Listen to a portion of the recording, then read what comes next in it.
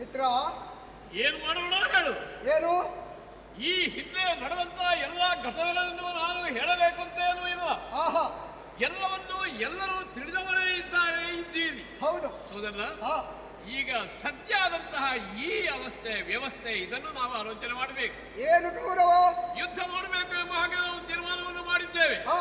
ಪಾಂಡವರು ಅದಕ್ಕೆ ಒಪ್ಪಿದ್ದಾರೆ. ಅವರು ಕುರುಕ್ಷೇತ್ರದ ರಣಾಂಗಣಕ್ಕೆ ಸೇನಾ ಸಮೇತರಾಗಿ ಬಂದಿದ್ದಾರೆ. ಅಲ್ಲಿ ಬೀಡು ಬಿಟ್ಟಿದ್ದಾರೆ. ನಮ್ಮಲ್ಲಿ ಯುದ್ಧಕ್ಕಾಗಿ ಬರಬೇಕು ಎಂಬ ಹಾಗೆ ಕರೆಯನ್ನು ಕಳುಹಿದ್ದಾರೆ. ಈಗ ನಾನು ಆಲೋಚನೆ ಮಾಡುವುದು ಯಾವುದನ್ನು? ಅವರನ್ನ ಮೊದಲೇ ಆಲೋಚನೆ ಮಾಡಿ ಸಿದ್ಧರಾಗಿದ್ದಾರೆ. ಹೌದು, ನಾವಿನ್ನೂ ಆಲೋಚನೆ ಮಾಡಬೇಕಷ್ಟೇ. ಸೈನ್ಯ ಇದೆ, ಸೇನಾ ನಾಯಕರಾಗುವಂತಹ ಯೋಗ್ಯತೆ ಇದ್ದವರು ಇದ್ದಾರೆ. ಆದ್ರೆ ನಿಮ್ಮಲ್ಲಿ ನಾನು ಕೇಳೋದು, ಸಭಿಕರಲ್ಲಿ ಕೇಳೋದು, ಆರು ನಮ್ಮಯ ಸೇನೆಗೆ ಅಧಿಪರು ಸೈನ್ಯ ಸಮೇತರಾಗಿ ಹೋಗಬೇಕಾದರೆ ಸೇನಾಪತಿಯೊಬ್ಬ ಬೇಕಲ್ಲ? ಅಂತಹ ಸೇನಾಪತಿ ಸ್ಥಾನವನ್ನು ನಾವು ಯಾರಿಗೆ ಕೊಡೋಣ?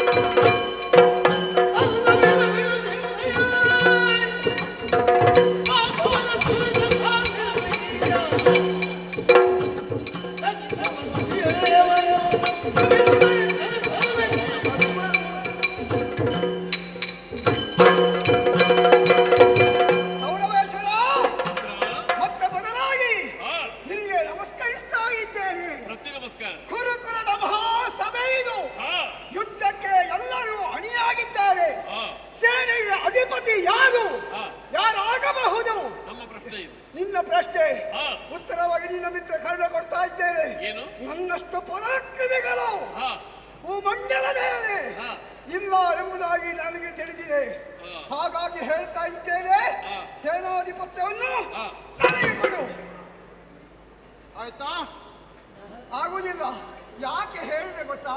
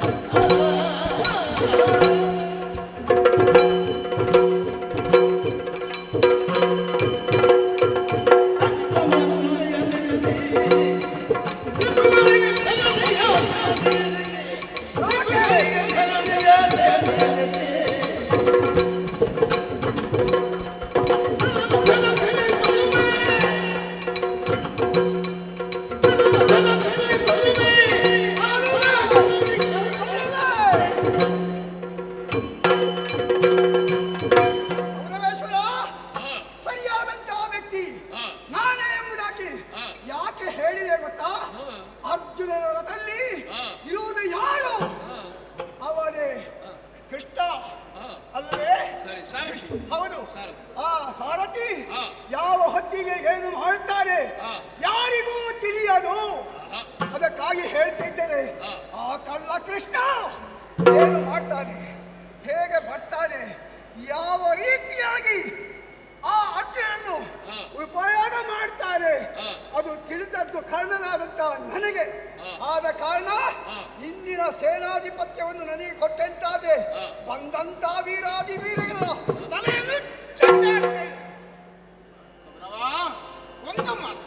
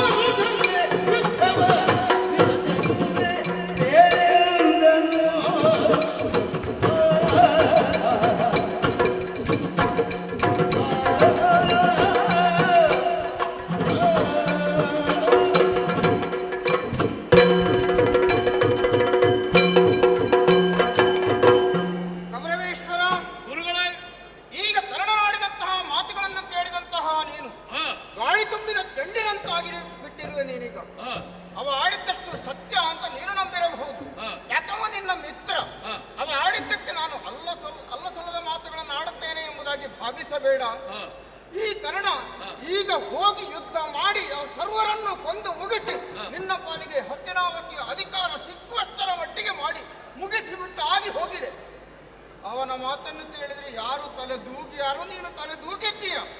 ಆದ್ರೆ ಒಂದು ಹೇಳ್ತೇನೆ ನಿನ್ನಲ್ಲಿ, ಏನು ಈ ಕರ್ಣ ಏನು ಮಾಡಿದ್ದಾನೆ ಅಂತ ಬೇಕಲ್ಲ. ಏನ್ ಮಾಡಿದ್ದಾನೆ? ಈ ಕರ್ಣ ಮಾಡಿದ್ದಾನೆ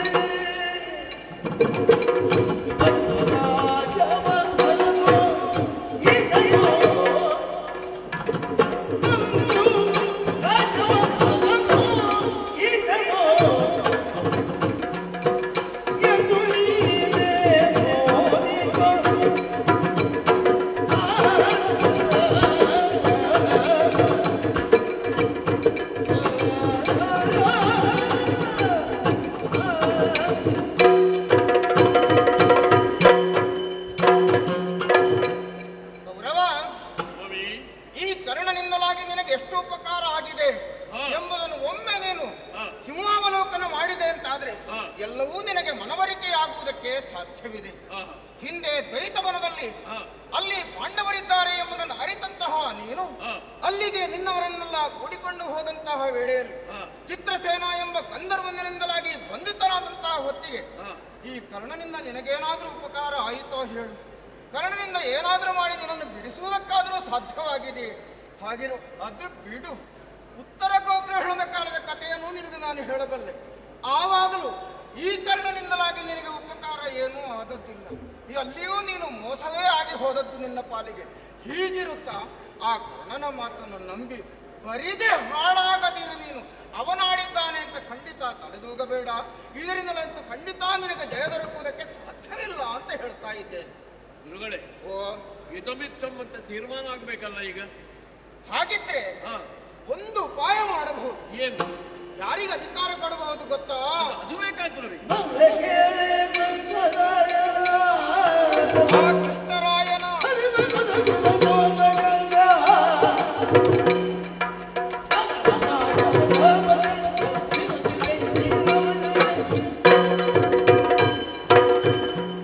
ಕೃಷ್ಣನ ಮಾಯಾ ವಿನೋದಕ್ಕೆ ಯಾರು ಬಲಿಯಾಗದವರಿಲ್ಲ. ಅವ ಯಾವ ಹೊತ್ತಿಗೆ ಏನನ್ನು ಮಾಡುತ್ತಾನೆ ಅನ್ನುವುದನ್ನು ನೀನೇ ತಿಳಿದವನಿದ್ದೀಯ. ಸಂಧಾನ ಕಾಲಕ್ಕೆ ಇಲ್ಲಿಗೆ ಬಂದಾಗ ಕೃಷ್ಣನ ಮೋಡಿ ಏನು ನಡೆಯಿತು ಎಂಬುದನ್ನು ನೀನು ಅರ್ಥ ಮಾಡಿಕೊಂಡವನಿದ್ದೀಯ. ಪರೋಕ್ಷವಾಗಿ ಕೇಳಿದ್ದೇವೆ. ಹಾಗಿರುವಾಗ ಈಗ ಕೃಷ್ಣನ ಮಾಯೆಯೊಳಗೆ ಗೆಲ್ಲುವುದಕ್ಕೆ ಖಂಡಿತ ನಿನಗೆ ಸಾಧ್ಯವಿಲ್ಲ ಅಂತದ್ದರೂ ಕೂಡ ಗೆಲುವನ್ನು ಸಾಧಿಸುವುದಕ್ಕೆ ಒಬ್ಬನಿಂದ ಸಾಧ್ಯವಿದೆ. ಒಬ್ಬನಿಂದ ಸಾಧ್ಯವಿದೆ. ಅವ ಯಾರು ಗೊತ್ತೇ? ಆ ಗಂಗಾಸೂನು. ಅಜ್ಜ ಭೀಷ್ಮ. ಅವರು ಅನ್ಯರಲ್ವಲ್ಲ. ನಿಮ್ಮೆಲ್ಲರ ಪಾಲಿಗೆ ಅಜ್ಜನಾಗಿ ನಿಮ್ಮನ್ನು ಪೊರೆಯುವ ದಾತಾರನಾಗಿರುವಂತಹ ಅಜ್ಜ ಭೀಷ್ಮ ಅವರಲ್ಲಿ ಹೋಗಿ ಮೊರೆ ಇಡು. ಅವರಿಗೆ ಎಲ್ಲಿಯಾದ್ರೂ ನೀನು ಪಟ್ಟವನ್ನು ಕೊಟ್ಟೆ ಅಂತ ಆದ್ರೆ, ಸೇನಾಧಿಪತ್ಯದ ಅಧಿಕಾರವನ್ನು ಕೊಟ್ರೆ ನಿನ್ನ ಪಾಲಿಗೆ ಗೆಲುವು ಸಿಗಲೂಬಹುದು. ಸಿಗುತ್ತದೆ ಅಂತಲ್ಲ, ಸಿಗಲೂಬಹುದು ಅಂತ ನಾನು ಅಷ್ಟು ಭರವಸೆ ಕೊಡ್ತೇನೆ. ಒಳ್ಳೆಯ ಸೂಚನೆ. ಹಾಗಾದ್ರೆ ಇನ್ನು ತಡ ಮಾಡಲಿಕ್ಕೆ ಅವಕಾಶ ಇಲ್ಲ. ಬೇಡ ಬೇಡ, ನೇರವಾಗಿ ಅಜ್ಜನಿಗೆ ಹೋಗಿ ಹೇಳಿ ಮಾತಾಡಿ ಒಪ್ಪಿಸಿ ಕರ್ಕೊಂಡು ಬರ್ತೀನಿ.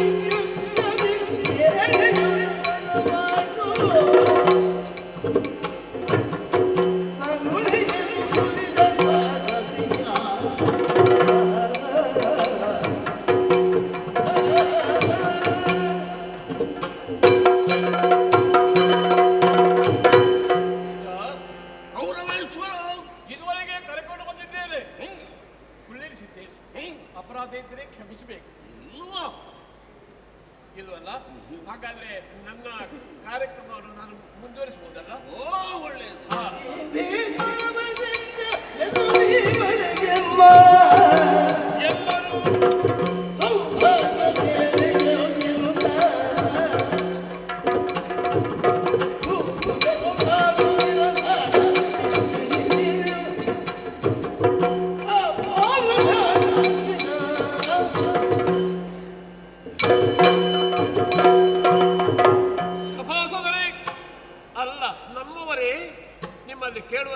ಹೇಳುವಂತಹ ಒಂದು ಮಾತು, ಭೀಷ್ಮಾಚಾರ್ಯರು ನಮ್ಮ ಅಜ್ಜ ಅವರನ್ನು ಆದರದಿಂದ ಕರೆಕೊಂಡು ಬಂದಿದ್ದೇನೆ, ಸೇನಾಧಿಪತ್ಯವನ್ನು ಸ್ವೀಕರಿಸಿದ್ದಾರೆ, ಅವರನ್ನು ಪೀಠದಲ್ಲಿ ಕುಳ್ಳಿರಿಸಿದ್ದೇನೆ. ಇನ್ನು ಮುಂದೆ ಎಲ್ಲರೂ ಅವರು ಹೇಳಿದ ಹಾಗೆ ಕೇಳತಕ್ಕದ್ದು.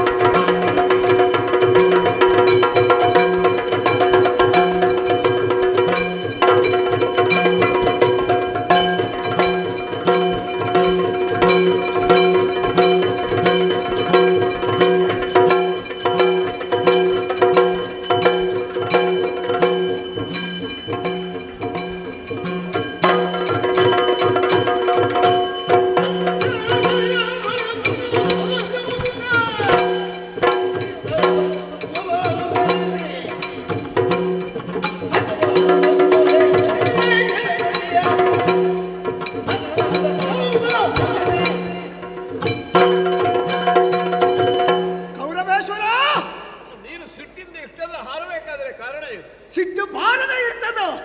ಈ ಹೊತ್ತಿನ ಸಿಟ್ಟು ಬಾರದ್ದು ಮತ್ತೆ ಯಾವಾಗ ಬರುವುದು? ಕೌರವೇಶ್ವರ, ನೀನೇನೋ ಘನ ಕಾರ್ಯವನ್ನು ಮಾಡಿದ್ದಿ ಎಂಬುದಾಗಿ ನಾನು ಗ್ರಹಿಸಿದ್ರೆ ನೀನು ಏನು ಮಾಡಿದ್ದು? ಈ ಭೀಷ್ಮಾಚಾರ್ಯರಿಗೆ ಸೇನೆಯ ಅಧಿಪತ್ಯವನ್ನು ಕಟ್ಟಿದೆಯಲ್ಲ, ಹೌದಲ್ಲ? ತಂಗುರ ಸಾರಿದೆ. ಯಾಕೆ ಎಲ್ಲರೂ ಅವರು ಹೇಳಿದ ಹಾಗೆ ಕೇಳತಕ್ಕದ್ದು. ಈಗ ನಿನ್ನಲ್ಲಿ ಕೇಳ್ತೇನೆ, ಈ ಮುದಿಯನನ್ನು ಸರಿಯಾಗಿ ನೋಡಿದ್ದೇನೆ.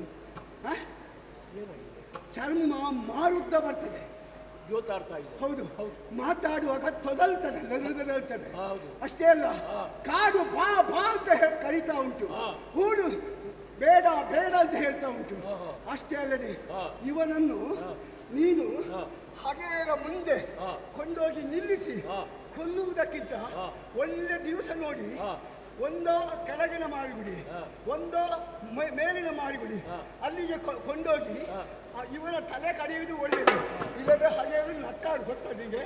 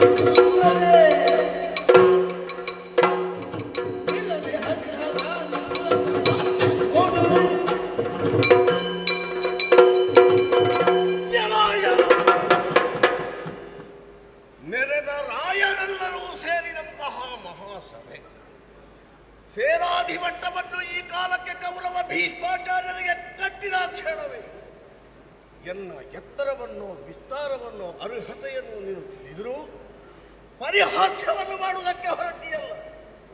ಅಯ್ಯೋ ನಿನ್ನ ಬುದ್ಧಿಯೇ! ಈ ಜನ್ಮದ ಆರಭ್ಯ ಎನ್ನ ತಾಯಿ ಗಂಗಾಭವಾನಿಯ ಮಡಿಲನ್ನು ಕಂಡವದರ ಬಿಟ್ಟುದ ನೀನು. ಆಮೇಲೆ ಆ ಅತಿರಥ ರಾಧೆಯರ ಲಾಲನೆ ಪಾಲನೆಯಲ್ಲಿ ಬೆಳೆದರಿದ್ರು ಆ ಸೂತ ಸಂಸ್ಕೃತಿಯನ್ನು ನೀನು ಧಿಕ್ಕರಿಸಿಕೊಂಡು ಬಂದೆ. ಸೇರಿದ್ದು ನೀನು ದುಷ್ಟಕೂಟ, ಅವರ ಸಹವಾಸ, ಈ ಕೌರವರಲ್ಲಿ ಆತ್ಯಂತಿಕವಾದಂತಹ ಆತ್ಮತೆ. ಸಲುಗೆ ಹೆಚ್ಚಾಗಿ ಹೋಯಿತು, ನಿನಗೆ ಸಲುಗೆ ಹೆಚ್ಚಾಗಿ ಹೋಯಿತು. ಆದುದರಿಂದಲೇ ಈ ಕಾಲಕ್ಕೆ ನನ್ನನ್ನು ಪರಿಹಾಸ್ಯ ಮಾಡುವುದಕ್ಕೆ ಹೊರಟವ ನೀನು. ನಿನಗೆ ಇವತ್ತು ನನ್ನನ್ನು ಕೇಳುವುದಕ್ಕಿಂತ ಬದಲಾಗಿ 6 ಎಮ್ಮೆಯ ಸೇನೆಗದೀಪರು ಅಂತ ಪ್ರಶ್ನೆ ಮಾಡುವಾಗ ನೀನು ಯಾಕೆ ಸುಮ್ಮನಿದ್ದದ್ದು? ಆವಾಗ ನಿನಗೆ ನಾಲಿಗೆ ಬರಲಿಲ್ವ? ಒಂದು ಮಾತು ಹೇಳ್ತೇನೆ ಕರ್ಣ, ಭೀಷ್ಮ ಮನಸ್ಸು ಮಾಡ್ತಾರೆ ಅಂತೇಳಿ. ಆದರೆ ಹರಿಯೇನು, ಹರನೇನು, ಆ ದೇವೇಂದ್ರನೇನು, ಅವರಲ್ಲಿಯೂ ಹೋರಾಡಿ ಜಯಲಕ್ಷ್ಮಿಯನ್ನು ಗಳಿಸಿಯೇನು ಅನ್ನುವಂತಹ ವಿಶ್ವಾಸ ಉಂಟು ನನಗೆ. ಈ ತುಂಬಿದ ಸಭೆಯಲ್ಲಿ ಭೀಷ್ಮನ ಮಾತುಗಳನ್ನು ಕೇಳಿಸಿಕೊಳ್ತೇನೇನು? ಗಳಸಬೇಡ.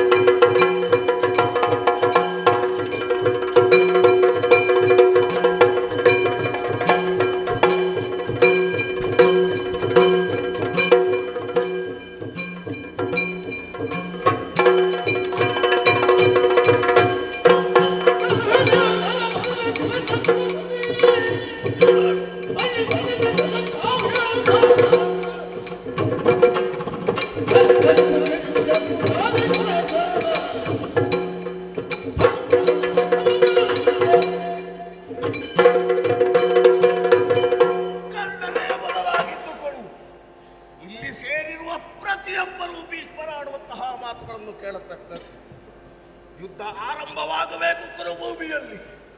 ಅದೋ ಭೀಷ್ಮ ಏನು ಎಂಬುದನ್ನು ತೋರ್ಪಡಿಸ್ತೇನೆ. ಯಾವಾಗ ಅರ್ಜುನನ ರಥದಲ್ಲಿ ವಿಮುಖರಾಗಿ ಕುಳಿತ ಹನುಮಂತ, ಅವ ವಿಮುಖರಾದರೇನು, ಈ ಕಾಲಕ್ಕೆ ಸಮ್ಮುಖವಾಗಿಸ್ತೇನೆ. ಅಷ್ಟೇ ಅಲ್ಲ, ದಿವಸ ಒಂದಕ್ಕೆ ವಿರೋಧಿ ಪಾಳಯದಲ್ಲಿರುವಂತಹ ದೇಶಾಧಿಪರ ತಲೆ ಕಡಿತೇನೆ ಅನ್ನುವ ಚಕ್ರ ಹಿಡಿಯುವುದಿಲ್ಲ ಅನ್ನುವ ಹಾಗೆ ಕೃಷ್ಣ ಹೇಳಿದ್ರೆ, ಕುರುಕ್ಷೇತ್ರ ರಣಭೂಮಿಯಲ್ಲಿ ಅವ ಚಕ್ರ ಪಾಡಿಯನ್ನಾಗಿಸುವಂತಹ ಕೆಲಸ ನಾನು ಮಾಡ್ತೇನೆ. ಇದು ಭೀಷ್ಮ ಪ್ರತಿಜ್ಞೆ ಆಲೋಚನೆ ಮಾಡಿ.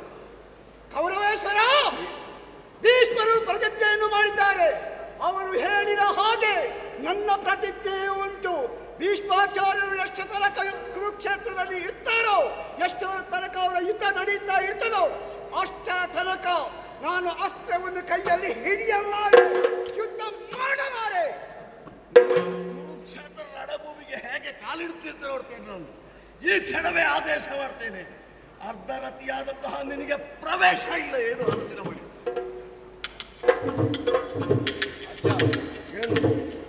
ಹೀಗೆ ಬಾರದಿತ್ತು ನೀನು ಕಾರಣ ಅಲ್ಲ, ಹೇಳಬಹುದು. ಮತ್ತೆ ಹೇಗೆ ಆಗಬೇಕು? ನಿನ್ನ ಆತ್ಮಮಿತ್ರ ಕರ್ಣ ಒಂದು ಶುಭ ಶಕುನವಾಗಿ ಮೂಡ ಬಂದಲ್ಲ. ಸರಿ, ಮತ್ತೆ ಅದೇ ಹೇಗೆ ಆಗಬೇಕಿತ್ತು ಅದನ್ನು ಹೇಳಲಿಕ್ಕೆ ಕೇಳಲಿಕ್ಕೆ ನಾವಲ್ಲ, ಎಲ್ಲ ದೇವರ ಅನುಗ್ರಹ. ಹೇಗೆ ದೇವರು ನಮ್ಮನ್ನು ಮಾಡ್ತಾರೋ ಕಾಯ್ತಾರೋ ಅದನ್ನೇ ಕಾದುಕೊಂಡು ಕೂತುಕೊಳ್ಬೇಕಿತ್ತು. ಹಾಗಾದ್ರೆ ಕಾಲ ವಿಳಂಬ ಬೇಡ. ಸಕಲ ಸೇರಿ ಸಿದ್ಧವಾಗಲಿ. ರಣಕ್ಷೇತ್ರದ ಕಡೆಗೆ ನಡಿ. ಒಳ್ಳೆಯದು, ಹೋಗೋಣ.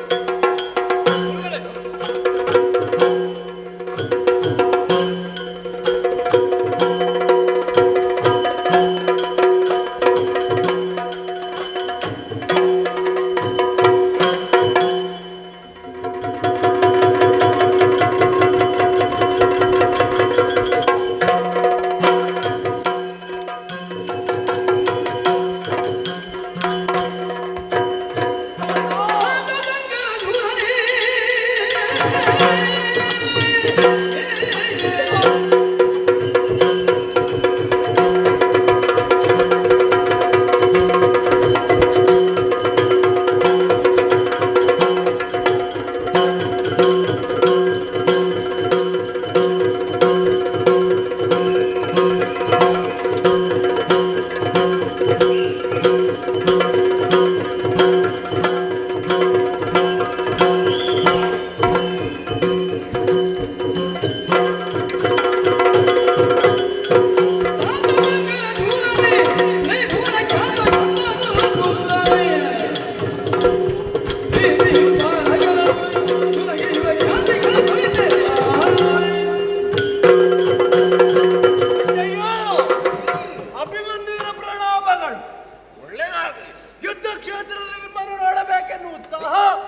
ಕಾತುರತೆ ನನ್ನ ಮನದೊಳಗೆ ಇದ್ದದ್ದು ನಿಜ. ಯಾಕೆ ನಿಮ್ಮ ಶಂಕರ ಸೂರತ್ವದ ಬಗ್ಗೆ ಈ ಮೊದಲೇ ಕೇಳಿ ತಿಳಿದವರಾರು. ನಿಮ್ಮ ಪರಾಕ್ರಮ ಎಂದರೆ ಎಂತವರನ್ನಾದರೂ ನಿಬ್ಬೆರಗಾಗಿಸುವಂತಹ ಪರಾಕ್ರಮವಂತೆ. ತಾತ ಶಂಕರ ಸೂರರೇ, ತ್ರೈಭುವನ ಖ್ಯಾತ ಶಂತನು ಪುತ್ರರೇ ಎನ್ನುವಂತಹ ನೆಗಲ್ತೆಗೆ ಹಾಜರಾದವರದ್ದೇ ತಾವು. ಅಜ್ಜಯ್ಯ, ನಿಮ್ಮ ಮುಂದೆ ಬಿಲ್ಲು ಹಿಡಿದು ಬಂದದ್ದು ಯಾಕೆ ಬಲ್ಲಿರ? ಗೊತ್ತಿಲ್ಲ. ಅಂದೊಂದು ದಿವಸ ಗಂಧರ್ವ ಲೋಕವನ್ನೇ ಹೆದರಿಸಿದ್ದೀರಂತೆ. ತಾತ, ನೀವು ಸಂಗನ ಮಾಡ್ತೀರಾ? ಹಾಗಿದ್ರೆ ನನ್ನಲ್ಲಿ ಒಂದು ಕೈ ನೋಡುವುದಾ? ಏ ಹುಡುಗ,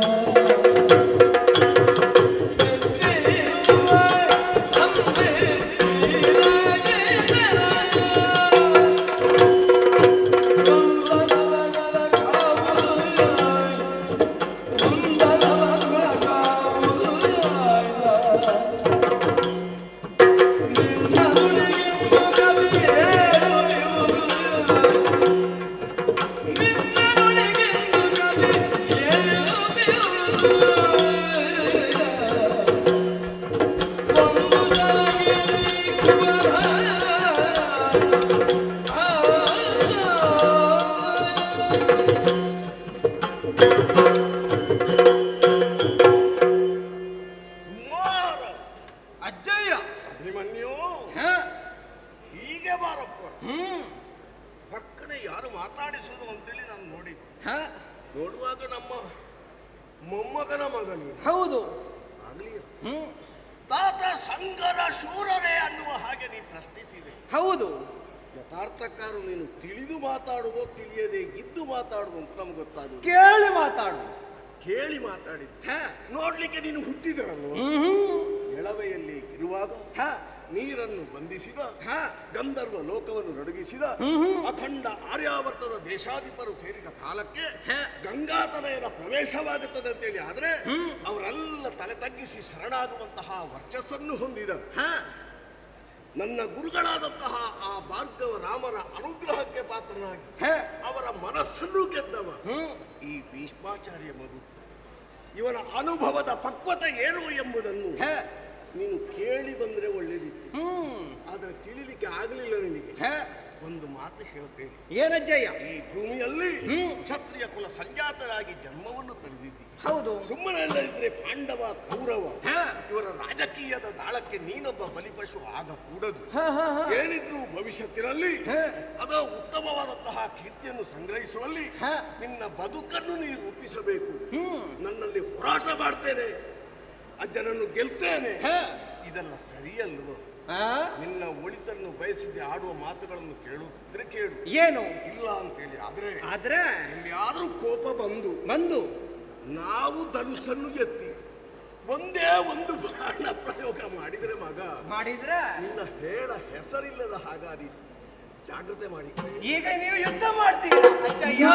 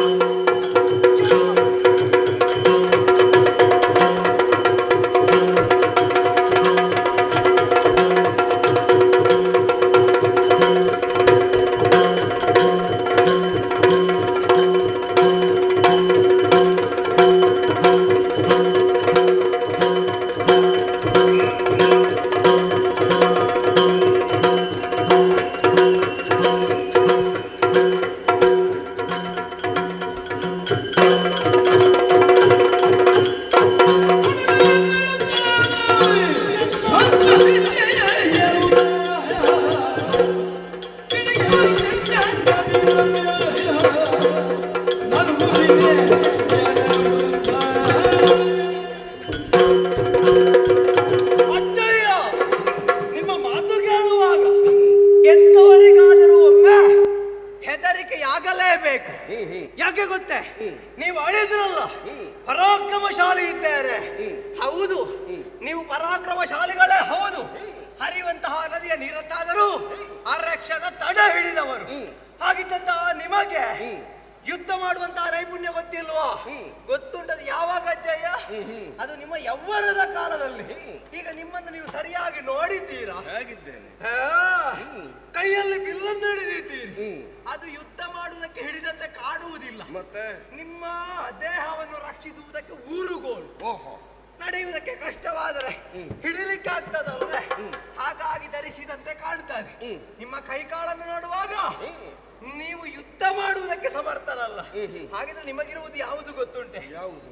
ಪಾಂಡವರಿಗೂ ಕೌರವರಿಗೂ ಯುದ್ಧವಾಗಬಾರದು ಅಂತ ಇತ್ತು.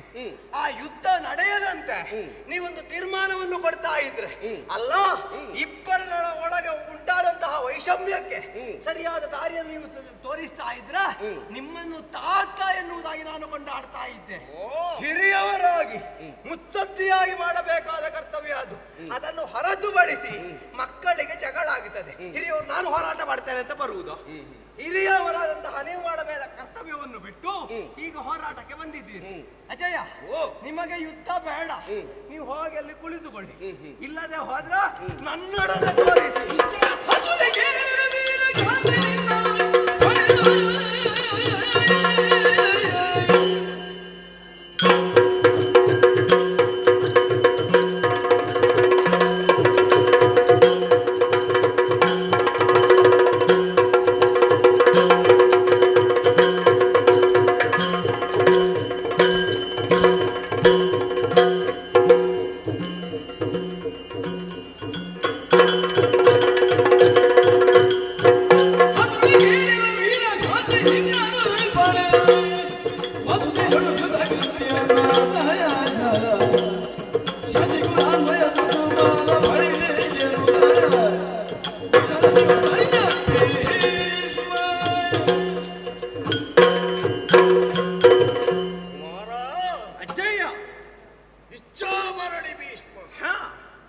ಇನ್ನು 1000 ವರ್ಷಗಳ ಕಾಲ ಬದುಕುತ್ತೇನೆ ಅನ್ನುವ ಸಂಕಲ್ಪ ಮಾಡಿದ್ರೆ ನನಗೆ ಇನ್ನೂ ತಾರುಣ್ಯ ಉಂಟು.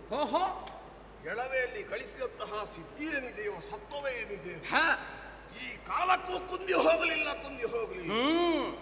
ಆದರೆ ಯುದ್ಧ ಮಾಡುವ ನಿನ್ನಲ್ಲಿ ನಾ ಸೆಟೆದ ನಿಂತು ಪವರವನ್ನು ಕೊಟ್ಟ ಕಾಲಕ್ಕೆ ಎಲ್ಲಿಯಾದರೂ ನೀನು ಅಳಿದು ಹೋಗುತ್ತಿ ಅಂತ ಹೇಳುವಾಗ 2 ಹನಿ ಕಣ್ಣೀರು ಬರ್ತದೆ ಮಗ. ಯಾಕೆ? ನಮ್ಮ ವಂಶದ ಹುಡುಗ ನೀನು, ಚಂದ್ರ ವಂಶದಲ್ಲಿ ಹುಟ್ಟಿ ಈ ಮಣ್ಣಿನಲ್ಲಿ ಅಂಟಾಗುತ್ತಿದ್ದೇಳಿ. ಆದ್ರೆ ನಾವು ಉಳಿದವರು ನೋವನ್ನು ಅನುಭವಿಸಬೇಕು. ಅದಕ್ಕಿಂತ ಮೊದಲಾಗಿ ಹುಡುಗ ಬುದ್ಧಿ ನೆಗೆದ ಬುದ್ಧಿ ಅನ್ನುವ ಹಾಗೆ ಆಗದೆ ಸಾರ್ಥಕತೆಯನ್ನು ಹೊಂದುವಲ್ಲಿ ನನ್ನ ಮಾತು ನಿನಗೆ ಪಥ್ಯವಾಗಬೇಕು. ಒಂದು ವೇಳೆ ಎಲ್ಲಿಯಾದರೂ ನೀನು ಯುದ್ಧಕ್ಕೆ ಸಿದ್ಧವಾಗುತ್ತಿದ್ದೀರಿ ಆದ್ರೆ ಅಜ್ಜನ ಬಾಡದ ಸಿಹಿ ಏನು ಅಂತ ಗೊತ್ತಾಗಿತ್ತು. ಅಜ್ಜಯ್ಯ, ನೀವು ಹೇಳಿದಿರಿ ನಿಮ್ಮನ್ನು ಕೊಲ್ಲುವುದಕ್ಕಿರಬಹುದು, ಬಡಿಯುವುದಕ್ಕಿರಬಹುದು, ಮನಸ್ಸಿಲ್ಲ ಅಂತ.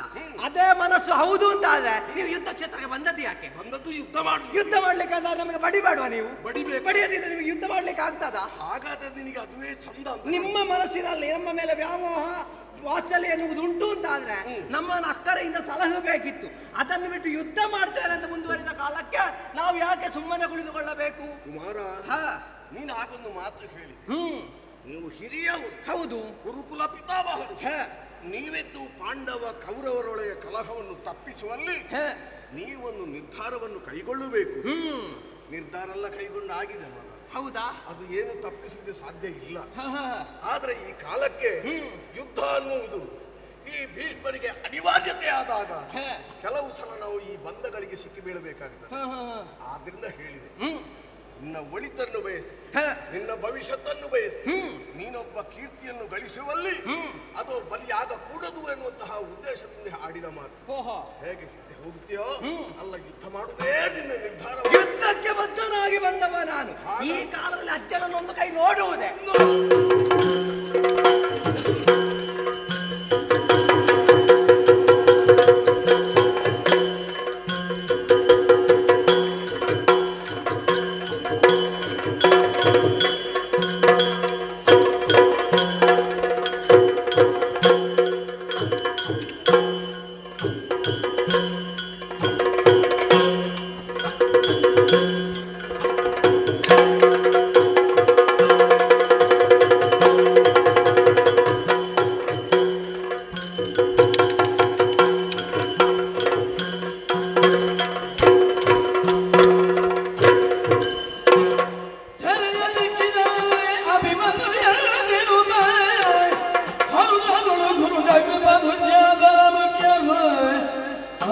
ತರುತ್ತಿರಲು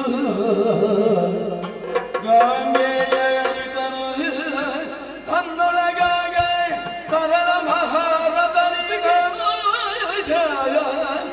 ಗುರುಕುಲದ ಬಾಲಕರೊಳ್ಳಿವನ ಗುರುಕುಲದ ಬಾಲಕರೊಳ್ಳಿವನ ಪೋಲುವರಿಲ್ಲ ಗುರುಕುಲದ ಬಾಲಕರೊಳ್ಳಿವನ ಪೋಲುವರಿಲ್ಲ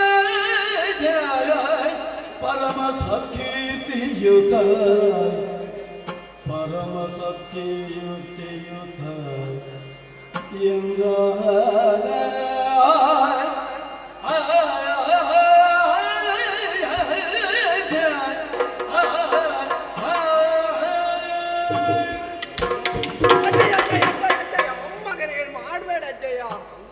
ಒಮ್ಮೆ ಬಿಡಿ ಅಜ್ಜಯ್ಯ. ಯಾರೋ ಅಲ್ಲಿ ಶಲ್ಯ ಇರಬಹುದು, ಅಲ್ಲ ಇನ್ನು ದುಶಾಸನ ಇರಬಹುದು, ಅಲ್ಲ ಉಳಿದ ಅಶ್ವತ್ಥಾಮನ ಬದಲಾದವರು ಕೃಪಾಚಾರ್ಯರ ಸುಮ್ಮನಿದ್ದುಗಳು ಈ ಕಡೆ ಬರಬೇಕು. ಅಲ್ಲ ಅವರು ನಾನು ಕರೆಯುತ್ತಾರೆ. ನನ್ನ ಆದೇಶವನ್ನು ಧಿಕ್ಕರಿಸುವವರಲ್ಲ ಅವರು, ಹೊರಗಂತ ಕುಮಾರ. ಅಜ್ಜ ಸೆರೆ ಸಿಕ್ಕಿದೆಯೋ ಮಗ? ಸೆರೆ ಸಿಕ್ಕಿದೆ, ಸ್ವಲ್ಪ ಬಿಡ್ತಾ ಇದ್ರೆ ನನ್ನ ಮಗುಷ ತೋರಿಸ್ತಾ ಇದ್ದೆ. ಬಾ ಮಗನೇ ಬಾ. ನಿನ್ನ ನೊಸಲನ್ನು ಒಂದು ಸಲ ಆಘ್ರಾಣಿಸಿ ಬರಸೆಳೆದು ಅಪ್ಪಿಕೊಳ್ಳಬೇಕೆನ್ನುವಂತಹ ಆಶೆ ಕ್ಷಣದಿಂದ ಕ್ಷಣಕ್ಕೆ ಹೆಚ್ಚಾಗುತ್ತದೆ ಮಗ. ಕುರುಕ್ಷೇತ್ರದ ರಣಭೂಮಿ ಅಜ್ಜನ ಎದುರಿನಲ್ಲಿ ಪುಂಕಾನು ಪುಂಕವಾಗಿ ಅದು ಬಾಣದ ಮಳೆಯನ್ನು ಸುರಿಸುವುದರ ಮೂಲಕವಾಗಿ ಗೆಲ್ಲುವುದಕ್ಕೆ ಹರಸಾಹಸ ಪಟ್ಟು ಆಗಲಿಲ್ಲ. ಅದಕ್ಕೆ ನೋವಲ್ಲ, ನಿನ್ನ ಯುದ್ಧದ ಕ್ರಮವನ್ನು ನಾನು ನೋಡಿದೆ. ಶರವನ್ನು ಧರಿಸುವಲ್ಲಿ, ಅದರ ಸಮತೋಲನವನ್ನು ತೋರಿಸುವಲ್ಲಿ, ಶರವನ್ನು ಉಲ್ಲಂಘಿಸುವಲ್ಲಿ ಅರ್ಜುನ ನಿನ್ನ ಅಪ್ಪಯ್ಯನನ್ನು ಮೀರಿಸುವಂತಹ ಆ ಪ್ರತಿಭೆ ನಿನ್ನಲ್ಲಿ ಕಂಡೆ. ಹೌದೇ ಮಗನೇ, ಕ್ಷತ್ರಿಯ ವಂಶದಲ್ಲಿ ಹುಟ್ಟಿದವರು ಅದೆಷ್ಟೋ ಮನುಷ್ಯರು. ಹಾಗಿರುವಾಗ ಬದುಕಿನ ಪ್ರತಿಯೊಂದು ಕ್ಷಣದಲ್ಲಿಯೂ ಮಾನವ ಕುಲಕ್ಕೆ ಆದರ್ಶರಾಗಿ ಬೆಳಗಿದವರ ಚರಿತ್ರೆ ನಮಗೆ ಮರೆತು ಹೋಗುವುದಕ್ಕಿಲ್ಲ. ಮನುಷ್ಯರೊಬ್ಬ ಹೇಗೆ ಬದುಕಬೇಕು ಅಂತ ಒಬ್ಬ ತೋರಿಸಿಕೊಟ್ಟ. ಹೌದು, ಪರದಲ್ಲಿ ಪರಮಗತಿಯನ್ನು ಕಾಣಿಸುವಲ್ಲಿ ಹೇಗಿರಬೇಕು ಅಂತ ಅವ ಹೇಳಿದ. ಸತ್ಯಕ್ಕಾಗಿ ಉಸಿರಾಗಿಸಿಕೊಂಡು ಸತ್ಯದ ನಡೆಯಲ್ಲಿಯೇ ಸೇರಿ ಅದು ದೇವರ ಅನುಗ್ರಹವನ್ನು ಸಂಪಾದಿಸಿದವ ಇನ್ನೊಬ್ಬ. ತನ್ನ ಸ್ವಾರ್ಥವನ್ನು ಬದಿಗಿರಿಸಿ ಪರಾರ್ಥವನ್ನು ಬಯಸಿ ಲೋಕಮುಖಕ್ಕೆ ಆದರ್ಶರಾದ. ಭಾಗೀರಥಿಯನ್ನೇ ಭಕ್ತಿಯಿಂದ ಭಾಗಿಸಿ ಅದು ತ್ರಿಪದ ಗಾಮಿನಿಯಾಗಿ ಹರಿಯುವುದಕ್ಕೆ ಅನುಕೂಲನಾಗಿ ಈ ಕಾಲಕ್ಕೆ ಸಾಹಸಕ್ಕೆ ಸಂಕೇತವಾಗಿ ಪ್ರಕಟಗೊಂಡವ ಮತ್ತೊಬ್ಬ. ಬೇಡಿ ಬಂದ ಬ್ರಾಹ್ಮಣನಿಗೆ ಕುಬೇರನ ಭಂಡಾರವನ್ನೇ ತೆರೆಯುವಂತೆ ಮಾಡಿದ ಅವ ಮತ್ತೊಬ್ಬ.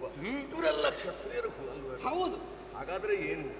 ಜಾಗಶೀಲರಾಗಿ, ರಣಭೀರುಗಳಾಗಿ, ಧರ್ಮಾಗ್ರೇಸರರಾಗಿ ಲೋಕಮುಖಕ್ಕೆ ಆದರ್ಶ ಬದುಕನ್ನು ತೋರಿಸಿಕೊಟ್ಟ ಹಲವು ರತ್ನಗಳು. ಆದರೆ ಈ ಕಾಲಕ್ಕೆ ಭರತ ಭೂಮಿಯಲ್ಲಿ ಹುಟ್ಟಿ ಪಾರ್ಥ ಕುಮಾರನೆನಿಸಿಕೊಂಡು ಅರ್ಜುನನಂತೆ ಈ ಎಳವೆಯಲ್ಲಿ ನೀ ಪ್ರಕಟಗೊಂಡೆ. ಪರಾಕ್ರಮಕ್ಕೆ ಪ್ರಪಂಚ ಮುಖದಲ್ಲಿ ಪ್ರಕಟಗೊಂಡವ ವರ್ತಮಾನ ಕಾಲಕ್ಕೆ ಯಾರು ಅಂತ ಕೇಳಿದ್ರೆ ನಮ್ಮ ಹುಡುಗ ಅರ್ಜುನ. ಅವನ ಕುಮಾರ ನೀನು. ನಿನ್ನ ಪರಾಕ್ರಮ ಕಡಿಮೆಯೇನಲ್ಲ ಮಗನೇ. ನೀನು ಭಾರತದ ರತ್ನವೇ ಸರಿ. ಇದು ಯಾರೋ ನಿನ್ನನ್ನು ಸನ್ಮಾನಿಸುವುದಲ್ಲ, ಮತ್ತೆ ಗುರುಕುಲ ಪಿತಾಮಹನಾದ ಈ ಭೀಷ್ಮನ ಮನಸ್ಸನ್ನು, ಹೃದಯವನ್ನು ಗೆದ್ದ ಈ ಕಾಲಕ್ಕೆ ತುಂಬು ಹೃದಯದಿಂದ ನಿನ್ನನ್ನು ಹರಸ್ತಾ ಇದ್ದೇನೆ, ಸನ್ಮಾನಿಸ್ತಾ ಇದ್ದೇನೆ. ಈ ತನಕ ನಿಮ್ಮ ಬಗ್ಗೆ ನಾನೆಲ್ಲ ಕೇಳಿದವ, ಆದ್ರೆ ತಾತನ ಪ್ರೀತಿಯ ವಾತ್ಸಲ್ಯದ ದ್ಯೋತಕವಾಗಿಯೋ ಅಲ್ಲ ಆಲಿಂಗನವೋ ಹೇಗಿರ್ತದೆ ಅಂತ ನಾ ತಿಳಿದವನಲ್ಲ. ಅದು ಯುದ್ಧ ಕ್ಷೇತ್ರ, ಅದು ನಡೆದು ಹೋಯಿತು. ಒಂದು ಬಿಸಿಯಪ್ಪಗೆಯ ಆನಂದಾನುಭೂತಿ ಹೇಗೆ ಬಂದರೆ ಒಮ್ಮೆ ಒಮ್ಮೆ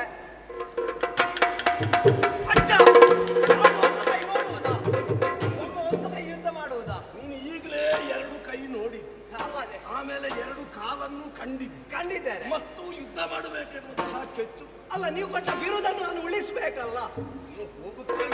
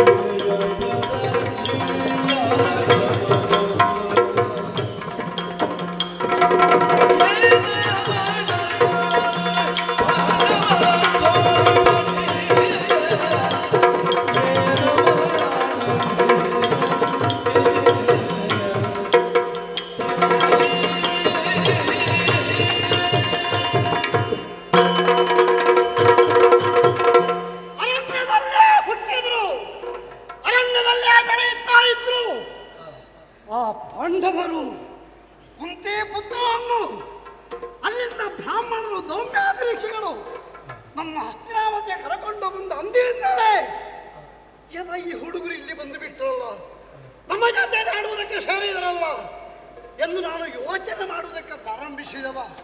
ನಮ್ಮ ಅಜ್ಜ ಭೀಷ್ಮಾಚಾರ್ಯರು ಚಂದ್ರವಂಶದ ಕೊಡಿಗಳಿವರು ಎಲ್ಲ ಜೊತೆಯಲ್ಲಿ ನಿಂತಳಿ ಹಸ್ತಿನಾವತಿಯಲ್ಲಿ ಇವರಿಗೆ ಜಾಗವನ್ನು ಕೊಟ್ಟರು. ನನಗದನ್ನು ಸಹಿಸುವುದಕ್ಕಾಗಲಿಲ್ಲ. ಪಾಂಡವರು ಜೊತೆಯಲ್ಲಿದ್ದರೆ ನಮಗೊಂದಲ್ಲ ಒಂದು ದಿನ ಇದು ಮುಳ್ಳೆ ಎಂಬುದನ್ನು ಗ್ರಹಿಸಿದಂತ ನಾನು ಏನು ಮಾಡಲಿ ಎಂದು ಅಂದಿನಿಂದ ಆಲೋಚನೆ ಮಾಡಿಕೊಂಡು ಬಂದವ. ಯೂತ ನಡೆಯಿತು. ಪಾಂಡವರು ನಮ್ಮ ಮಾವನ ಕಾರಣದಿಂದಾಗಿ ಸೋತು ಹೋದರು. ಶಕುನಿ ಮಾವ ನಮಗೆ ಸಹಾಯ ಮಾಡಿದ. ಅಜ್ಞಾತವಾಸ ವನವಾಸಗಳನ್ನು ಕಳೆದು ಪಾಂಡವರು ಪುನಃ ಹಕ್ಕು ಸ್ಥಾಪನೆಗೆ ಬಂದರಲ್ಲ ನಮ್ಮಲ್ಲಿಗೆ. ಕೃಷ್ಣನನ್ನು ಸಂಧಾನಕ್ಕೆ ಕಳುಹಿಸಿದರು. ಸಂಧಾನಕ್ಕೆ ಬಂದಂತ ಕೃಷ್ಣನಲ್ಲಿ ನಾನೇ ಹೇಳಿದವ, ಧರಣಿಯಂ ಪಾರ್ಥಿವರು ಸೋತ ಮೇನರಿಗಳನ್ನು ದುರದಳು ಜಯಿಸಿ ಬೇಕಾದ್ರೆ ಪಡೆಯಲಿ. ಬಾಣದ ಮೊಣೆಯಲ್ಲಿ ನಾನು ಭೂಮಿಯಲ್ಲಿಟ್ಟಿದ್ದೇನೆ ಅಂತ ಹೇಳಿದವ. ಯುದ್ಧಕ್ಕೆ ಸಿದ್ಧರಾಗಿ ಬಿಟ್ಟಲ್ಲ. ಯಾರು ಯುದ್ಧ ಬೇಡ ಬೇಡ ಎಂದು ಹೇಳುತ್ತಿದ್ರು ಇದೇ ಕೃಷ್ಣ ಹೇಳಿದವ. ಅವರಿಗೆ 5 ಗ್ರಾಮ ಆದರೂ ಸಾಕು ಕೌರವ ಕೊಟ್ಟು ಬಿಡುತ್ತ. ಅಷ್ಟು ಆಶೆ ಇದ್ದಂತಹ ಧರ್ಮರಾಯ ಮೊದಲು ಕುರುಕ್ಷೇತ್ರಕ್ಕೆ ಸೇನೆ ಬಂದದ್ದು ಅವರದ್ದು. ಎಂಥ ಗ್ರಹಚಾರ ಅಂತ. ನಮಗೆ ಸೇನೆ ಕಡಿಮೆ ಅಂತ ಹೇಳಿದ್ದಲ್ಲ, ಮೊದಲು ಬಿಡಾರ ಹೂಡಿದ್ದವರು ಇಲ್ಲಿ ಬಂದುಕೊಂಡು ಕುರುಕ್ಷೇತ್ರದಲ್ಲಿ ಏನು ಮಾಡಲಿ ಎಂದು ಯೋಚಿಸುತ್ತಾ ದಿನ ಕಳೆದೆ. ಆಗ ನಮಗೆ ಧೈರ್ಯದ ಮಾತನ್ನು ಹೇಳಿದರು ಗುರುಗಳಾದಂತಹ ದ್ರೋಣಾಚಾರ್ಯರು.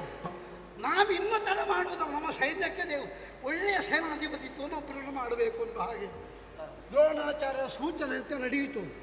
ಇದೆಲ್ಲ ಪ್ರಾರಂಭವಾಗಬೇಕಾದ್ರೆ ಮೊದಲೇ ನಾನು ದ್ವಾರಕೆಗೆ ಹೋದವ ಯಾದವರ ಸಹಾಯವನ್ನು ಪಡೆಯುವುದಕ್ಕಾಗಿ. ಆಗ ಇದೇ ಕೃಷ್ಣ ಒಂದು ಮಾತು ಹೇಳಿದ್ದಾನೆ, ನಾನೊಂದು ಪಕ್ಷಕ್ಕೆ, ನಮ್ಮ ನಾರಾಯಣಿ ಸೇನೆ ಮತ್ತು ಬಲರಾಮ ದೇವರು ಇನ್ನೊಂದು ಪಕ್ಷಕ್ಕೆ, ನಮ್ಮ ಅಣ್ಣ ಇನ್ನೊಂದು ಪಕ್ಷಕ್ಕೆ ಅಂತೇಳಿ. ಆದರೂ ಒಂದು ಹೇಳಿದ, ಹೊಕ್ಕಿರಿಯಲ್ಲ ಎಂದು ನನ್ನದಿ ನಾನು ಯುದ್ಧ ಮಾಡೋದಿಲ್ಲ. ಯುದ್ಧ ಮಾಡದೇ ಇದ್ರೆ ಕೃಷ್ಣ ಇದ್ರೆ ಏನಾದಿದ್ರು, ನಮಗೆ ಬಲರಾಮ ದೇವರು ಇದ್ದಾರೆ ಅಂತ ನಾನು ಸಂತೋಷದಲ್ಲಿ ಅಲ್ಲಿಂದ ಬಂದವ. ಅದೂ ಒದಗಲಿಲ್ಲ. ಬಲರಾಮ ದೇವರು ಕೇವಲ ಗೋವಿನ ನೆಪದಿಂದ ಮುಟ್ಟುವಾಗ ಹಸು ಸಾಯಲಿಕ್ಕುಂಟ. ನಾವು ಜನವನ್ನು ಪೂಜಿಸೋರು, ಗೋವುಗಳ ಬಗ್ಗೆ ನಮಗೆ ಭಕ್ತಿ ಇದೆ. ಗೋವಿಗೆ ತಾಯಿಯ ಸ್ಥಾನವನ್ನು ಕೊಡುವವಳು. ಮಗು ಮುಟ್ಟಿದಾಗ ತಾಯಿ ಸಾಯ್ತದ, ಹಾಗಾದ್ರೆ ಆ ಗೋವು ಹೇಗೆ ಬಿದ್ದು ಹೋಯಿತು? ಗೋಹತ್ಯಾ ದೋಷ ಬಂತು ಅಂತ ಬಲರಾಮ ದೇವರು ಇಳೆಯ ಪ್ರದಕ್ಷಿಣೆ, ಅದಕ್ಕೆ ಪರಿಹಾರ ಸೂಚಿಸಲಿಕ್ಕೆ ಇವ. ನಾನು ಅದನ್ನೇ ಹೇಳೋದು, ಏನು ಮಾಡಲಿ ಅಂತ ಹೇಳುವುದು ಈ ಪಾಂಡವರನ್ನೆಲ್ಲ, ಕೃಷ್ಣನನ್ನು ಏನು ಮಾಡಲಿ ಅಂತೇಳಿ. ಕೃಷ್ಣ ಇದ್ದುದರನ್ನೆಲ್ಲ ಎಷ್ಟೆಲ್ಲ ಆದದು. ಭೀಷ್ಮಾಚಾರ್ಯರು ಧೈರ್ಯದ ಮಾತನ್ನು ಹೇಳಿದರು. ಸೈನ್ಯಾಧಿಕಾರವನ್ನು ಪಡೆದಾಗ ದಿನವೊಂದಕ್ಕೆ 10,000 ಮಂದಿ ಮಕ್ಕಳು ಬರ್ತಾನೆ, ತಲೆ ಕಳೆಯುತ್ತಾನೆ. ಕೌರವ ನೀನು ಹೆದರಬೇಡ, ಕರ್ಣಾದಿಯವರ ಮಾತುಗಳು ಕೇಳಬೇಡ, ನಾನಿದ್ದೇನೆ ಅಂತೇಳಿ ನನಗೆ ಧೈರ್ಯ ಬಂದಿತ್ತು. ಆದರೂ ಪಾಂಡವರ ಒಬ್ಬರ ತಲೆಗಡಿಲಿಕ್ಕೆ ಅವರು ಹೋಗಲಿಲ್ಲ, ಅವರನ್ನು ಯುದ್ಧ ಮಾಡಲಿಕ್ಕೆ ಆಗಲಿಲ್ಲ. ಈ 10,000 ಯಾರನ್ನು ಕೊಂದು ಏನು ಪ್ರಯೋಜನ? ಏನು ಮಾಡಲಿ? ಆ ಬಳಿಕ ದ್ರೋಣಾಚಾರ್ಯರಿಗೆ ಸೈನ್ಯಾಧಿಕಾರವನ್ನು ನಾವು ಕೊಟ್ಟದ್ದು. ಹೇಳಿದ್ರಲ್ಲ ದ್ರೋಣಾಚಾರ್ಯರು, ಮೊದಲೊಂದು ಬಾರಿ ಕುಂಭದ ಕುವರನ್ನು ಕಟ್ಟಿದರೆ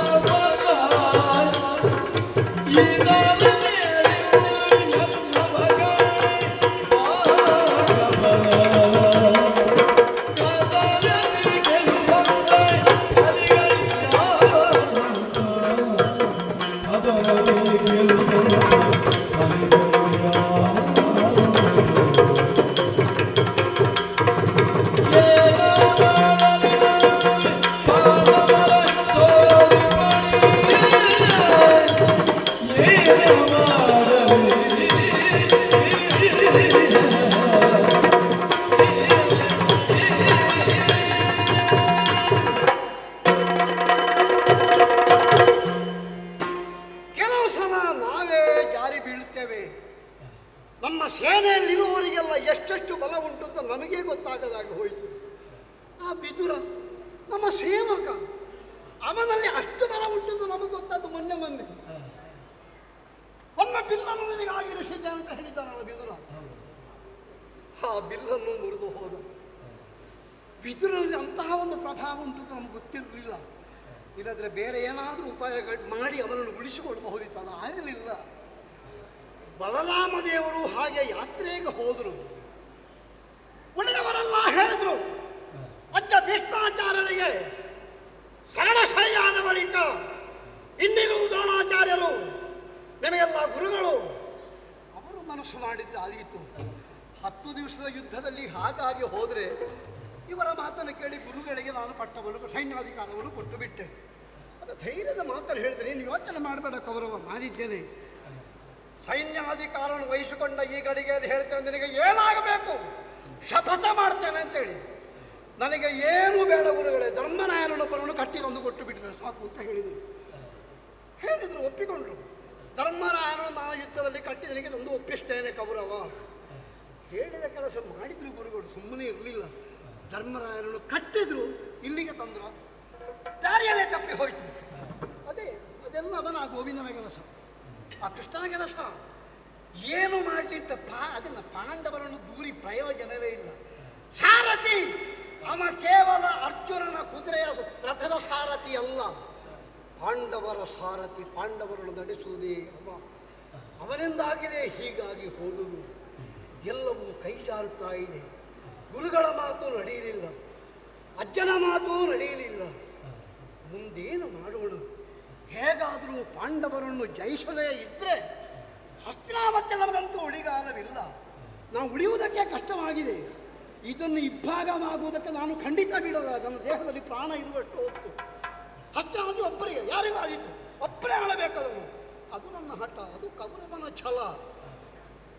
ಏನ ಮಾಡಲಿ ಎಷ್ಟು ಯೋಚನೆ ಮಾಡಿದ್ರು ಹೋಯ್ತೇ ಇಲ್ವ.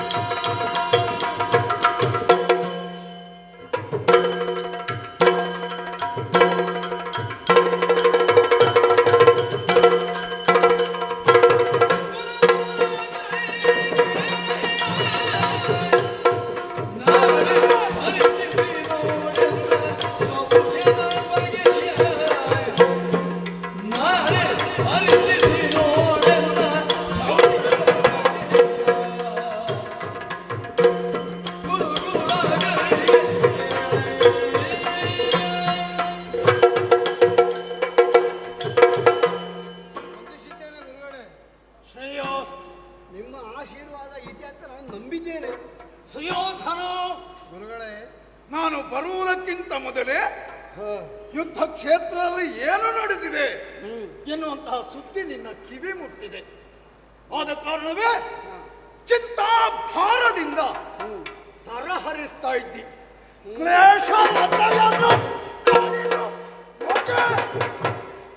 ಆಪತ್ತಿನ ಹೊತ್ತಿನಲ್ಲಿ ನಾವು ಅತಿ ಧೈರ್ಯವನ್ನು ತಂದುಕೊಳ್ಬೇಕು. ಅದೇ ಹೆಚ್ಚಿನ ಸಹಾಯವನ್ನು ಮಾಡ್ತದೆ. ಧೈರ್ಯಂ ಸರ್ವತ್ರ ಸಾಧನ. ಸುಯೋಧನ, ನಿನ್ನನ್ನು ಕುರುಕುಲಾಗ್ರಣಿ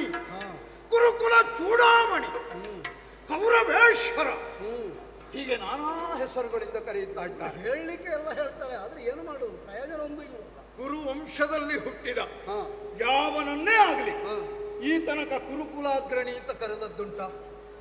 ಕೌರವ ಎನ್ನುವಂತಹ ಹೆಸರಿಂದ ಯಾರಾದರೂ ಸಂಬೋಧಿಸಿದ್ದುಂಟ? ಇಲ್ಲ. ಎಲ್ಲರಿಗೂ ನಿನಗೆ ಸೇರಿದೆ ಸಕಲ ಗುಣ ಸಂಪನ್ನ ಏಕಗುಣಹೀನ. ಅದೇ ದಾರಿ ತಪ್ಪಿದ್ದಲ್ಲಿ ಯಾವುದು ಗೊತ್ತಾ? ಯಾವುದು ಗುರುಗಳೇ? ಪಾಂಡವ ದ್ವೇಷ ಬಿಟ್ರೆ ಎಲ್ಲ ಸದ್ಗುಣ ನಿನ್ನಲ್ಲಿ ತುಂಬಿದೆ. ಓ ಗುರುಗಳೇ, ಓ ಕೆಲವರಿಗೆ ಹುಟ್ಟುತ್ತಾನೆ ಒಂದು ಸ್ವಭಾವ, ಅದು ಶರೀರದಲ್ಲಿ ಅದು ಹುಟ್ಟುವಾಗಲೇ ಬಂದದ್ದು. ಹೌದು, ನೀವು ಹೇಳಿದ ಅದು ಗುಣ ಉಂಟಲ್ಲ, ಗುಣ ಅದು ಏನಂತ ನನ್ನಲ್ಲಿ ಹೇಳಿಸಬೇಡಿ, ಅದನ್ನು ಹೇಳುವುದಿಲ್ಲ. ಆ ಆ ಗುಣ ಅದು ರಕ್ತಗತವಾಗಿ ಅದು ತಾಯಿಯ ಗರ್ಭದಿಂದ ಬಂದದ್ದು ಗುರುಗಳು, ಅದು ಹೋಗುತ್ತದ? ಮಗು, ನಿನ್ನ ಗುಣವನ್ನು ಮೆಚ್ಚಿಯೇ ನಾವು ನಿನ್ನ ಪಕ್ಷದಲ್ಲಿ ಉಳಿದದ್ದು. ಅದಲ್ಲದೆ ಇದ್ರೆ ನನಗೋ ನನ್ನ ಮಗನಿಗೋ ಅದಲ್ಲ, ಭೀಷ್ಮಾಚಾರ್ಯರಿಗೋ ಅದಲ್ಲ, ನನ್ನ ಭಾವನಾದಂತಹ ಕೃಪಾಚಾರ್ಯನಿಗೂ ಏನು ಹಂಗು? ನೀವು ಹಾಲಿನ ರುಚಿ ನೋಡಿದ್ದು ನಮ್ಮ ಮನೆಯಲ್ಲಿ? ಖಂಡಿತ ಹೌದಪ್ಪ. ಹಾಲು ಕೊಟ್ಟುವುದು ನಮ್ಮ ಮನೆಯಿಂದಲೇ ಅಲ್ವ? ಅಯ್ಯ, ಅದನ್ನು ನಾನು ಮರೆಯುವಂತಿಲ್ಲ. ಆದ ಕಾರಣವೇ ನೀನು ಹೇಳಿದ ಹಾಗೆ ನಿನ್ನ ಸೇನಾಧಿಪತಿಯಾಗಿ ಯುದ್ಧ ಕ್ಷೇತ್ರದಲ್ಲಿ ನಾನು ನನ್ನದಾದಂತಹ ಪರಾಕ್ರಮವನ್ನು ತೋರಿಕೊಟ್ಟಿದ್ದೇನೆ. ಗುರುಗಳೇ, ನಿನಗೆ ಮಾತು ಕೊಟ್ಟ ಹಾಗೆ ಧರ್ಮಜನನ್ನು ಕಟ್ಟಿ ಬೆಳೆ ತರುವಂತಹ ಹೊತ್ತಿನಲ್ಲಿ ಎಲ್ಲಿದ್ರೋ ಕೃಷ್ಣಾರ್ಜುನರು ಪಕ್ಕನೆ ಧಾವಿಸಿ ಬಂದರು. ಗುರುಗಳೇ, ಸಿಹಿ ತಿನ್ನಬೇಕು ಅಂತ ನಾವು ಕೈಯಲ್ಲಿ ಹಿಡಿಯುತ್ತೇವೆ. ಆ ಸಿಹಿ ತಿಂಡಿಯನ್ನು ನನಗೆ ತಿನ್ನುವುದಕ್ಕಾಗದೇ ಇದ್ರೆ ಅದು ಕೈಯಲ್ಲಿ ಸಿಕ್ಕಿ, ಈಗ ಹಾಗೆ ಆಯ್ತಲ್ಲ, ಧರ್ಮಜನ ನೀವು ಕಟ್ಟಿದ್ದೀರಿ, ಅದು ಸಿಕ್ಕಿದ? ನಾಳೆಯ ದಿನ ಧರ್ಮಜನನ್ನು ಕಟ್ಟಿ ತರ್ತೇನೆ. ಇದು ಸತ್ಯ. ಗುರುಗಳೇ, ಇವತ್ತು ಕಟ್ಟಿದ ಧರ್ಮರಾಯಣನು ಇಲ್ಲಿ ತನಕ ತರಲಿಕ್ಕೆ ಇವತ್ತಾಗಲಿಲ್ಲ. ಇವತ್ತಾಗದಿದ್ದು ನಾಳೆ ಆಗುವುದು ಹೇಗೆ ಅಂತ? ಆದರೆ ಅರ್ಜುನ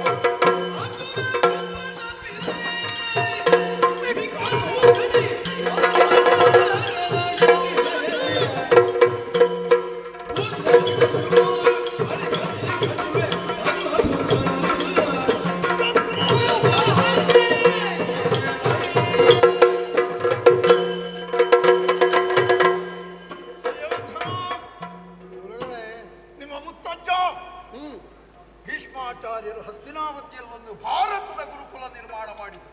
ಹೌದು, ಕಾಡಿನಲ್ಲಿದ್ದಂತಹ ಗುರುಕುಲವನ್ನು ನಾಡಿಗೆ ತಂದಂತಹ ಹೆಗ್ಗಳಿಕೆ ಅಜ್ಜನಿಗೆ, ನಿಮ್ಮ ಅಜ್ಜನಿಗೆ ಸೇರ್ತದೆ. ನನ್ನನ್ನು ಗುರುಗಳನ್ನಾಗಿ ನೇಮಿಸಿದ್ರು.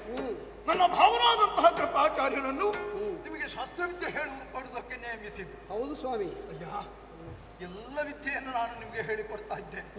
105 ಮಕ್ಕಳಲ್ಲಿ ಯಾವುದೇ ಭೇದವನ್ನು ನಾನು ಕಂಡವನಲ್ಲ. ಶ್ರದ್ಧೆಯಿಂದ ಕಲಿಯುವಂತಹ ಗುಣವನ್ನು ನೀನು ಮಾತ್ರ ಬೆಳೆಸಿಕೊಂಡಿಲ್ಲ. ಶ್ರದ್ಧಾವಾನ್ ಲಭತೆ ಜ್ಞಾನ, ಅದನ್ನು ನೀವೆಲ್ಲ ಮರೆತು ಬಿಟ್ಟಿರಿ. ಮನೆಯಲ್ಲಿದ್ದಂತಹ ಆ ಮಾತ್ಸರ್ಯ ಗುರುಕುಲದಲ್ಲಿ ವ್ಯಕ್ತವಾಗುತ್ತಿರುವುದನ್ನು ನಾನು ಆಗಾಗ ಕಂಡಿದ್ದೆ. ನಾವೆಲ್ಲ ಗುಟ್ಟಿನಲ್ಲಿ ಕಲಿಯುವುದಿಲ್ಲ, ಕೆಲವರು ಗುಟ್ಟಿನಲ್ಲಿ ಸ್ವಲ್ಪ ಸ್ವಲ್ಪ ಕಲಿತಿದ್ದಾರಂತೆ. ಹೌದು, ನಾವು ಗುಟ್ಟಿನಲ್ಲಿ ಕಲಿಯುವುದಿಲ್ಲ. ಪಾಂಡವನನ್ನು ಕಂಡ್ರೆ ನಿನಗಾಗುವುದಿಲ್ಲ, ನಿನ್ನನ್ನು ಕಂಡ್ರೆ ಭೀಮನಿಗಾಗ್ತಿರ್ಲಿಲ್ಲ. ಸರಿಪಡಿಸೋಣ ಅಂತ ಬಹಳಷ್ಟು ಪ್ರಯತ್ನ ಪಟ್ಟೆವು, ಎಲ್ಲ ನೀರಿನಲ್ಲಿ ಬಿಟ್ಟ ಹೋಮದಂತಾಯಿತು.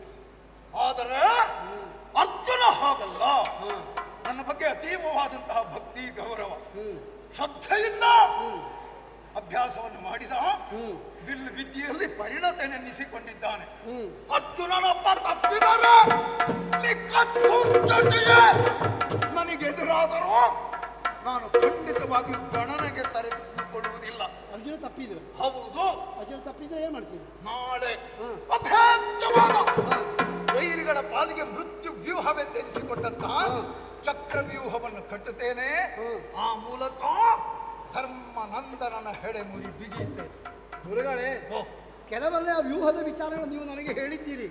ಆದ್ರೆ ಈಗೊಂದು ಹೇಳಿದ್ರೆ ಚಕ್ರವ್ಯೂಹವನ್ನು ಬಲಿದು ಆ ಮುಖಾಂತರ ಪಾಂಡವರನ್ನು ಸೆರೆ ಹಿಡಿ ಅರ್ಜುನ ಧರ್ಮರಾಯ ಸೆರೆ ಹಿಡಿತಾನೆ ಅಂತ ಹೇಳಿದ್ರೆ, ಈಗಲ್ಲ ಹೀಗೆ ಸೆರೆ ಹಿಡಿಲಿಕ್ಕೆ ಆಗದೇ ಇದ್ದದ್ದು ಚಕ್ರವ್ಯೂಹವನ್ನು ನೀವು ರಚಿಸಿ ಸೆರೆ ಹಿಡಿಯುವುದಾದ್ರೂ ಹೇಗೆ? ನಮ್ಮಲ್ಲಿ ಅಂತಹ ಅದ್ಭುತ ವಿಕ್ರಮಿಗಳಿದ್ದಾರೆ ಗೊತ್ತೇನೋ? ನಮ್ಮಲ್ಲಿ ಯಾವನು ಗೊತ್ತೋ? ನಿನ್ನ ಭಾವ ಸೈಂಧವ. ಅವನಿಗೆ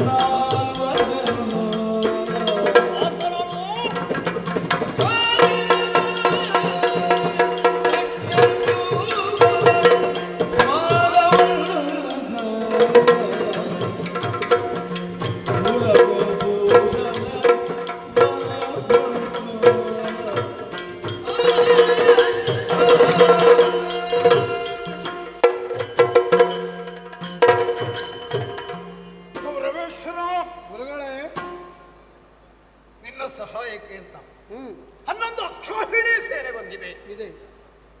ಒಬ್ಬೊಬ್ಬ ಯೋಧನು ಅದ್ಭುತ ವಿಕ್ರಮವನ್ನು ಮೈಗೂಡಿಸಿಕೊಂಡವರು. ನಿನ್ನ ಭಾವನಾದಂತಹ ಜಯದ್ರಥನ ಬಗ್ಗೆ ಹಸ್ತಿನಾವತಿಯಲ್ಲಿರುವವರಿಗೆಲ್ಲ ಕೀಳರಿಮೆ.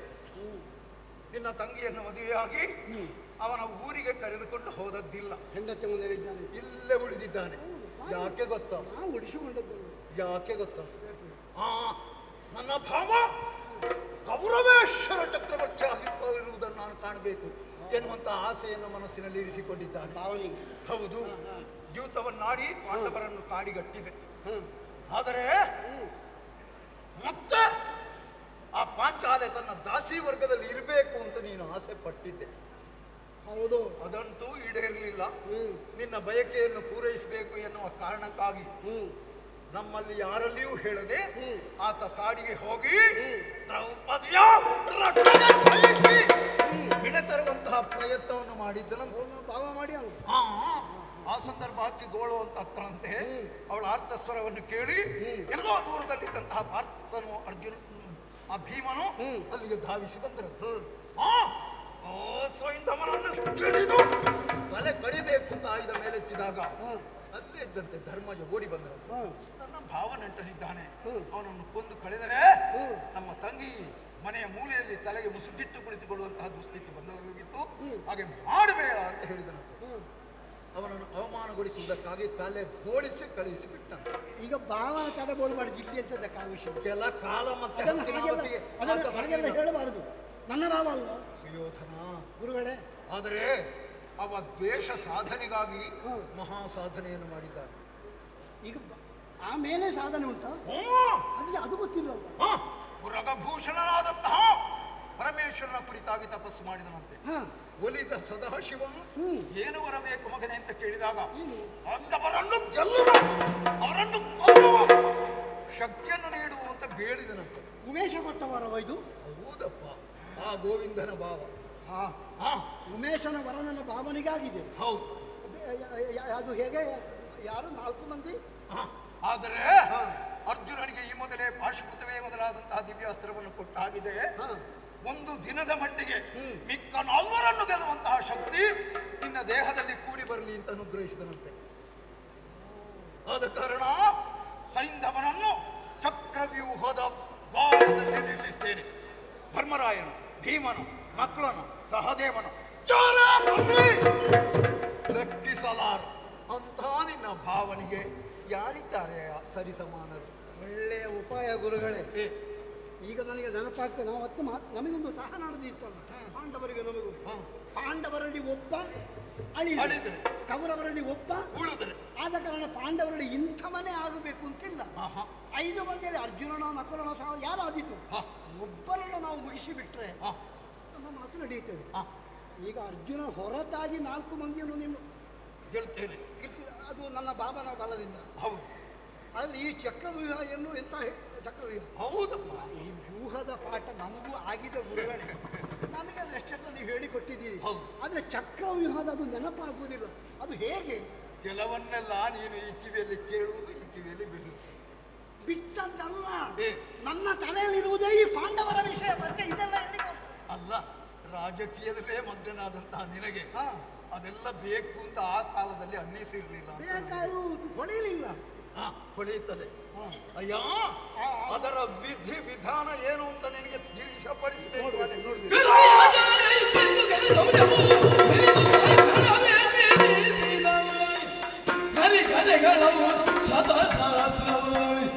ರಥಗಳ 50,000ಗಳೊಡನೆ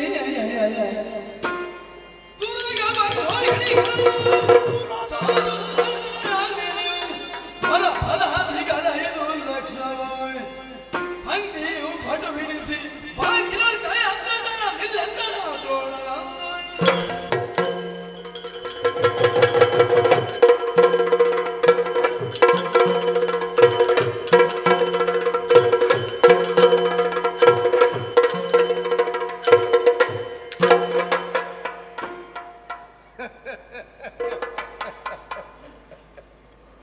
ನೋಡಿದ್ಯಾ?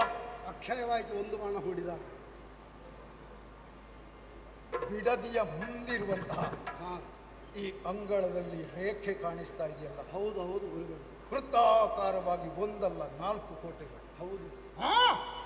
ಕರಿಘಟಗಳು ಸಹಸ್ರವಿರಬೇಕು, ತುರಗಗಳು ಅಕ್ಷೋಹಿಣಿ ಸಂಖ್ಯೆಯಲ್ಲಿರಬೇಕು, ರಥಗಳು 50,000 ಇರಬೇಕು, ಪದಾತಿಗಳು ಎಷ್ಟು ಬೇಕು? 5 ಲಕ್ಷ.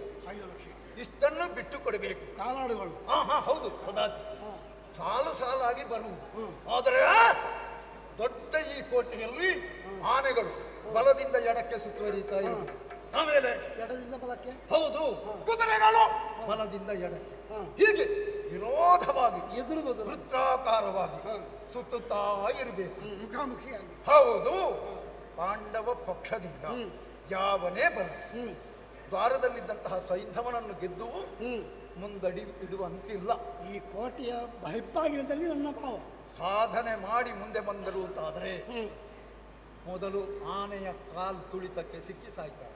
ಅದರಿಂದ ಉಳಿದ್ರೆ ಕುದುರೆಯ ಕಾಲು ತುಳಿ, ಮತ್ತು ಉಳಿದ್ರೆ ರಥದ ಚಕ್ರದ ಅಡಿಗೆ ಬಿದ್ದು ಸಾಯ್ತಾರೆ. ಮತ್ತೆ ಮುಂದೆ ಇರ್ತಾರಲ್ಲ ಮತ್ತು ಭಟರು ಆಯುಧ ಹಸ್ತರಾಗಿ ಕಣ್ಬಿಟ್ಟು ನೋಡ್ತಾ ಇರ್ತಾರೆ. ಎಲ್ಲ ಲಕ್ಷ ವಿರೋಧಿ ಬಳಗದಿಂದ ಪಕ್ಷದಿಂದ ಯಾರು ಬರ್ತಾರೆ ಎನ್ನುವ ಕಡೆ ಅವರು ದಿಟ್ಟಿಸಿ ಹಾಯಿಸಿ ನೋಡ್ತಾ ಇರ್ತಾರೆ. ಆ ಮೂಲಕ ನಾಳೆಯ ದಿನ ನಿನ್ನ ಪಾಲಿಗೆ ಜಯ ನಾನು ತಂದುಕೊಟ್ಟೆ. ಈಗ ನನಗೆ ಧೈರ್ಯ ಬಂತಲ್ಲ. ಅವನ ಬದಿಗೆ ಹೇಳಿದ್ದ ಭುಜವ್ಯೂಹ ಮಗುರಚಿದರು ಕಾಣುತ್ತಲೇ ಕೌರವನು ಹಿಗ್ಗುತ್ತಾರ, ಕೌರವನು ಹಿಗ್ಗುತ್ತಾರ. ಬಳಿಕ ಪಾಂಡನ ತಪ್ಪಿಸುವ ಬಗೆಗೆ ತವಿನಿದಾನಿಸಿ ಪೂರ್ವಕೃತ ಸಖ್ಯವನ್ನು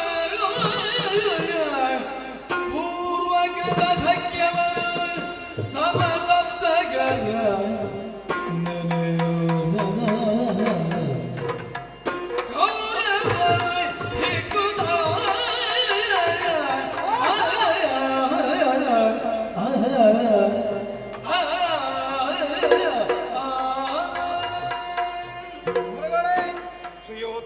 ನೀವೇ ಇಲ್ಲಿಗೆ ಬರುವಾಗ ನನ್ನ ಮುಖ ಹೇಗಿತ್ತು, ಈಗ ಹೇಗಿದೆ ನೋಡಿ. ಹೌದು, ಈಗ ಮುದುಡಿದ ತಾವರ ಅರಳಿದ ತಾವರೆ ಹಾಗೆ ಕಮಲವನ್ನು ಅರಳಿದೆ. ಈಗ ಬಿಸಿಲಿಗೆ ಎಸೆದರೆ ಬಾಡಿ ಹೋಗಿರ್ತದೆ. ಈಗ ಹಾಗೆಲ್ಲ ಸಂತೋಷವಾಯಿತು. ಅರಳಿದ ಕಮಲದಂತೆ ನಿನ್ನ ಮುಖ. ಈಗ ನನಗೆ ಧೈರ್ಯದ ಮಾತನ್ನು ಹೇಳಿ, ನೀವು ಇಲ್ಲಿ ಸೂಚಿಸಿದ ಹಾಗೆ ಮಾಡಿದ್ರೆ ಪಾಂಡವರ ಇತಿಶಿ ಆಗುವುದು ಖಂಡಿತ. ನಮಗೆ ಜಯ ಕಟ್ಟಿಟ್ಟ ಗಂಟು. ಆದ ಕಾರಣ ನೀವು ಹೇಳಿದ ಹಾಗೆ ಈ ವ್ಯೂಹದ ಬಳಿಗೆ ಅರ್ಜುನ ಬಾರದ ಹಾಗೆ ನಾನು ಜಾಗರೂಕನಾಗ್ತೇನೆ. ಅರ್ಜುನ ಇಲ್ಲಿಗೆ ಯುದ್ಧಕ್ಕೆ ಬಾರದ ಹಾಗೆ ನಾನು ನೋಡುವಂಥ ವ್ಯವಸ್ಥೆ ಮಾಡ್ತೇನೆ. ಅಷ್ಟು ಮಾಡಿದ್ರೆ ಅಷ್ಟನ್ನು ನೀವು ನನಗೆ ಜವಾಬ್ದಾರಿ ಬಿಟ್ಟರೆ ಗುರುಗಳೇ, ನಮ್ಮ ಮಾನ ಮರ್ಯಾದೆ ನಾವಿಬ್ರು ಜೊತೆ ಸೇರಿದ್ರೆ ಈ ಊರೆಲ್ಲ ಈ ಪಾಂಡವರು ಯಾವ ಲೆಕ್ಕ ಹೇಳಿ? ಎಷ್ಟು ವರ್ಷದಿಂದ ನಾವು ಜೊತೆಯಾಗಿದ್ದೇವೆ. ನನಗೆ ಆ ವಿಶ್ವಾಸ ಉಂಟು ಈಗಲೂ. ಆದ್ರೆ ಏನು ಮಾಡೋಣ ಹೇಳಿ, ಕೆಲವು ಸಲ ಮರೆತು ಹೋಗೋದು ಈ ವಿಷಯಗಳು. ಅಂದ್ರೆ ಪಾಂಡವರದ್ದೇ ತಲೆಯಲ್ಲಿ ಹೋಗುವುದು. ಇಷ್ಟು ಮಾಡಬೇಡಿ ಗುರುಗಳೇ. ಅರ್ಜುನನ್ನು ತಪ್ಪಿಸುವಂತ ಕೆಲಸ ಮಾಡ್ತೇನೆ. ಬೆಳಗಾಗುವುದಕ್ಕೆ ಸ್ವಲ್ಪ ವೇಳೆ ಇದೆ. ಹೌದು, ಆ ಕಾರ್ಯವನ್ನು ಮಾಡಿ ಆಮೇಲೆ ಹಾಯಾಗಿ ನಿದ್ದೆ ಮಾಡಿ ವಿಶ್ರಾಂತಿಯನ್ನು ಪಡೆದು ಅದಕ್ಕೆ ನಾಳಿನ ಹಗಲಿಗೆ ಯುದ್ಧ ಸಿದ್ಧತೆಯಿಂದ ನೀನು ಬರಬೇಕು. ಈಗ ಅರ್ಜುನನ್ನು ತಪ್ಪಿಸಬೇಕಾದ್ರೆ ಸಮರ್ಥನೆ ಆಗಬೇಕು. ಹೌದು, ಅಂಥವ್ರು ಯಾರೀತಾರೆ ಅಂತ ಸ್ವಲ್ಪ ಆಲೋಚನೆ ಮಾಡ್ತೇನೆ ನಾನು. ಆ ವ್ಯವಸ್ಥೆ ನಾನು ಮಾಡಿಕೊಳ್ತೇನೆ. ಯೋಚನೆ ಮಾಡಿ. ಉಳಿದವರ ಬಗ್ಗೆ ನಾನಿದ್ದೇನೆ. ಹೌದು, ಹೇಳಿದೆ. ಸ್ವಲ್ಪ ವಿಶ್ರಾಂತಿ ಪಡೆದಿದ್ದೇನೆ. ಅಲ್ಲ, ನಿನ್ನೆ ಹಾಗೆ ಆಗದೆ ಹಾಗಾಗುವುದಕ್ಕಿಂತ ವಿಶ್ರಾಂತಿ ಪಡೆಯುತ್ತೇನೆ. ಆಯ್ತು. ನಾಳೆಯ ದಿನ ನಾನು ನೋಡಿಕೊಳ್ತೇನೆ. ಯುದ್ಧ ಕ್ಷೇತ್ರದಲ್ಲಿ ಹೌದು, ನಾನು ಕಾಣಿಸಿದ್ದೇನೆ. ಅರ್ಜುನನ ಬಗ್ಗೆ ನಾನು ವಿಚಾರ ಒಳ್ಳೆಯದು. ಮರೆತು ಒಳ್ಳೆ ಜಾಗೃತ. ಒಳ್ಳೆ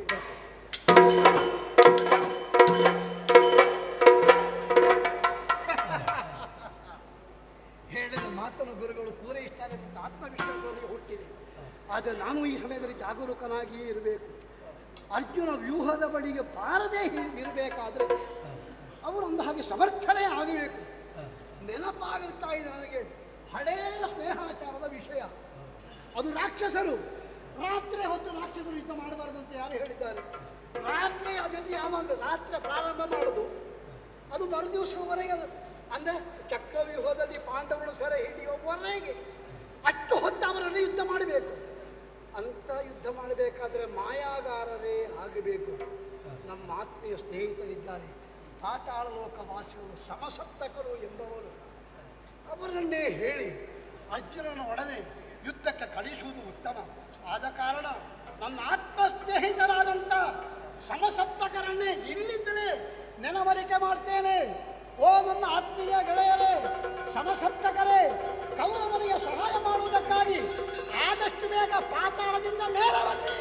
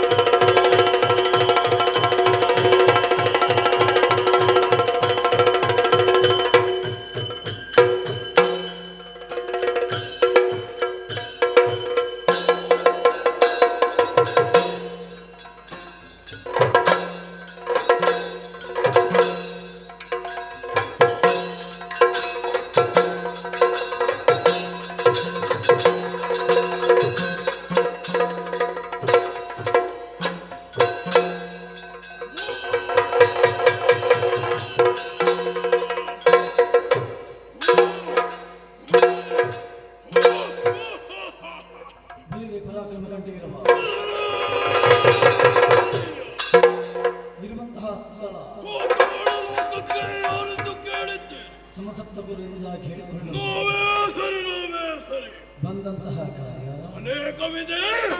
ಎಲ್ಲರೂ ಅಲ್ಲಿ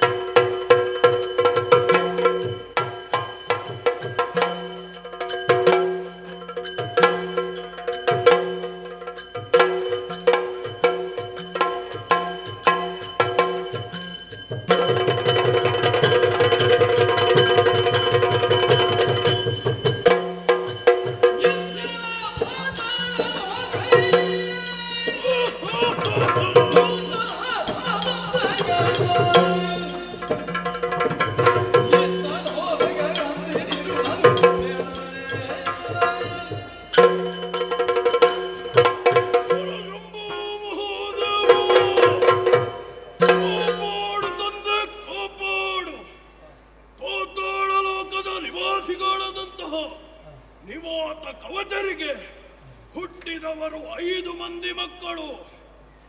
ಸುಶರ್ಮ, ಸತ್ಯೇಶು, ಸತ್ಯದೇವ, ಸತ್ಯಕರ್ಮ, ಸತ್ಯರಥ. ಆದರೆ ಲೋಕವು ಇವರನ್ನು ಸಂಸಪ್ತಕರೆಂದು ಕೊಂಡಾಡುತ್ತಾ ಇದೆ. ಹೆಸರಿನ ಅನ್ವರ್ಥದಂತೆ ಯುದ್ಧವನ್ನು ಮಾಡುವ ಮೊದಲು ಶಪಥವನ್ನು ಮಾಡಿ ಆ ಮೂಲಕ ಯುದ್ಧಕ್ಕೆ ಹೊರಟು ಪರಿಣಾಮ ಯುದ್ಧ ನಮ್ಮ ಪಾಲಿಗೆ ಜಯ. ಪ್ರಭು ಪರಮೇಶ್ವರನ ಅನುಗ್ರಹದಿಂದ ವರ್ತಮಾನ ಕಾಲದಲ್ಲಿ ಪಾತಾಳ ಲೋಕದ ತ್ರಿಗರ್ತವನ್ನು ರಾಜಧಾನಿಯನ್ನಾಗಿ ಮಾಡಿ ಪ್ರಜಾಡಳಿತವನ್ನು ಮಾಡುತ್ತಾ ಇದ್ದೇನೆ. ಎಲ್ಲರೂ ಸುಖ ಶಾಂತಿಯಿಂದ ಇರುವಂತಹ ಕಾಲ. ಎಂದಿನಂತೆ ಇಂದೂ ಕೂಡ ಬ್ರಾಹ್ಮಿ ಮುಹೂರ್ತದಲ್ಲಿ ಎದ್ದು ಸದಾಶಿವನನ್ನು ಭಜಿಸಿ ಓಲಗಸ್ತನಾದಂತಹ ಸಂದರ್ಭ ಏನದು?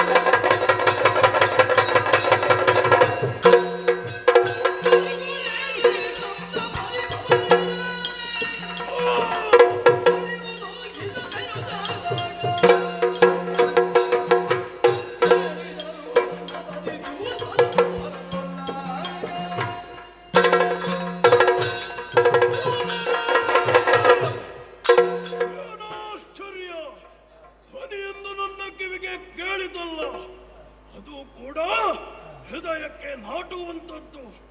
ಯಾರದ್ದು ಎಂದು ಸೂಕ್ಷ್ಮವಾಗಿ ಗಮನಿಸಿದರೆ ಪರಿಚಯವಿರುವ ಸ್ವರ. ಯಾರು? ಹಸ್ತಿನಾವತಿಯ ಅಧಿಕಾರಿ ಕೌರವನ ಆಪ್ತನಾದ. ಯಾಕೆ? ಅಲ್ಲಿ ಹೋಗಿ ಕೇಳಬೇಕು. ಹಾಗಾಗಿ ಇಲ್ಲೇ ಕುಳಿತು ತಡಮಾಡುವುದಿಲ್ಲ. ಮಿತ್ರನನ್ನು ಕಾಣಲು ಹಸ್ತಿನಾವತಿಯತ್ತ ನಡೆಯುತ್ತೇನೆ.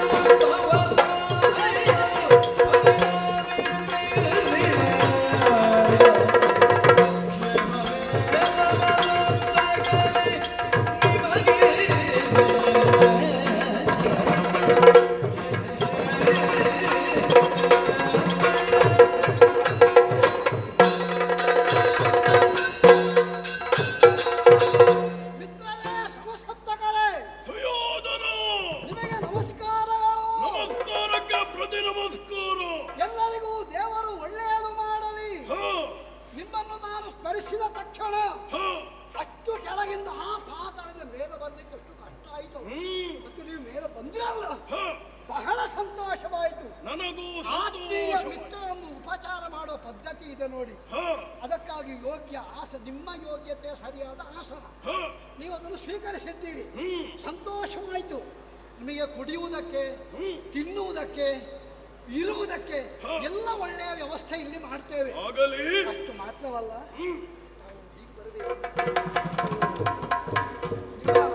ಮನೆಯಲ್ಲಿ ಮದುವೆ ಆಗಿದೆ. ಹೆಂಡತಿ ಮಕ್ಕಳು ಎಲ್ಲರೂ ಇದ್ದಾರೆ. ಹೆಂಡತಿ ಮಕ್ಕಳು, ಕುಟುಂಬಸ್ಥರು, ಸೋದರ ಮಾಮ ಇದ್ರೆ, ಅಜ್ಜ ಇದ್ರೆ, ಅಳಿಯ ಇದ್ರೆ, ಭಾವ ಇದ್ರೆ, ಇವರೆಲ್ಲ ಸುಕ್ಷೇಮಿಗಳೇ.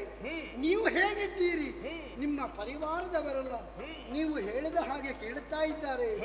ರಾಕ್ಷಸ ಸಮುದಾಯ ಪಾತಾಳ ಲೋಕದಲ್ಲಿ ಹೇಗಿದೆ?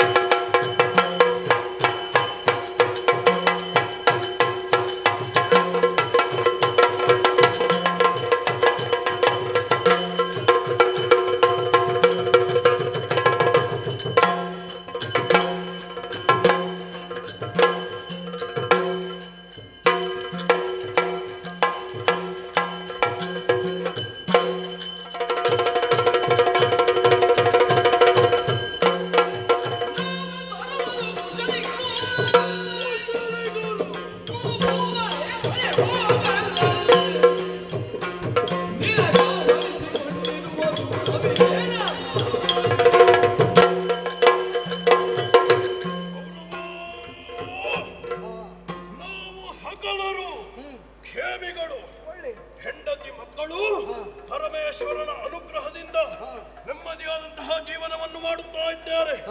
ಇನ್ನು ಪಾತಾಳ ನಿವಾಸಿಗಳು ಎಲ್ಲರೂ ಕ್ಷೇಮವಾಗಿದ್ದಾರೆ. ಕಾಲ ಕಾಲಕ್ಕೆ ಬರಬೇಕಾದಂತಹ ಕಪ್ಪ ಕಾಣಿಕೆಗಳು ನಮಗೆ ಬಂದು ಸೇರುತ್ತಾ ಇದೆ. ಗೌರವ, ಆದರೂ ಒಂದು ಸಂಶಯ. ಪೂರ್ಣಿಮೆಯ ಚಂದಿರನಂತೆ ಕಾಣಬೇಕಾದಂತಹ ನಿನ್ನ ಮುಖ ಇಂದು ಗ್ರಹಣ ಹಿಡಿದ ಚಂದಿರನಂತೆ ಕಾಣುತ್ತಾ ಇದೆ. ಯಾಕೆ ಈ ಚಿಂತೆ? ಏನಾಯ್ತು? ಎಲ್ಲವನ್ನು ಹೇಳು. ನೀವು ಬರೇ ಮಿತ್ರ ಅಲ್ಲ.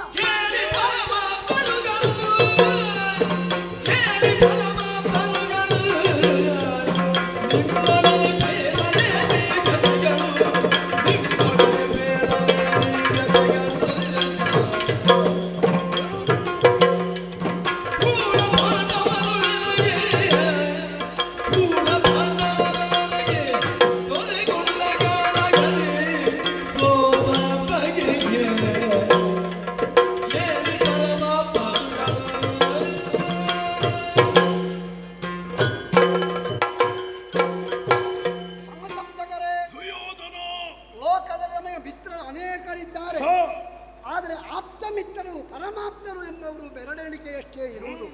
ಆ ಬೆರಳೆಣಿಕೆಯ ಸಂಖ್ಯೆಗೆ ನೀವು ಸೇರಿದವರು. ನನ್ನ ಆಪ್ತ ಮಿತ್ರರು ನಾನು ಕೂಡ ನಮ್ಮವರೇ ಆದಂತಹ ಪಾಂಡವರ ವಿಷಯ ಈ ಮೊದಲು ಸ್ವಲ್ಪ ಸೂಚನೆ ಕೊಟ್ಟಿದೆ, ನೆನಪಿದೆಯೋ ನಿಮಗೆ? ಏನೋ ಸ್ವಲ್ಪ ಕ್ಲೇಶ ಹುಟ್ಟುತ್ತಾ ಇದೆ ನಮಗೆ ಪಾಂಡವರಿಗೂ ಎಂಬ ಹಾಗೆ. ಈ ಕ್ಲೇಶ ಬೆಳೆಯುತ್ತಾ ಬೆಳೆಯುತ್ತಾ ಏನಾಯಿತು? ಇಂದು ಯುದ್ಧದ ಸನ್ನಿಹಿತವಾಗಿದೆ. ಯುದ್ಧ ಪ್ರಾರಂಭ ಆಗಿದೆ. ಯುದ್ಧ ಪ್ರಾರಂಭವೇ? ಅಣ್ಣ ತಮ್ಮಂದ್ರಿಗೆ ಬರುವಂತಹ ನ್ಯಾಯಗಳು ಅಂದ್ರೆ ನಮ್ಮ ಚಂದ್ರವಂಶದ ಹಸ್ತಿನಾವತಿ ಅಧಿಕಾರದ ಬಗ್ಗೆ ಪಾಂಡವರಿಗೂ ನಮಗೂ ಯುದ್ಧ ಪ್ರಾರಂಭವಾಗಿ 10 ದಿವಸ ಕಳೆದಿದೆ. 10 ದಿನ? 10 ದಿವಸ ನಮ್ಮ ಅಜ್ಜ ಭೀಷ್ಮಾಚಾರ್ಯರು ಯುದ್ಧ ಮಾಡಿದ್ದಾರೆ.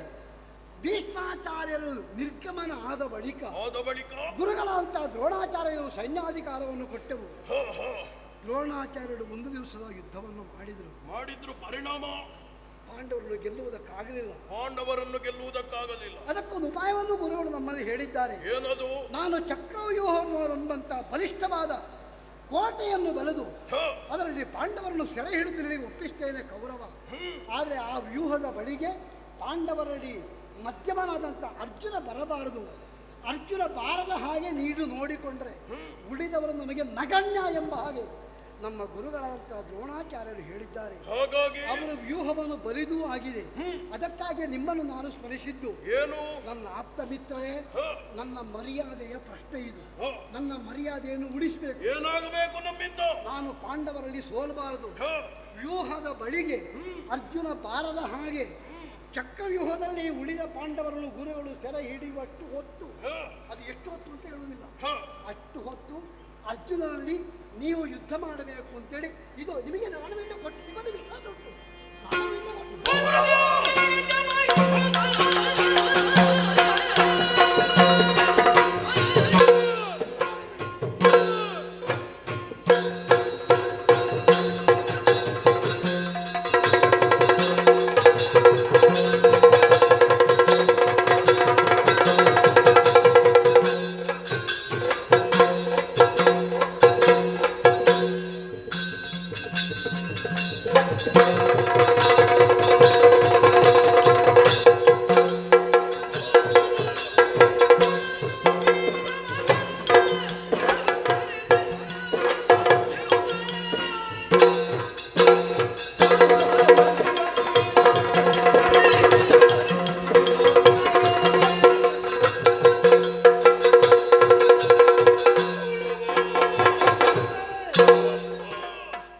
ಒಳ್ಳೆಯ ಕೆಲಸವನ್ನೇ ನೀಡಿದ್ದೆ. ನಾನು ಕೂಡ ಇದೇ ಸಮಯಕ್ಕಾಗಿ ಕಾಯುತ್ತಾ ಇದ್ದವ. ಏನು, ಅರ್ಜುನನನ್ನು ತಪ್ಪಿಸಬೇಕೆ? ಇದೋ ನಾವು ಸಂಸಪ್ತಕರು. ಇದೋ ಶಪಥವನ್ನು ಮಾಡಿದ್ದೇನೆ. ಅರ್ಜುನನನ್ನು ಆ ಚಕ್ರವ್ಯೂಹದಿಂದ ನಾನು ಅವರಲ್ಲಿ ಅದೇನು ಅಷ್ಟು ನಿಮಗೆ ಸಿಟ್ಟು?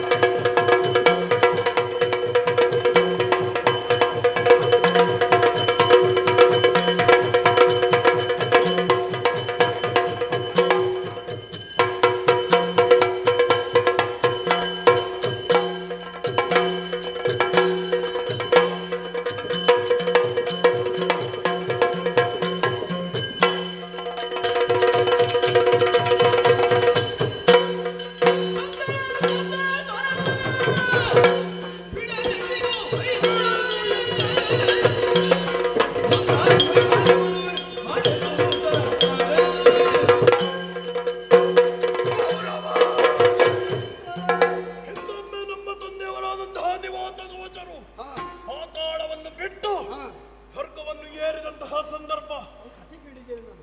ದೇವೇಂದ್ರನನ್ನು ಓಡಿಸಿ ಸ್ವರ್ಗಪೀಠವನ್ನು ಪಡೆಯುವುದಕ್ಕಾಗಿ ಅಂತಹ ಸಂದರ್ಭ ಬಂದನಲ್ಲ ಅರ್ಜುನ. ಬಂದವನು ನಮ್ಮ ತಂದೆಯನ್ನು ಕೊಂದ. ಆ ಹಾಗೆ ಆ ಸೇಡು ಇಂದು ತೀರಿಸುವ ಸಮಯ ಆಗಿದೆ. ಬಹಳ ಸಂತೋಷವಾಯ್ತು ನಿಮ್ಮ ಮಾತನ್ನು ಕೇಳಿ.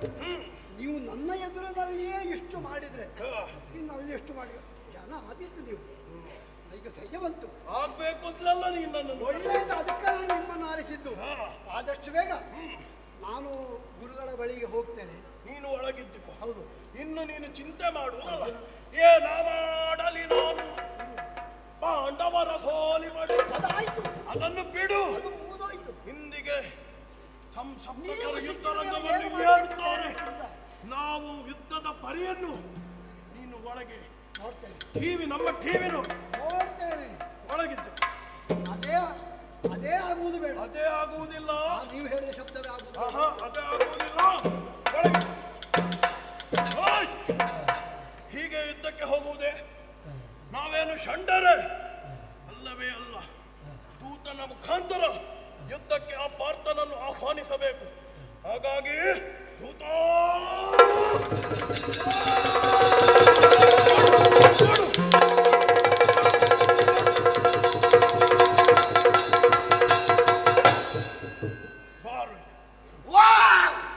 ಎಲ್ಲಿಗೆ ಓಡುವುದು? ನೀವು ಓಡುವುದಕ್ಕೆ ಹೇಳಿದ್ದೀರಿ, ಎಲ್ಲಿಗೆ ಅಂತ ಗೊತ್ತಿಲ್ಲ. ಓಡು ಅಂದ್ರೆ ಸೀದಾ ಓಡುವುದೇನೋ? ನೇರ ಓಡುವುದೇ. ನೇರ ಎಲ್ಲಿಗೆ ಓಡುವುದು? ಹಾಗಿದ್ರೆ ಎಲ್ಲಿಗೆ? ವಿಷಯವನ್ನು ಕೇಳಬೇಕು.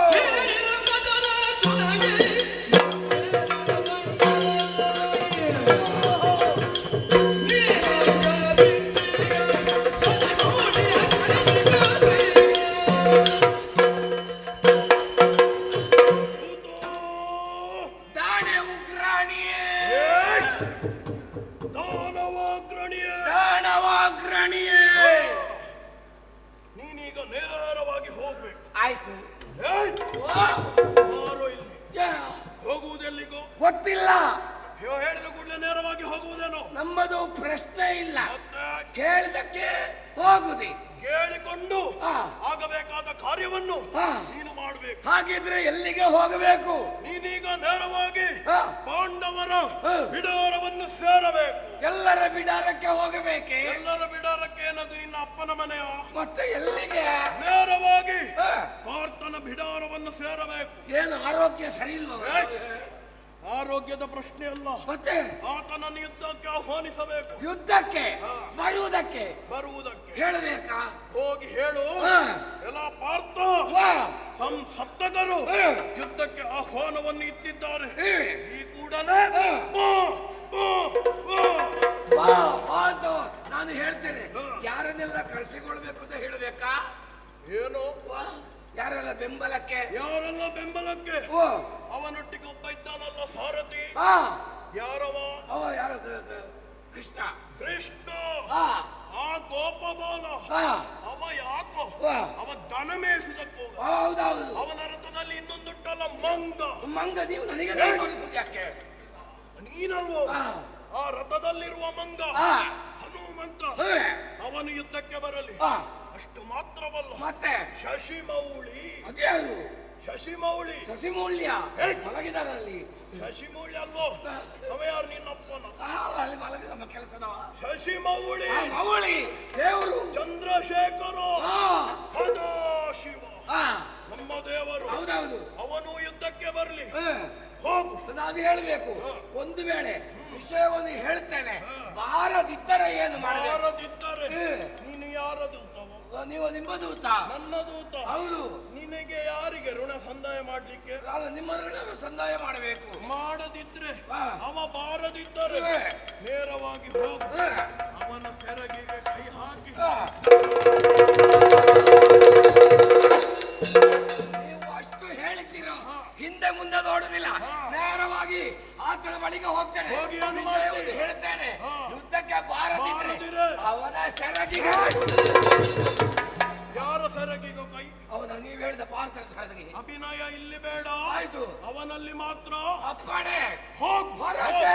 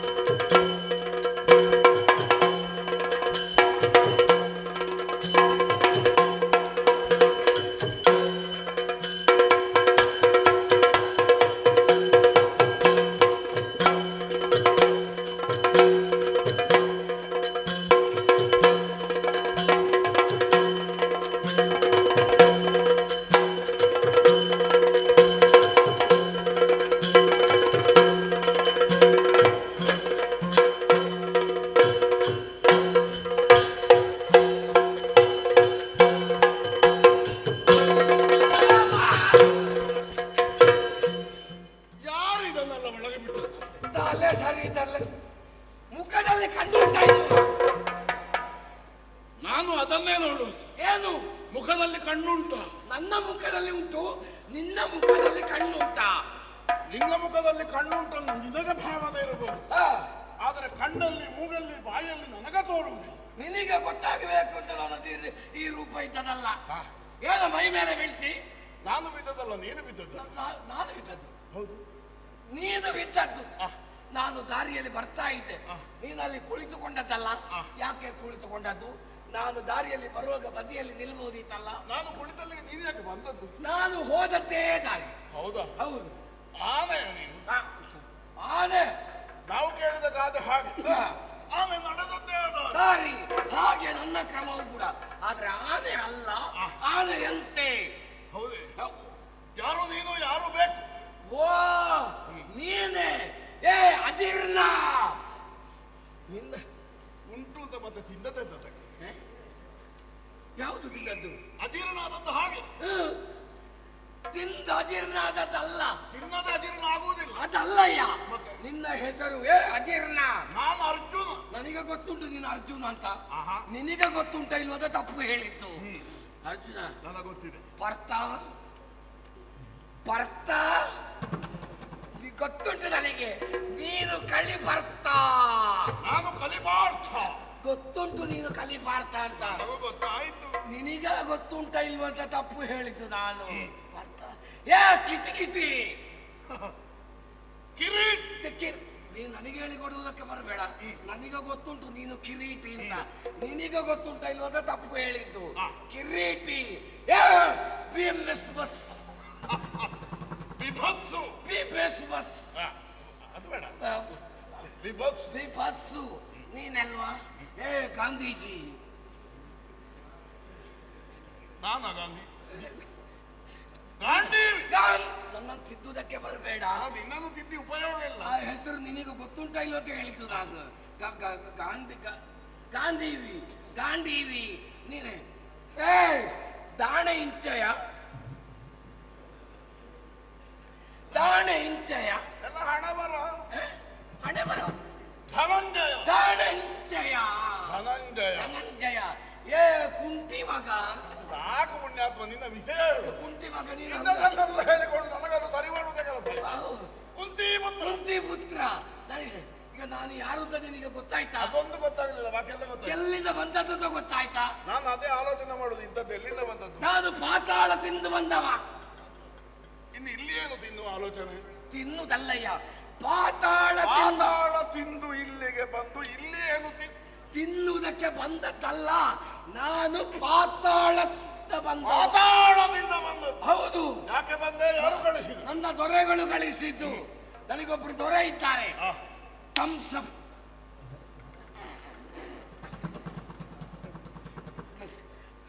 ನನ್ನ ದೊರೆ. ನಾನು ಯಾರು ಅಂತ ನೀನು ಇಷ್ಟ ಆಲೋಚನೆ ಮಾಡಿ, ನಿನ್ನ ದೊರೆ ಯಾರು ಅಂತ ಇನ್ನ ಆಲೋಚನೆ ಮಾಡಿ ಆಗಬೇಕು. ಅವರು ಕಷ್ಟದ ಹೆಸರು ಇಟ್ಟುಕೊಂಡಿದ್ದವರು. ಕಷ್ಟ ಇಟ್ಟದಲ್ಲ, ನಿನಗೆ ಅನ್ನ ಹಾಕುವ ನನಗೆ ಸಿಗಬೇಕು. ನನ್ನ ದೊರೆಗಳು ನನ್ನ ಹೆಸರನ್ನು ಅಬದ್ಧ ಹೇಳುವಾಗ ನಾನು ಸರಿ ಮಾಡಿದೆ. ಇದನ್ನೆಲ್ಲ ಸರಿ ಮಾಡ್ಲಿಕ್ಕೆ ನನ್ನಿಂದಾಗಲಿ.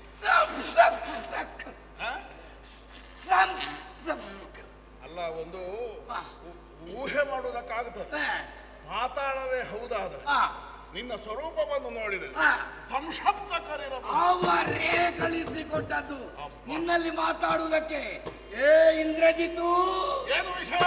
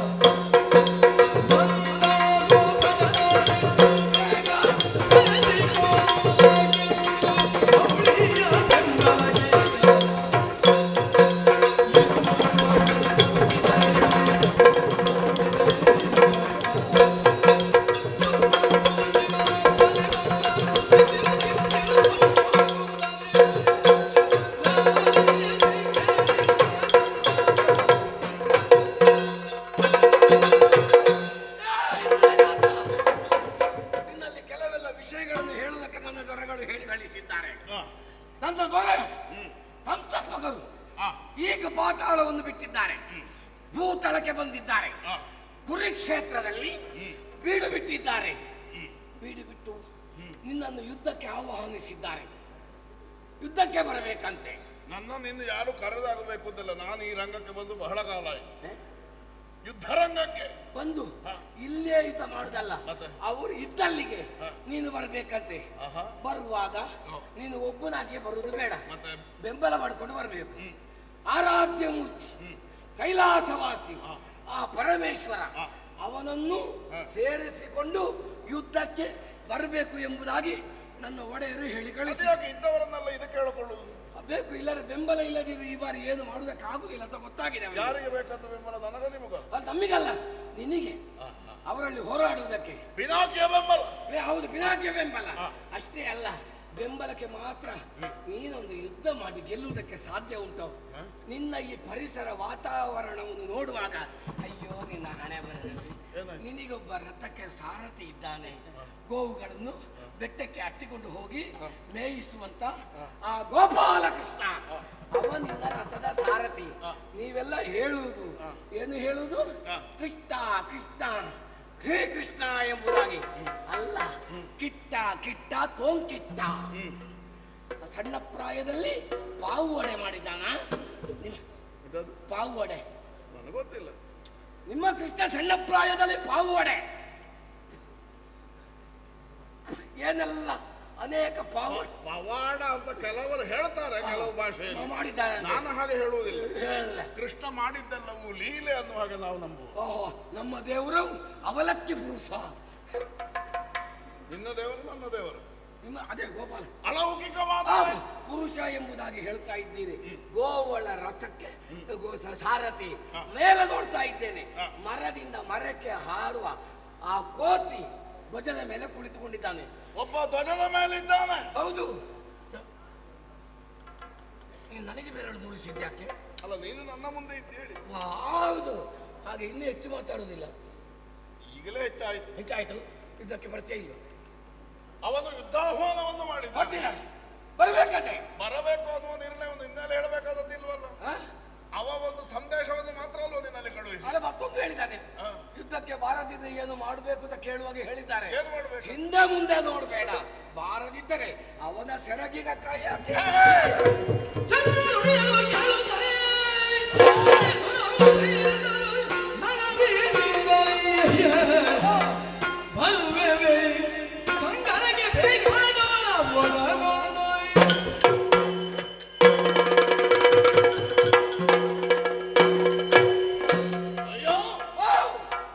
ರಣವೆಂದರೆ ಹಸಿದ ಹಸು, ಹುಲ್ಲುಗಾವಲನ್ನು ಕಂಡಷ್ಟು ಸಂತೋಷ ಪಡುವ ಸ್ವಭಾವ ಈ ಪಾರ್ಥನದು.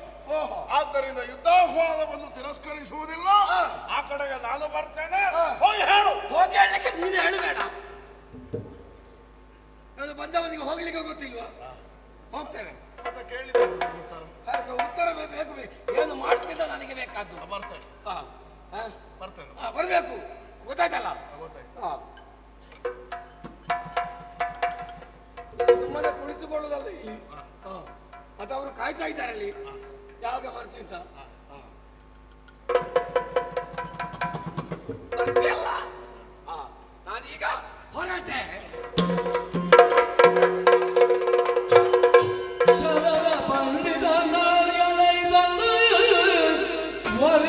ಅರ್ಜುನಗೆ ಕೇಳುವುದನ್ನು ಜಾತ ಸಂಗರ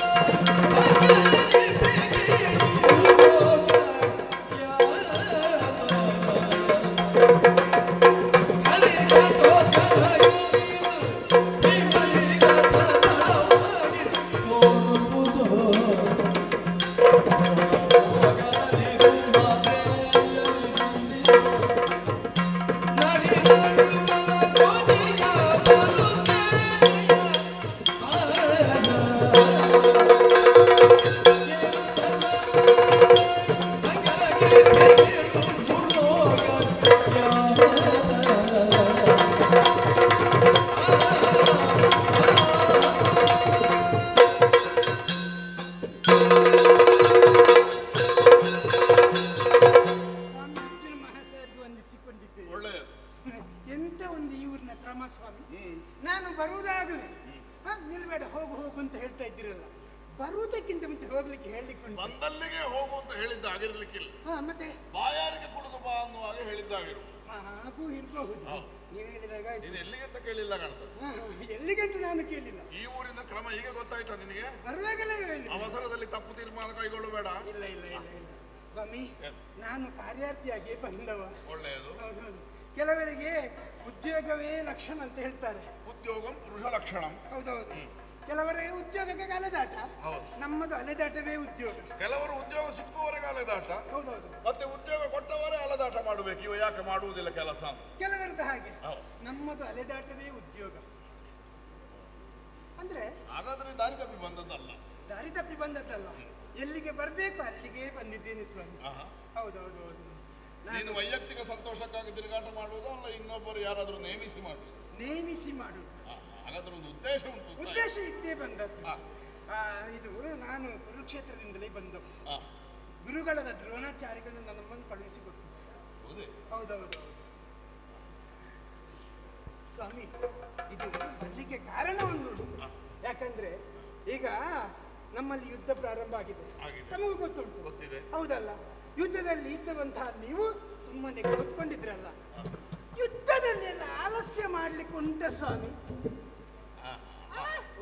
ಯುದ್ಧದಲ್ಲಿ ಯಾವಾಗಲೂ ಅಹೋರಾತ್ರಿ ಯುದ್ಧವೇ ಮಾಡಬೇಕೆಂದೇನೂ ಇಲ್ಲ. ಇಲ್ಲ ಇಲ್ಲ. ಕುರುಕ್ಷೇತ್ರದ ಯುದ್ಧದ ಕ್ರಮವೇ ಹಾಗೆ.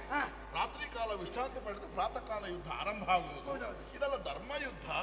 ಈಗ ನಾನು ಕುಳಿತದ್ದು ಯಾಕೆ ಅನ್ನುವುದನ್ನು ಕೇಳಿ ಬರುವುದಕ್ಕಲ್ವಲ್ಲ ಗುರುಗಳು ಹೇಳಿದ್ದು. ಇಲ್ಲ ಇಲ್ಲ ಇಲ್ಲ, ನಾನೆನಿಸುದು ನೀವು ಆಲಸ್ಯದಿಂದಲೇ ಇದ್ದೀರಾ ಅಂತ. ಅಲ್ಲ, ದ್ರೋಣಾಚಾರ್ಯರ ಶಿಷ್ಯ. ಹೌದು, ಧರ್ಮ ಜನ ಸಹೋದರ. ಮತ್ತೆ ಆಲಸ್ಯ ಎಲ್ಲಿಂದ? ಅಂತವರಿಗೆ ಆಲಸ್ಯ ಬರ್ಲಿಕ್ಕಿಲ್ಲ. ಮತ್ತೆ ಇದು ನಮಗೆ ಯಾರೋ ಏನೋ ಕೊಡ್ತಾರೆ ಅನ್ನುವುದಕ್ಕಾಗಿ ಇಲ್ಲಿ ಕೆಲಸ ಮಾಡುವುದಲ್ಲ. ಇದು ನಮ್ಮ ಜೀವನ್ಮರಣದ ಹೋರಾಟ. ಹಾಗಾಗಿ ಆಲಸ್ಯದ ಪ್ರಶ್ನೆಯೇ ಇಲ್ಲ ಇಲ್ಲ.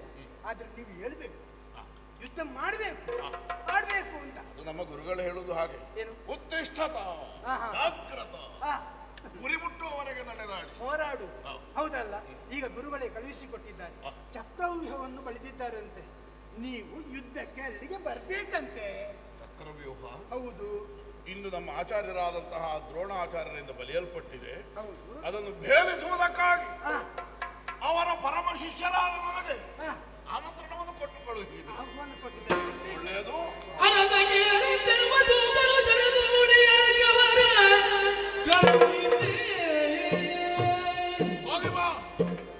ದುರಗೆ ತೆರಳು ಯಾವ ದೆಸೆಗೆನುತ್ತೆನ್ನುತ್ತಾಯ,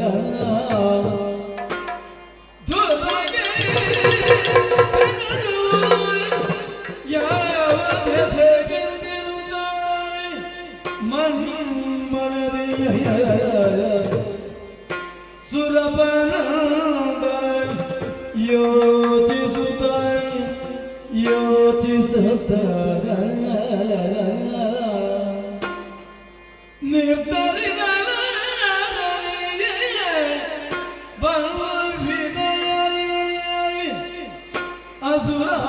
ಅಸುರಾಂತಗಂದ ಭಕ್ತಿಯಿಂದ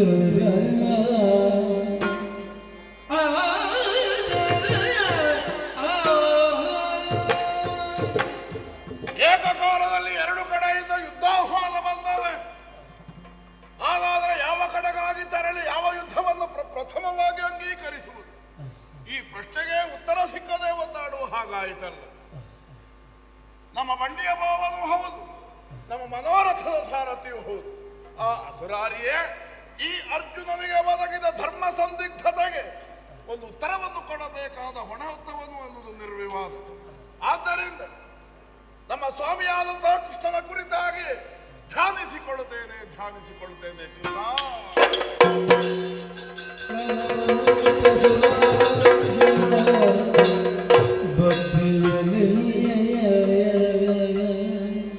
ಅರ್ಜುನ, ಸ್ವಾಮಿಯ 12 ದಿನಗಳ ಯುದ್ಧ ಕಳೆದಿದೆ. 13ನೇ ಯುದ್ಧಕ್ಕೆ ನೋಡು, ನಮ್ಮ ಸೇನೆ ಸಿದ್ಧವಾಗುತ್ತಾ ಇದೆ. ರಥವನ್ನು ಸಜ್ಜುಗೊಳಿಸುತ್ತಾ ಇದ್ದೇನೆ. ಮಧ್ಯ ನನ್ನ ಸ್ತುತಿ ಮಾಡುತ್ತಾ ಇದ್ದೀಯಲ್ಲ.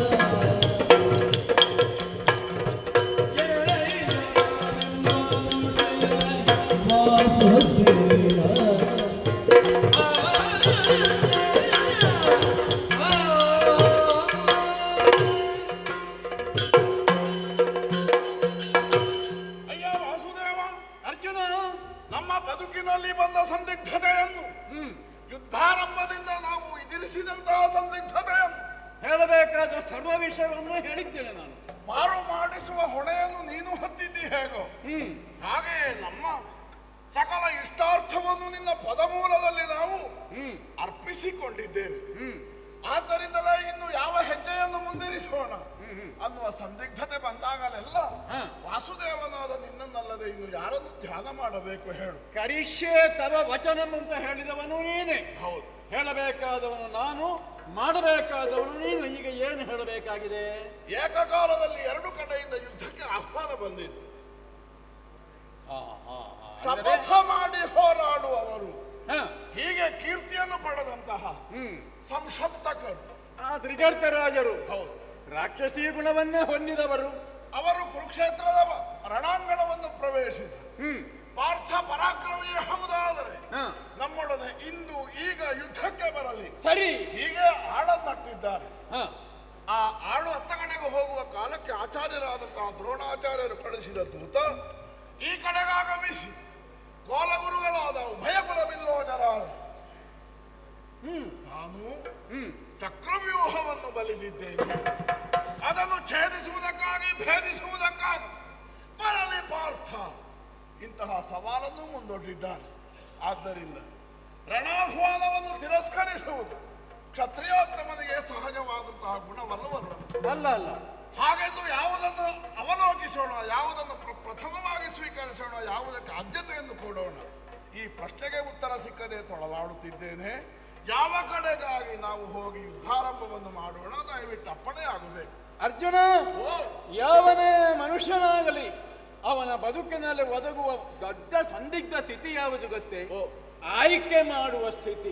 ಅದು ಇದು ಅದು ಅಂತ ಯೋಚನೆ ಮಾಡಬೇಕಾಗಿದೆ. ಇದು ಹೇಗಿದ್ದರೂ ಯುದ್ಧ ಪ್ರಸಕ್ತಿಯ ಸಂದರ್ಭ. ಯುದ್ಧವೆಂದರೆ ಯುದ್ಧ ಮಂತ್ರ, ಯುದ್ಧ ತಂತ್ರ, ಆಮೇಲೆ ಯುದ್ಧ ಯಂತ್ರ ಎಲ್ಲರೂ ಸಮುಚ್ಚಯಗೊಂಡು ಹೋರಾಟ ಮಾಡುವಂತಹ ಒಂದು ಸಂದಿಗ್ಧದ ಸ್ಥಿತಿ ಅದು. ಯೋಚನೆ ಮಾಡಬೇಕಾಗಿದೆ, ಯೋಚನೆ ಮಾಡಬೇಕಾಗಿದೆ. ನೀನು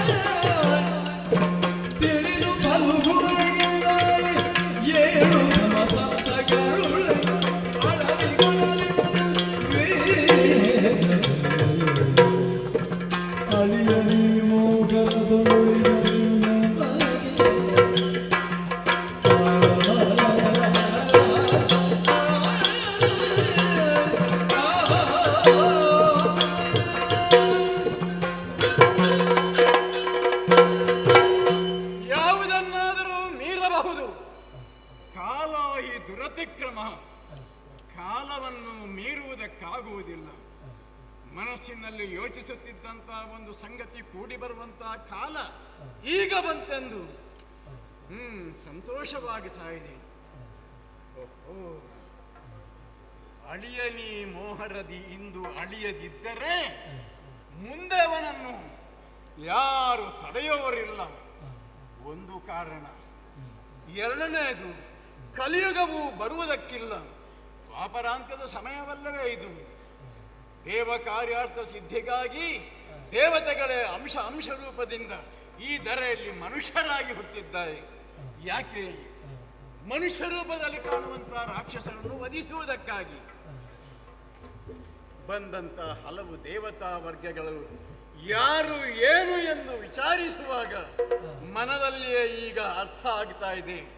ಭೂತಕಾಲ, ವರ್ತಮಾನ ಕಾಲ, ಭವಿಷ್ಯತ್ ಕಾಲ, ತ್ರಿಕಾಲಜ್ಞಾನಿಯಾಗಿ ನಾನು ಶಕ್ತಿಯನ್ನು ನನ್ನ ಮನಸ್ಸಿನಲ್ಲಿಯೇ ತುಂಬಿಕೊಂಡು ಯೋಚನೆ ಮಾಡಿದರೆ ಚಂದ್ರನ ಮಗನಾದಂಥ ವರ್ಚಸ್ಸು ಅಭಿಮನ್ಯುವಾಗಿ ಜನಿಸಿದ್ದಾನೆ.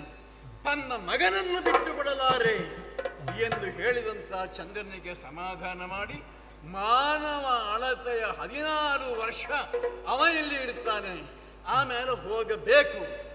ಹೋಗದೇ ಇದ್ದರೆ ದೇವಾಂಶ ಸಂಭೂತನಾದಂತಹ ಆ ವರ್ಚಸ್ಸು ಅರ್ಥಾತ್ ಅಭಿಮನ್ಯು ಇನ್ನು ಉಳಿದಂತಾದರೆ ಈಗಾಗಲೇ ಅವನ ಪ್ರಖರ ಪರಾಕ್ರಮ ಎಷ್ಟು ಅಂತ ನಾವು ಕುರುಕ್ಷೇತ್ರದಲ್ಲಿ ನೋಡಿಯಾಗಿದೆ.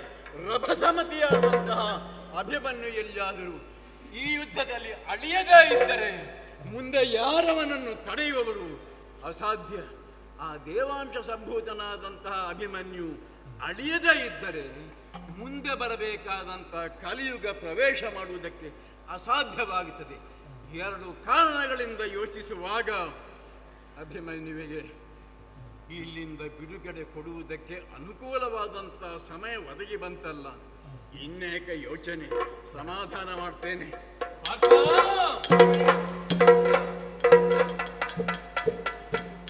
ಚಿಂತೆ ಮಾಡಬೇಡ. ನೀನು ಮಾಡಬೇಕಾದಂತಹ ಚಿಂತೆಯನ್ನು ದೂರೀಕರಿಸುವುದಕ್ಕೆ ನಾನು ಚಿಂತನೆ ಮಾಡಿದ್ದೇನೆ. ಇಚಬಾ, ನಿನಗೆ ಮೊದಲು ಆಹ್ವಾನ ಬಂದುದು ಯಾರಿಂದ? ಸಂಶಪ್ತಕರ ಕಡೆ. ಸರಿ, ಅವರೊಳಗೆ ನಾವು ಹೋಗೋಣ ಯುದ್ಧಕ್ಕಾಗಿ ಎಂದು. ಚಕ್ರವ್ಯೂಹ.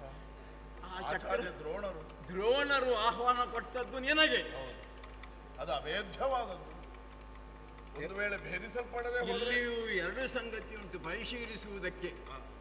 ಅರ್ಥ, ನಿನಗೆ ಆಹ್ವಾನವನ್ನು ಕೊಟ್ಟಿರುವಾಗ ನೀನೇ ಹೋಗಬೇಕಾದದ್ದು ಮೇಲ್ನೋಟಕ್ಕೆ ಸಮುಚಿತವಾದುದು. ಆದರೆ ಈಗ ಸಣ್ಣ ಅಸಾಧ್ಯದ ಸ್ಥಿತಿ ಇರುವುದರಿಂದ ನಿನ್ನ ಪ್ರಾತಿನಿಧ್ಯವನ್ನು ಹೊಂದಿರುವ ಆತ್ಮಾಮಯ ಪುತ್ರ ನಾಮಾಸಿ ನಿನ್ನ ಮಗ ಅಭಿಮನ್ಯು ಇದ್ದಾನೆ. ಅಭೇದ್ಯವಾದುದು. ಕೆಲವರಿಗದು ಭೇದ್ಯವಾದುದೇ ಇದೆ. ನಿನ್ನ ಮಗನ ಪರಾಕ್ರಮದ ಪರಿಯನ್ನು ಇಷ್ಟು ದಿವಸ ನಾವು ನೋಡ್ಲಿಲ್ವೋ?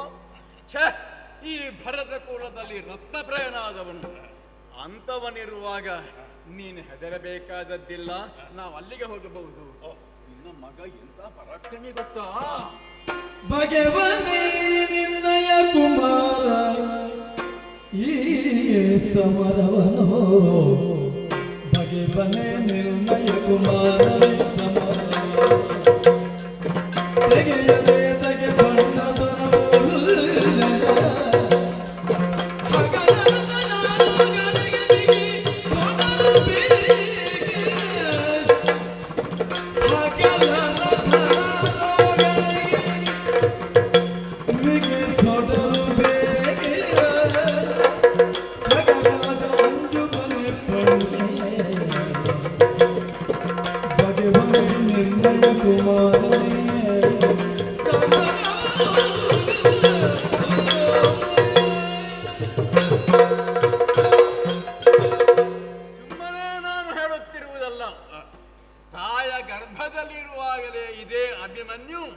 ಯುದ್ಧ ಸಂಬಂಧಿಯಾದಂತಹ ವಿಷಯದ ಬಗ್ಗೆ ತೀವ್ರ ಕುತೂಹಲವನ್ನು ತಾಳಿ ಯುದ್ಧದ ಕೆಲವು ವ್ಯೂಹಗಳ ವಿವರಣೆಯನ್ನು ಹೇಳುವಾಗ ಒಳಗಿಂದ ಹೂ ಹೂ ಹೂ ಕೂಗುತ್ತಿದ್ದು ಗೊತ್ತಾ ನಿನಗೆ?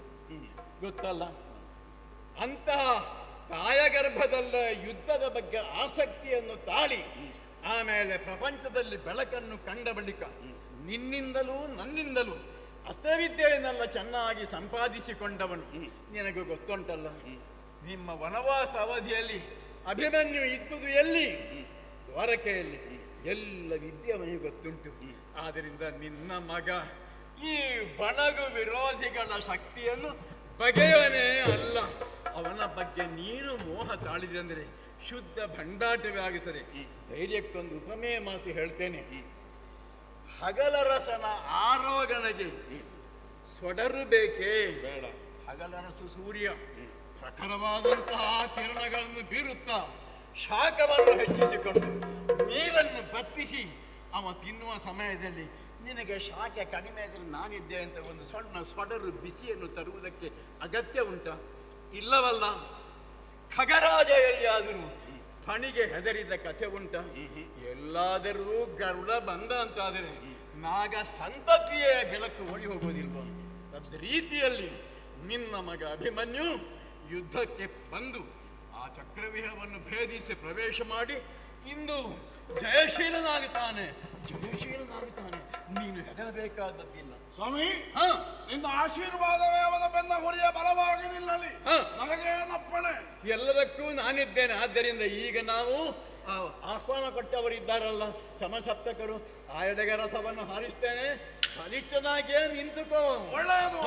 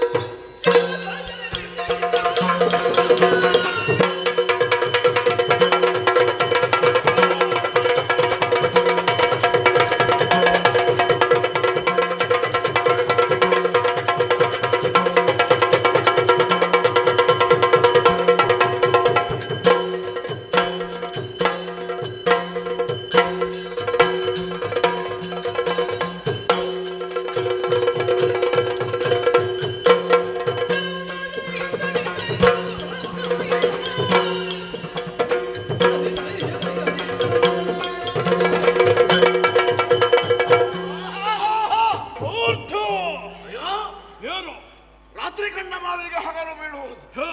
ಹೀಗೊಂದು ಸುಳ್ಳು ನುಡಿ ಉಂಟು ಪ್ರಪಂಚದಲ್ಲಿ. ನಿಮ್ಮ ಅಯ್ಯಂದಿರನ್ನು ಹಿಂದೆ ಮುಂದೆ ಆಲೋಚಿಸದೆ ಹಣೆಯ ಬೆವರನ್ನು ಬರೆಸಿಕೊಳ್ಳದೆ ಕೊಂದು ಕಡಹಿದಂತಹ ತ್ರಿಲೋಕ ವಿಜಯಿಯಾದ ಪಾರ್ಥ ನನ್ನೊಡನೆ ಹೋರುವ ಸಾಮರ್ಥ್ಯವನ್ನು ಉಂಟಾ ಇಲ್ಲವೋ ಅನ್ನೋ ಹಾಗೆ ಅನ್ವೇಷಿಸದೆ ಯುದ್ಧಕ್ಕಾಗಿ ಆಗಮಿಸಿದ್ದೀಯಲ್ಲ. ನಿನ್ನನ್ನು ಯುದ್ಧಕ್ಕೆ ಆಹ್ವಾನಿಸಿದ್ದು ನಾನೇ. ನಿಮಗೆ ಕೀರ್ತಿ ಉಂಟು. ಶಪಥ ಮಾಡಿ ಹೋರಾಟಕ್ಕೆ ಹೋಗುವವರು ಇರಬಹುದು. ಆದರೆ ಬಂದದ್ದು ಅರ್ಜುನನೊಡನೆ ಹೋರಾಡುವುದಕ್ಕಾಗಿ. ಸತ್ತೇ ಹೋಗುವುದು ಅಂತ ಶಪಥ ಮಾಡಿ ಬಂದದ್ದಾದರೆ ಯುದ್ಧಕ್ಕೆ ನಿಲ್ಲು. ಅಲ್ಲದೆ ಇದ್ದರೆ ಹಿಂದೆ ಹೋಗು.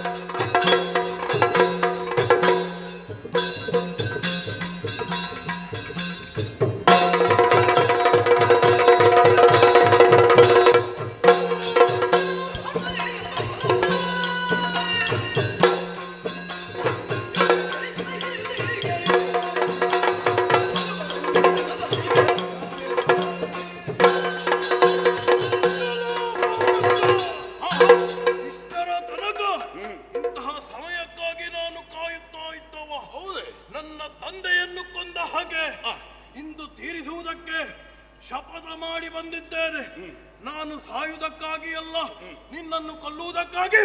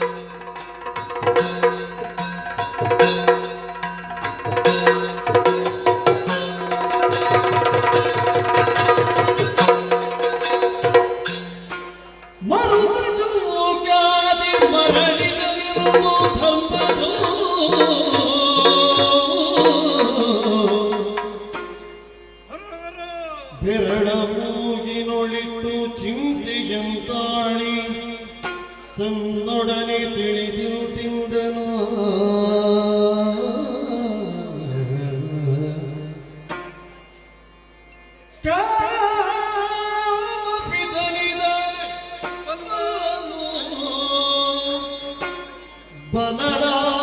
ಬಲರಾಮನರಿವನು ಪಾತ್ರ ತಿಳಿವನು.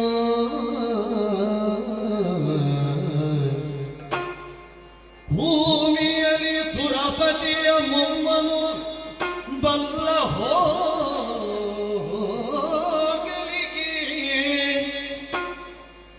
ಕ್ಷೇಮದಲ್ಲಿ ಬರಲರಿಯನವನು. ಅವನೀ ಸೀಮೆಯಲ್ಲಿ ನಿಕ್ಕವರ ಕಾಣೆ, ಅವನೀ ಸೀಮೆಯಲ್ಲಿ ಮಿಕ್ಕವರ ಕಾಣೆ. ಮಹಾದೇವ ಏನೊಂದ ಚಿಂತಿಸುತ್ತಿದ್ದ.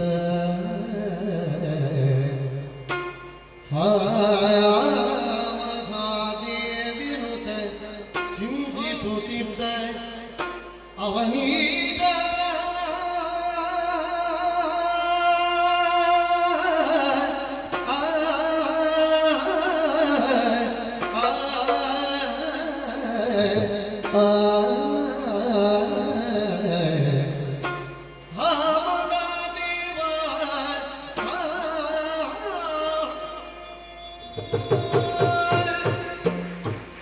ಹರಹರ. ಜೀವನದಲ್ಲಿ ಎಲ್ಲಾ ದಿವಸಗಳನ್ನು ನೆನಪಿನಲ್ಲಿಟ್ಟುಕೊಳ್ಳುವುದು ಕಷ್ಟ ಸಾಧ್ಯ. ಆದ್ರೆ ಈ ಯುಧಿಷ್ಠಿರನ ಪಾಲಿಗೆ ಎಲ್ಲವೂ ನೆನಪಾಗಿಯೇ ಉಳಿಯುವಂತಹ ದಿವಸವಾಗಿ ಹೋಯಿತಲ್ಲ. ಭಾರತ ಯುದ್ಧದಲ್ಲಿ 12 ದಿವಸಗಳನ್ನು ಕಳೆದಿದ್ದೇವೆ. ಬಹಳ ಒಳ್ಳೆಯ ಹೆಸರುಂಟ ನಮಗೆ? ಏನು ಇಲ್ಲ. 13ನೇ ದಿವಸದ ಯುದ್ಧ. ಯುಧಿಷ್ಠಿರ, ನಿನ್ನ ಪಾಳೆಯದಿಂದ ಯಾರನ್ನು ಕಳುಹಿಸುವೆ ಎಂಬ ಹಾಗೆ ಹುಪ್ಪೇರಿಸಿ ಕೆಲವರು ನೋಡುವವರಿದ್ದಾರೆ. ಏನು ಮಾಡೋಣ? ಅದು ಶತ್ರು ಪಾಳೆಯದಲ್ಲಿ ನೋಡಿದ್ರೆ ಶಾಪಾದಪಿ ಶರಾದಪಿ ಆ ದ್ರೋಣಾಚಾರ್ಯರು ಬಲಿದಂತಹ ಚಕ್ರವ್ಯೂಹ ಅದನ್ನು ಭೇದಿಸುವುದಕ್ಕೆ ನಮ್ಮಲ್ಲಿ ಇದ್ದಾರೆ. ಪರಮಾತ್ಮನಿದ್ದಾನೆ. ಶ್ರೀಕೃಷ್ಣ ಪರಮಾತ್ಮ ಬಲ್ಲ. ಅವರ ಅಣ್ಣ ಬಲರಾಮ ವಿರೋಧ ಪಕ್ಷದಲ್ಲಿದ್ದಾನೆ. ಏನು ಮಾಡೋಣ? ವಿರೋಧ ಪಕ್ಷದಲ್ಲಿದ್ದವನು ನಮಗೆ ವಿರೋಧಿಯೇ ಹೌದು. ಹಾಗೆಂದು ಪಾರ್ಥ ಬಲ್ಲ. ಪಾರ್ಥನು ಕೃಷ್ಣರು ಯುದ್ಧಕ್ಕಾಗಿ ತೆರಳಿದವರಿದ್ದಾರೆ. ಹಾಗಾದ್ರೆ ಈ ವ್ಯೂಹವನ್ನು ಭೇದಿಸಿ ನಮಗೆ ಜಯವನ್ನು ತಂದುಕೊಡುವವರು ಯಾರಿದ್ದಾರೆ? ಭೇದಿಸುವುದಕ್ಕೆ ಬಲ್ಲ ಪಾರ್ಥನ ಮಗ ಇಂದ್ರನ ಮೊಮ್ಮಗ ಅಭಿಮನ್ಯು. ಒಳ ಹೋಗುವುದಕ್ಕೆ ಸಾಧ್ಯ ಉಂಟವನಿಗೆ ಪುನರಪಿ ಹಿಂದರತಿರುಗಿ ಬರುವನೇ? ಇದು ಸಂಶಯದ ಗೂಡಾಗಿ ಹೋಗಿದೆ. ಏನು ಮಾಡೋಣ? ಈ ಜಗದಲ್ಲಿ ಈ ಚಕ್ರವ್ಯೂಹವನ್ನು ಭೇದಿಸುವುದಕ್ಕೆ ನಾನು ಯಾರನ್ನು ಕಳುಹಿಸಲಿ?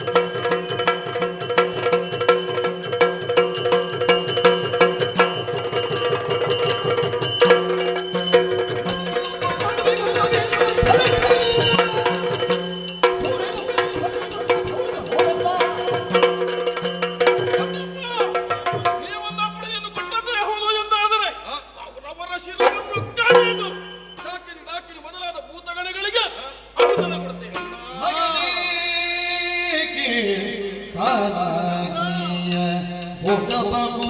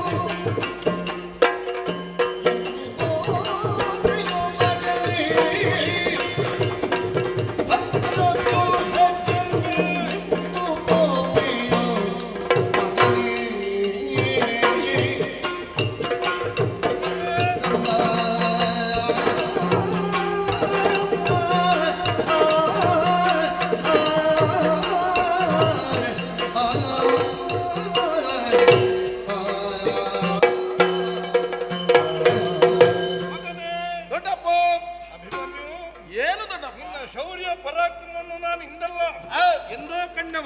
ಓಹೋ, ಆದ್ರೆ ಏನು ಇದು ಸಾಮಾನ್ಯವಾದಂತಹ ವ್ಯೂಹವಲ್ವಪ್ಪ.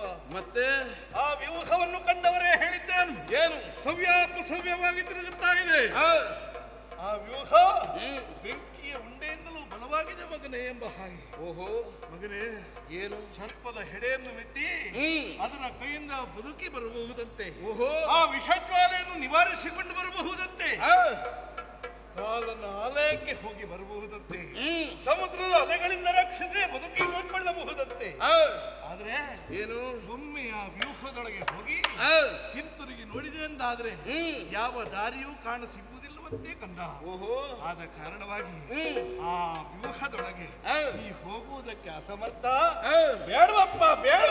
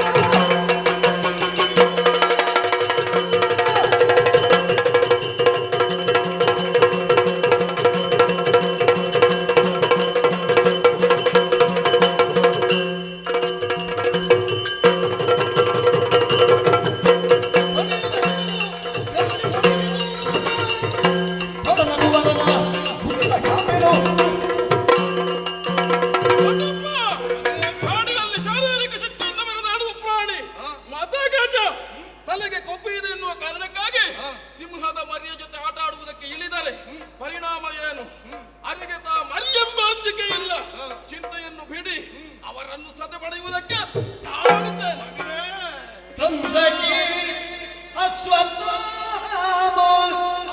ಗುರು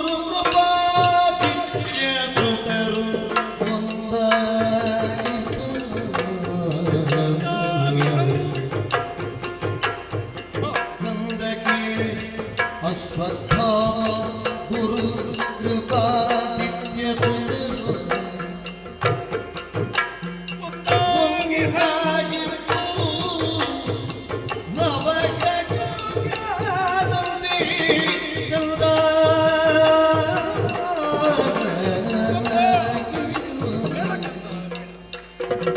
ಇಂದು ಧರಣಿ ಕೊಳಪೊಪ್ಪು ಜೀವಿಸ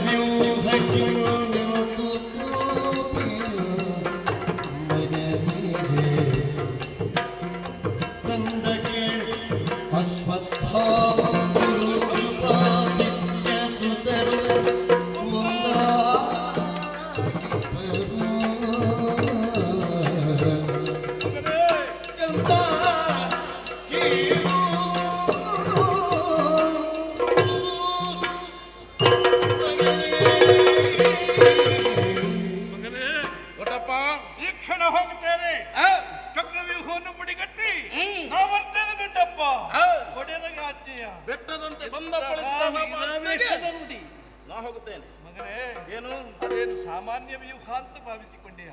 ಅಂದ್ರೆ ಬ್ರಾಹ್ಮಣರು ಬಂದಂತಹ ವ್ಯೂಹ. ಬ್ರಾಹ್ಮಣರ ತಲೆ ಸ್ವಲ್ಪ ಸಣ್ಣ ಮಟ್ಟಿದ್ದಲ್ಲ, ಮತ್ತೆ ಅದು ತುಪ್ಪದಿಂದ ಬೆಳೆದಂತಹ ತಲೆ.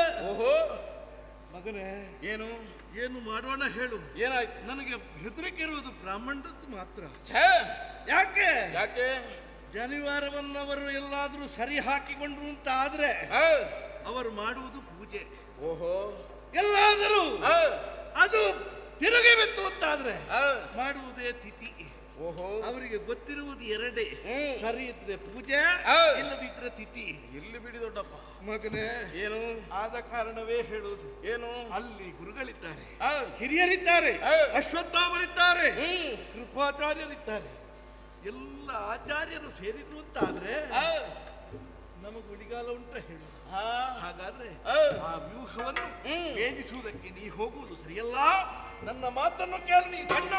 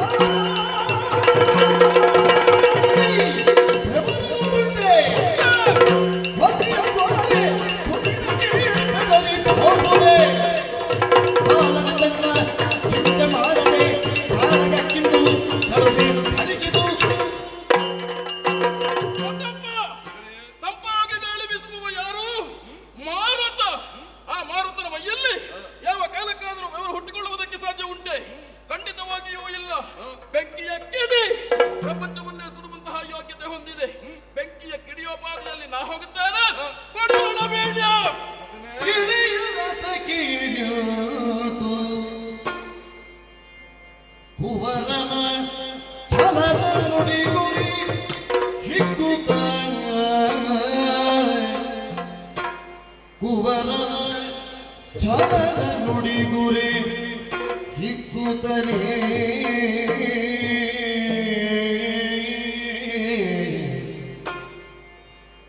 ಬಿಂಬಲಗಿ ಮೋಗರ ತೆಗಿದ ಬಗೆಯು ಬಿಂಬಲಗಿ ಮೋಗರ ತೆಗಿದ ಬಗೆಯು ಎಂದಾಗಿ ಬೀಳೆಯವ ಅಭಿಮನ್ಯು ವೀರನ ಕಳುಗೆ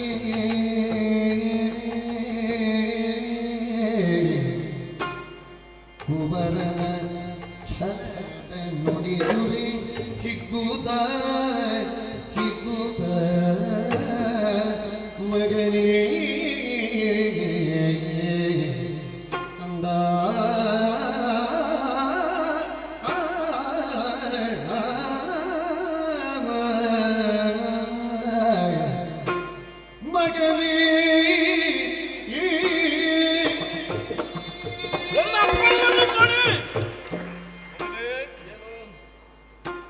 ಜೀವನದಲ್ಲಿ ಹುಟ್ಟಿದ್ರೆ ನಿನ್ನಂತಹ ಮಕ್ಕಳು ಹುಟ್ಟಬೇಕು ಎನ್ನುವುದು ಒಳ್ಳೆ ತಂದೆ ತಾಯಿಯಾದವನ ಲಕ್ಷಣ. ಹೀಗೆಂಬುದಾಗಿ ಆಲೋಚನೆಯನ್ನು ಮಾಡಿ ಅಂತಾದ್ರೆ ನಿನ್ನನ್ನು ಪಡೆದಂತಹ ಭಾರತ ದಂಪತಿಗಳೇ ಶ್ರೇಷ್ಠರು ಮಗನೇ. ಓಹೋ ಕಂದ, ಏನು ದೊಡ್ಡಪ್ಪ, ನಿನ್ನನ್ನು ಮಗ ಮಗ ಎಂಬುದಾಗಿ ಎತ್ತಿಯಾಡಿಸಿದ್ರಲ್ಲ, ಅವರೆಲ್ಲ ಸಂಪ್ರೀತಿಯಿಂದಲೇ ಬದುಕಬೇಕು ಮಗನೇ. ಆಹಾ, ಬದುಕುವಂತೆ ನೀನು ಮಾಡಬೇಕು. ಖಂಡಿತ. ಇದು ಯಾರನ್ನು ನಂಬಿ ಇಂತಹ ಮಾತುಗಳನ್ನು ಆಡಿ ನನ್ನನ್ನು ಧೈರ್ಯಶಾಲಿಯನ್ನಾಗಿಸಿ ಮುಂದೊತ್ತಿ ಹೋಗುತ್ತೀಯೋ ನನಗಂತೂ ಅರ್ಥವಾಗುವುದಿಲ್ಲ. ಚಿಂತೆ ಮಾಡಬೇಕಾದ ಅಗತ್ಯವೇ ಇಲ್ಲ. ಏನು ನಾವು ನಂಬಿದಂತಹ ದೈವ ದೇವರುಗಳು ನಿನ್ನ ಪಾಲಿಗೆ ಜಯವನ್ನು ತಂದೊದಗಿಸಲಿ. ಇದೋ ಕರ್ಪೂರದ ವೀಳ್ಯವನ್ನು ಎತ್ತಾ ಇದ್ದೇನೆ. ಹೇಗೆ ದೊಡ್ಡಮ್ಮ ಅವರಿಂದ ವೀಳ್ಯವನ್ನು ಪಡೆದಾಯಿತು. ಇನ್ನು ತಡಮಾಡುವುದಲ್ಲ, ಆದಷ್ಟು ಬೇಗ ರಣಕ್ಷೇತ್ರವನ್ನು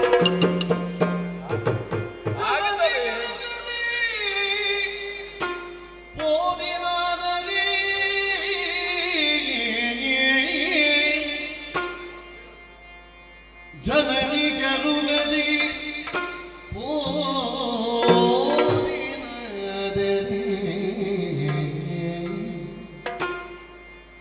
ನೆನೆದು ಮರುಗುವಳು ಆ ಜನನಿ ನೆನೆದು ಮರುಗುವಳು ಆ ಜನನಿ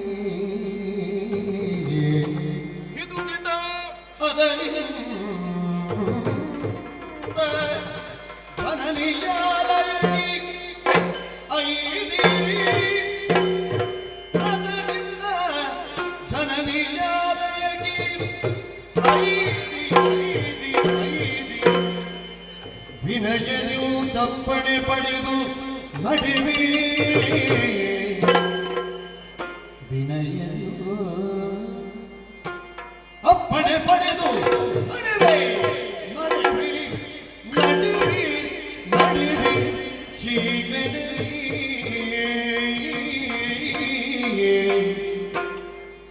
ಜನನಿಗರುಗದೆ ಕೋದೆನಾದರೆ ನೆನೆದು ನೆನೆದು ನೆನೆದು ಮರುಗುಳು ಆ ಜನನಿ ಆ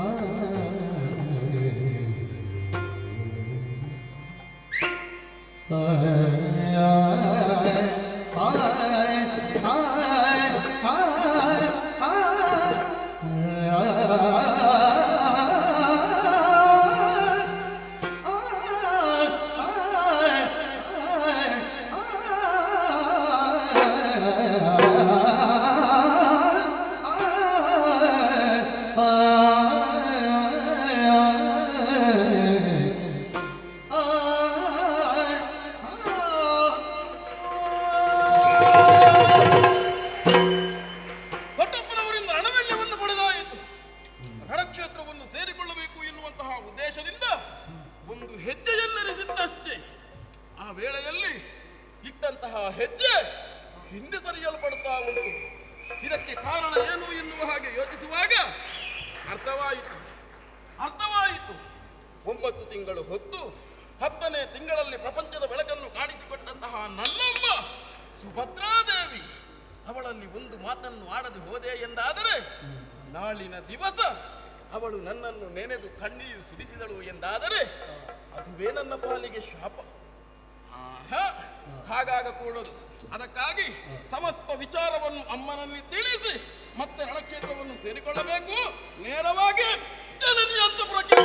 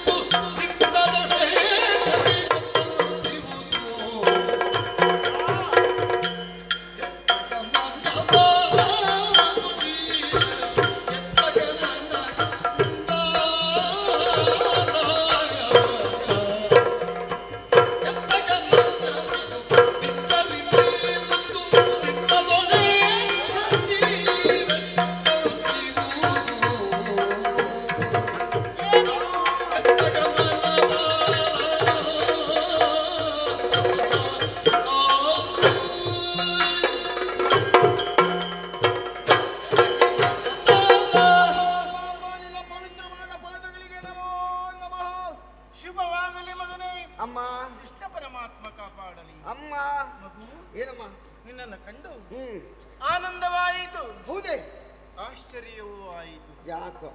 ಏನನ್ನೋ ನಾನು ಯೋಚನೆ ಮಾಡುತ್ತಿರುವಾಗ ಇದ್ದಕ್ಕಿದ್ದ ಹಾಗೆ ನಿನ್ನ ಪ್ರವೇಶ ಮತ್ತೆ ಮಿಂಚಿನ ಸಂಚಾರವಾದದ್ದೇ ಈಗ. ಹಾಗಾಯ್ತಾ? ನಿನ್ನ ಪ್ರವೇಶವೇ ಹಾಗಲ್ವೇ ಕುಮಾರ? ಏನಮ್ಮ? ಆದರೆ ಗಮನಿಸುತ್ತಾ ಇದ್ದೇನೆ. ಏನು ತಾಯಿ? ನಿನ್ನ ಗಮನ ನಡಿಗೆ ಈ ಕಡೆಗೆ ಆದರೂ ಚಿತ್ತದ ಗಮನ ಎನ್ನುವುದು ಈ ಕಡೆಗೆ ಇಲ್ಲ.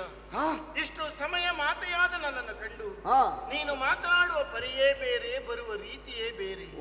ನಿನ್ನ ಗಮನ ಯಾವ ಕಡೆ? ಸುಶೀಲ, ಒಳ್ಳೆಯ ಗುಣವಂತ ತಾನೇ ನೀನು. ಹೌದು. ಮುದ್ದು ಏನಮ್ಮ? ನನ್ನ ಕುಮಾರ, ಹೇಳು ಮಗನೇ, ಎತ್ತ ಗಮನ? ಇಲ್ಲಿ ನೋಡಮ್ಮ. ಕರದೊಳಗಾಯುಧವ ಹರಿದುತ ಫಲದುಳು ಪೊರೆಯಿರುವ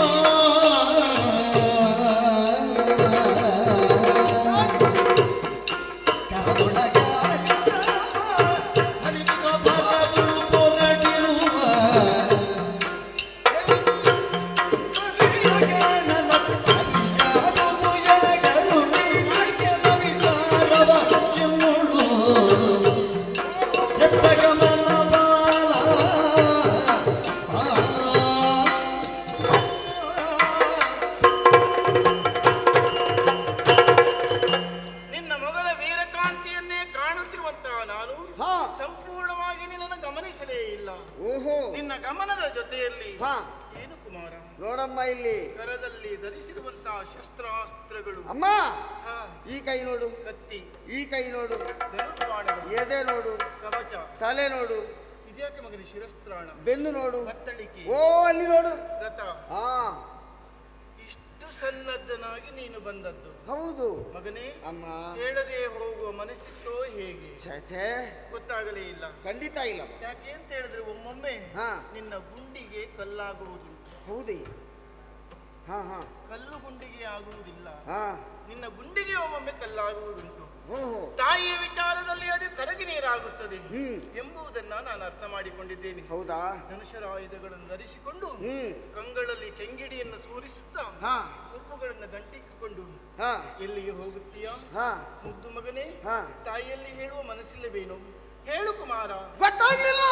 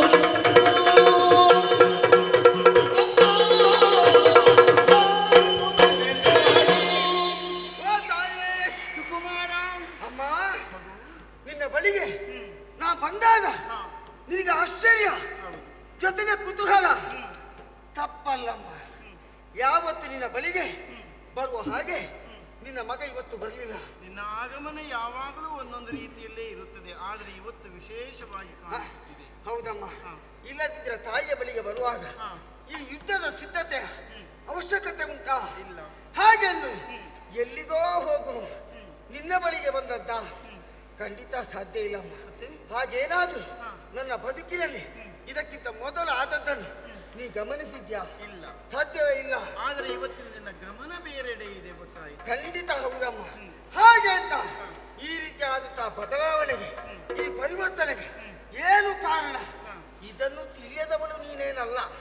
ಅಂದ್ರೆ ಸಾಮಾನ್ಯ ಹೆಣ್ಣು ಮಕ್ಕಳ ಹಾಗೆ 4 ಗೋಡೆಗಳ ಮಧ್ಯದಲ್ಲಿ ಬದುಕನ್ನು ಸಾಗಿಸುವಳು ನನ್ನಮ್ಮ ಅಲ್ಲ ಎನ್ನುವ ಸತ್ಯದ ಅರಿವು ನನಗಿದೆ ಅಮ್ಮ. ಅಮ್ಮ, ಯಾಕೆ ಈ ಸಿದ್ಧತೆ? ನಿನಗೆ ಗೊತ್ತಿದೆ ಅಮ್ಮ, ನಿನಗೆ ಗೊತ್ತಮ್ಮ. ಆದರೂ ನೀನು ಹೇಳಲೇಬೇಕು ಅಮ್ಮ. ಕೌರವರಿಗೂ ಪಾಂಡವರಿಗೂ ಯುದ್ಧ ಪ್ರಾರಂಭವಾಗಿ ಇಂದಿಗೆ ಎಷ್ಟು ದಿವಸದ ಯುದ್ಧ ಮುಗಿದು ಹೋಯಿತು? 12 ದಿವಸದ ಯುದ್ಧ ಮುಗಿದಿದೆ. ಇನ್ನು ಪ್ರಾರಂಭವಾಗುವುದು 13ನೇ ದಿವಸದ ಯುದ್ಧ. ಅದೊಂದು ಕೇಳುವುದಕ್ಕೆ ಮನಸ್ಸಿಲ್ಲ. ಆದ್ರೆ ಇಲ್ಲಿಯವರೆಗೆ ಯಾರಿಗೆ ಜಯ ಯಾರಿಗೆ ಅಪಜಯ ಇನ್ನೂ ನಿರ್ಧಾರವಾಗಲಿಲ್ಲ. ಅಷ್ಟು ಹೊತ್ತಿಗೆ ಅವ ಇದ್ದಾನಲ್ಲ, ಅವ ಕೌರವ ಗುರುಗಳಾದ ದ್ರೋಣಾಚಾರ್ಯರನ್ನು ಬಳಿಗೆ ಕರೆದ, ವಿಚಾರ ವಿನಿಮಯ ಮಾಡಿದ. ಅದರ ಪ್ರತೀಕ ಅವರು ಏನ್ ಮಾಡಿದ್ದಾರೆ ಗೊತ್ತಾ?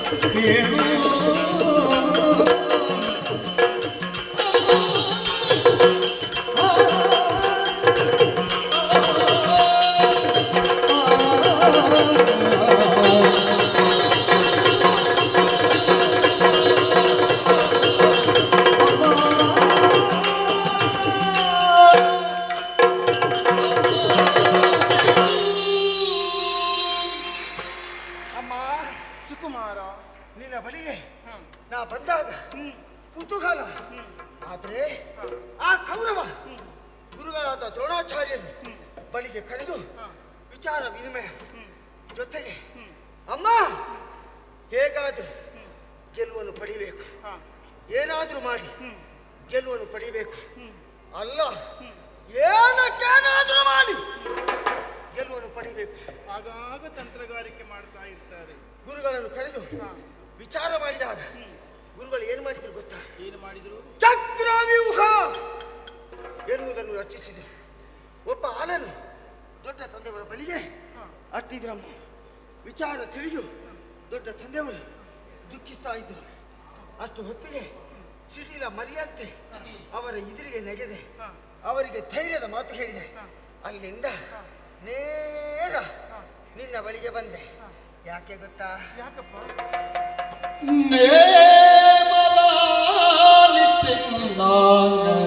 ಕಳುಗು ಸಂಪ್ರೀತಿಯೋ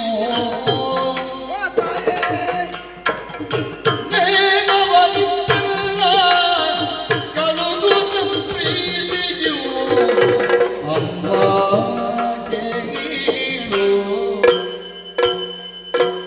ಎನ್ನ ಕಾಮಜನಕ ಸಾಮದಿಂದ ರಕ್ಷಿಸೆ ನಿರನು ಅಮ್ಮಗೀಡು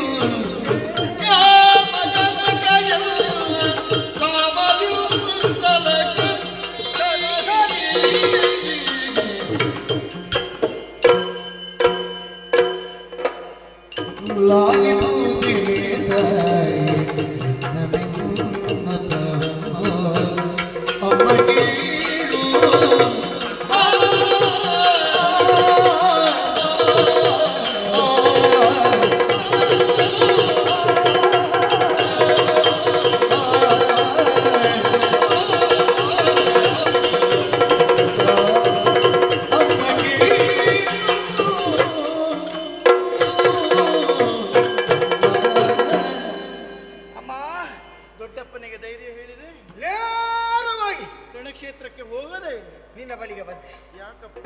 ಅಮ್ಮ ನೇಮವನಿತ್ತು ಎನ್ನ ಆ ಕಾಮ ಜನಕ ರಕ್ಷಿಸಲಿ ಎಂಬುದಾಗಿ. ಅಮ್ಮ ಅಮ್ಮ ಹೇಳು ಮಗನೇ. ಒಂದು ಆಶೀರ್ವಾದ ಮಾಡಮ್ಮ.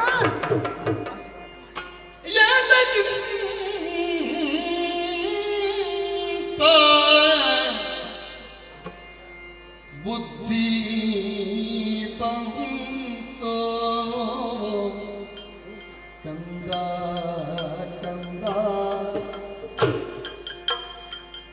ಕೇತಕ್ಕಿಂತ ಬುದ್ಧಿ ಬಂತೋ ಕಂದ ಕಂದ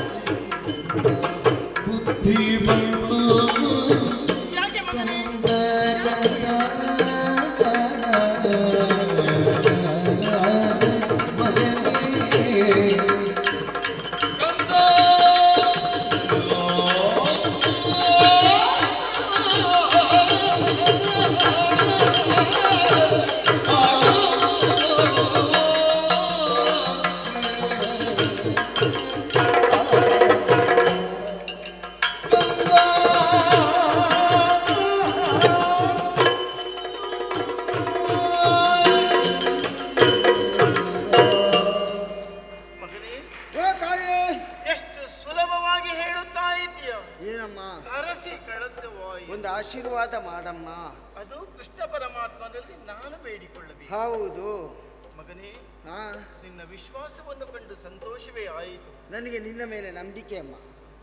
ಹೌದು ಮಗನೇ, ಹಾ, ಮಾತೆಯ ಮೇಲೆ ಮಕ್ಕಳಾದವರಿಗೆ ನಂಬಿಕೆ ಇರುತ್ತದೆ. ಮಾತೆಯನ್ನೇ ದೇವರು ಎಂದು ತಿಳಿದುಕೊಂಡಿರುತ್ತಾರೆ. ಮತ್ತೆ ನಿನ್ನ ಮಾತೆ ದೇವರನ್ನು ಹಾ ಅಣ್ಣನನ್ನಾಗಿ ಪಡೆದುಕೊಂಡಿದ್ದಾಳೆ. ಹಾ ಮಗು, ಏನಮ್ಮ? ಆದರೆ ಬುದ್ಧಿ ಎನ್ನುವುದು ಎಲ್ಲರಿಗೂ ಇರುತ್ತದೆ. ಇರ್ಬೇಕಲ್ಲ. ನಿನಗೆ ಕಡಿಮೆ ಎಂದು ನಾನು ಹೇಳುತ್ತಾ ಇಲ್ಲ, ಹೆಚ್ಚು ಅಂತ ಹೇಳಮ್ಮ. ಇವತ್ತು ಹೆಚ್ಚು ಬಂದಿದೆ ಅಂತ ತಿಳಿಸುತ್ತಾ ಇಲ್ಲ. ಮತ್ತೆ ನಿನ್ನ ಮಗ ಅಲ್ವ ನಾನು. ಯಾಕೆ ಈ ಬುದ್ಧಿ ಬಂತೋ ನನಗೆ ಅರ್ಥವಾಗುತ್ತಾ ಇಲ್ಲ. ಹಾ, ಹಾಗಲ್ಲಮ್ಮ. ಅದು ಮಗು, ಮಗನೇ, ನಿನಗೆ ಈ ಬುದ್ಧಿಯೂ ಬಂತ? ಹಾಗೆ ಕೇಳಬೇಕು. ಇಲ್ಲ, ಇವತ್ತು ಹಾಗ ಕೇಳುವ ವಿಷಯವೇ ಇಲ್ಲ. ಯಾಕೆ? ಯಾಕೆ ಬಲ್ಲಯ್ಯ, ಹಾ, ನೀ ಮಾಡುತ್ತಿರುವಂತಹ ಕಾರ್ಯ ಅಂತಹುದು ಕುಮಾರ. ಅಂದ್ರೆ ಮರಣ ಎನ್ನುವುದು ಈ ಜಗದ ಎಲ್ಲಾ ಜೀವಿಗಳಿಗೂ ಬಂದೇ ಬರುತ್ತದೆ. ಖಂಡಿತ ಅದಕ್ಕೊಂದು ಕಾರಣವೂ ಇರುತ್ತದೆ. ಹಾ ಹಾ, ಆದ್ರೆ ಅದನ್ನೇ ಅರಸಿಕೊಂಡು ಯಾರು ಹೋಗುವುದಿಲ್ಲ. ಹಾ, ಮರಣ ಮೃದಗವನ್ನು ಬಾರಿಸುವ ಮನಸ್ಸು ಯಾರಿಗೂ ಇರುವುದಿಲ್ಲ. ಇಲ್ಲ.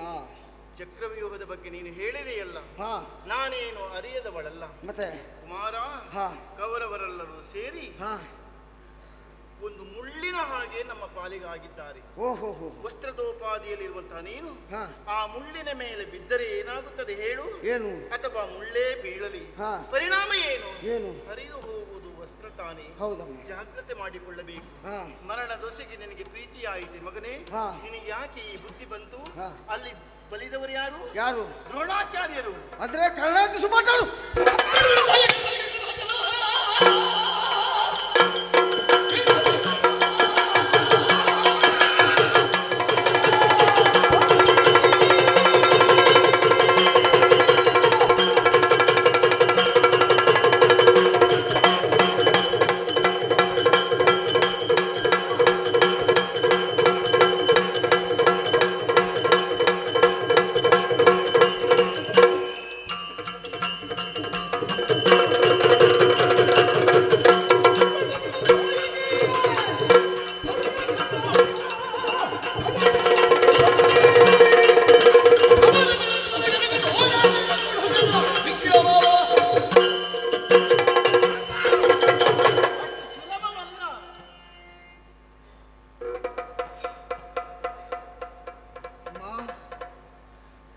ಅಮ್ಮ, ಭಟರಿದ್ದಾರೆ, ಕರುಣಾದಿಗಳಿದ್ದಾರೆ. ನನಗೆ ಜನ್ಮ ಕೊಟ್ಟ ತಾಯಿಯ ಮಾಡಿ, ನಿನ್ನಿಂದ ದೊಡ್ಡ ದೇವರು ಈ ಪ್ರಪಂಚದಲ್ಲಿ ನನಗೆ ಯಾರು ಇಲ್ಲ. ಏನು ಅಂತಹ ತಾಯಿ ನೀನು? ನಿನ್ನ ಬಾಯಿಯಿಂದ ಇಂತಹ ವಾಕ್ಯವನ್ನು ಕೇಳುವುದಕ್ಕೆ ನಿನ್ನ ಮಗ ಅಭಿಮನ್ಯು ಯಾವತ್ತೂ ಇಚ್ಛಿಸುವುದಿಲ್ಲ. ನಿನ್ನ ಜಾಗದಲ್ಲಿ ಬೇರೆ ಯಾರಾದರೂ ನಿಂತು ಈ ಮಾತನಾಡ್ತಿದ್ರೆ ಪರಿಣಾಮವೇ ಬೇರೆ ಆಗ್ತಿದ್ದ. ಜನ್ಮ ಕೊಟ್ಟ ಮಹಾತಾಯಿ ಅಮ್ಮ, ಏನು ಕರುಣಾದಿ ದಡಿಗರಿದ್ದಾರೆ, ಅವರನ್ನು ಸದೆಬಡಿಯುವುದಕ್ಕೆ ಕೇವಲ ಒಂದು ನಿಮಿಷ ಸಾಕು. ಯುದ್ಧವನ್ನು ಏನೆಂದು ಭಾವಿಸಿದ್ದು ನೀನು? ಸರಸವಲ್ಲ ಸಮರ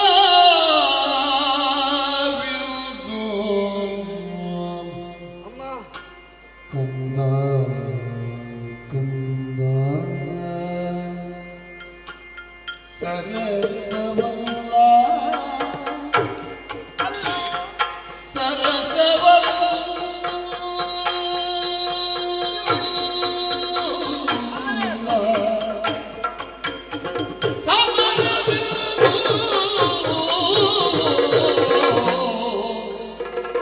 ಕಂದ ಕಂದ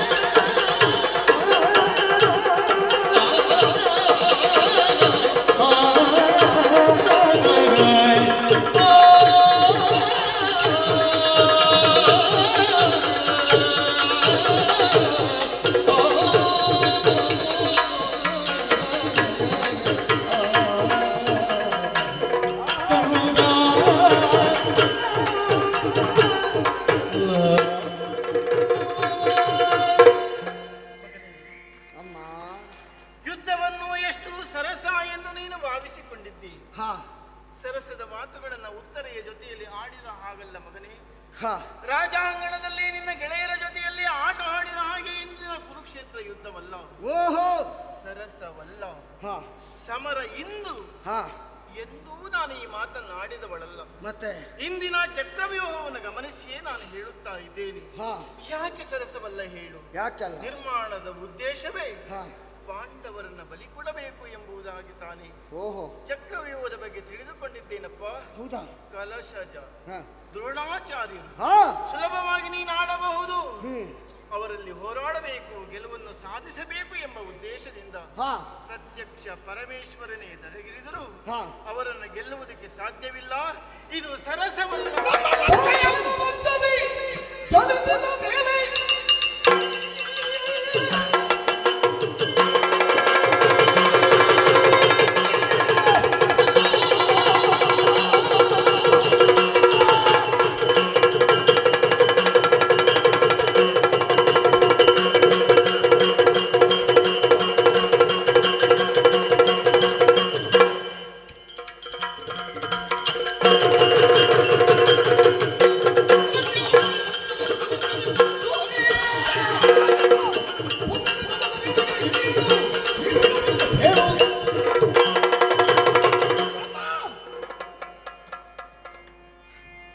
ನಾನು ಹುಟ್ಟಿದ ವಂಶ ಯಾವುದಮ್ಮ?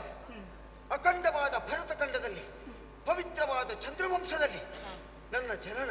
ಹೌದಪ್ಪ. ನಮ್ಮ ಹಿರಿಯವರು ಆಳಿ ಬಾಳಿ ಗಳಿಸಿದ ಉಳಿಸಿದ ಕೀರ್ತಿ ಎನ್ನುವ ಮಕುಟಕ್ಕೆ ಮತ್ತೊಂದು ಗರಿಯನ್ನು ಪೋಣಿಸುವುದಕ್ಕೆ ನಿನ್ನ ಮಗನಿಗೆ ಅವಕಾಶ ಲಭಿಸಿದೆ.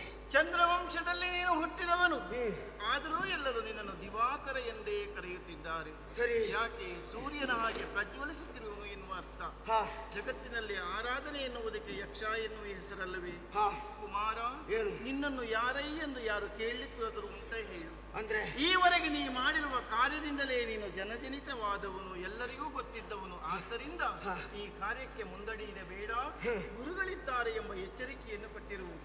ಅಮ್ಮ, ಹಿರಿಯರು ಬಾಳಿ ಗಳಿಸಿದ ಕೀರ್ತಿ ಅದನ್ನು ಉಳಿಸುವಲ್ಲಿ ತದನಂತರದವರು ಶ್ರಮಿಸಬೇಕಾದ್ದು ಆದ್ಯ ಕರ್ತವ್ಯ. ಅಮ್ಮ, ಒಬ್ಬ ವೀರ ಅಭಿಮನ್ಯುವಿಗೆ ಜನ್ಮ ಕೊಟ್ಟಿದ್ಯಮ್ಮ ನೀನು. ನಾಳಿನ ದಿನ ಪ್ರಪಂಚದಲ್ಲಿ ನಿನ್ನನ್ನು ಗುರುತಿಸುವಾಗ ಅಭಿಮನ್ಯುವಿನ ತಾಯಿ ಸುಭದ್ರೆ ಅಂತ ಗುರುತಿಸಬೇಕಮ್ಮ. ಆ ತೆರನಾಗಿ ಇಂದಿನ ರಣದಲ್ಲಿ ಮೆರೆದು ಬರ್ತೇನೆ. ಸಿಕ್ಕಿದ ಅವಕಾಶವನ್ನು ಕೈ ಚೆಲ್ಲಿದೆ ಅಂತಾದ್ರೆ ಮತ್ತೆ ನನ್ನ ಬದುಕಿನಲ್ಲಿ ಈ ಅವಕಾಶ ಬರುವುದಿಲ್ಲ.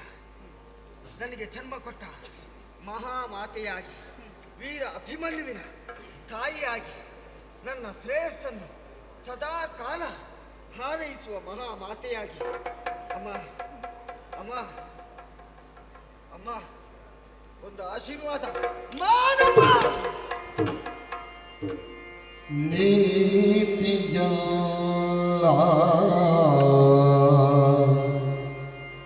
ಕುಮಾರ, ನೀತಿಯಲ್ಲ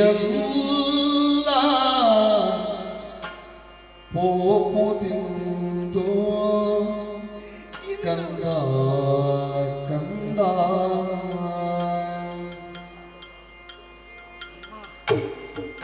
ಮಗನಿ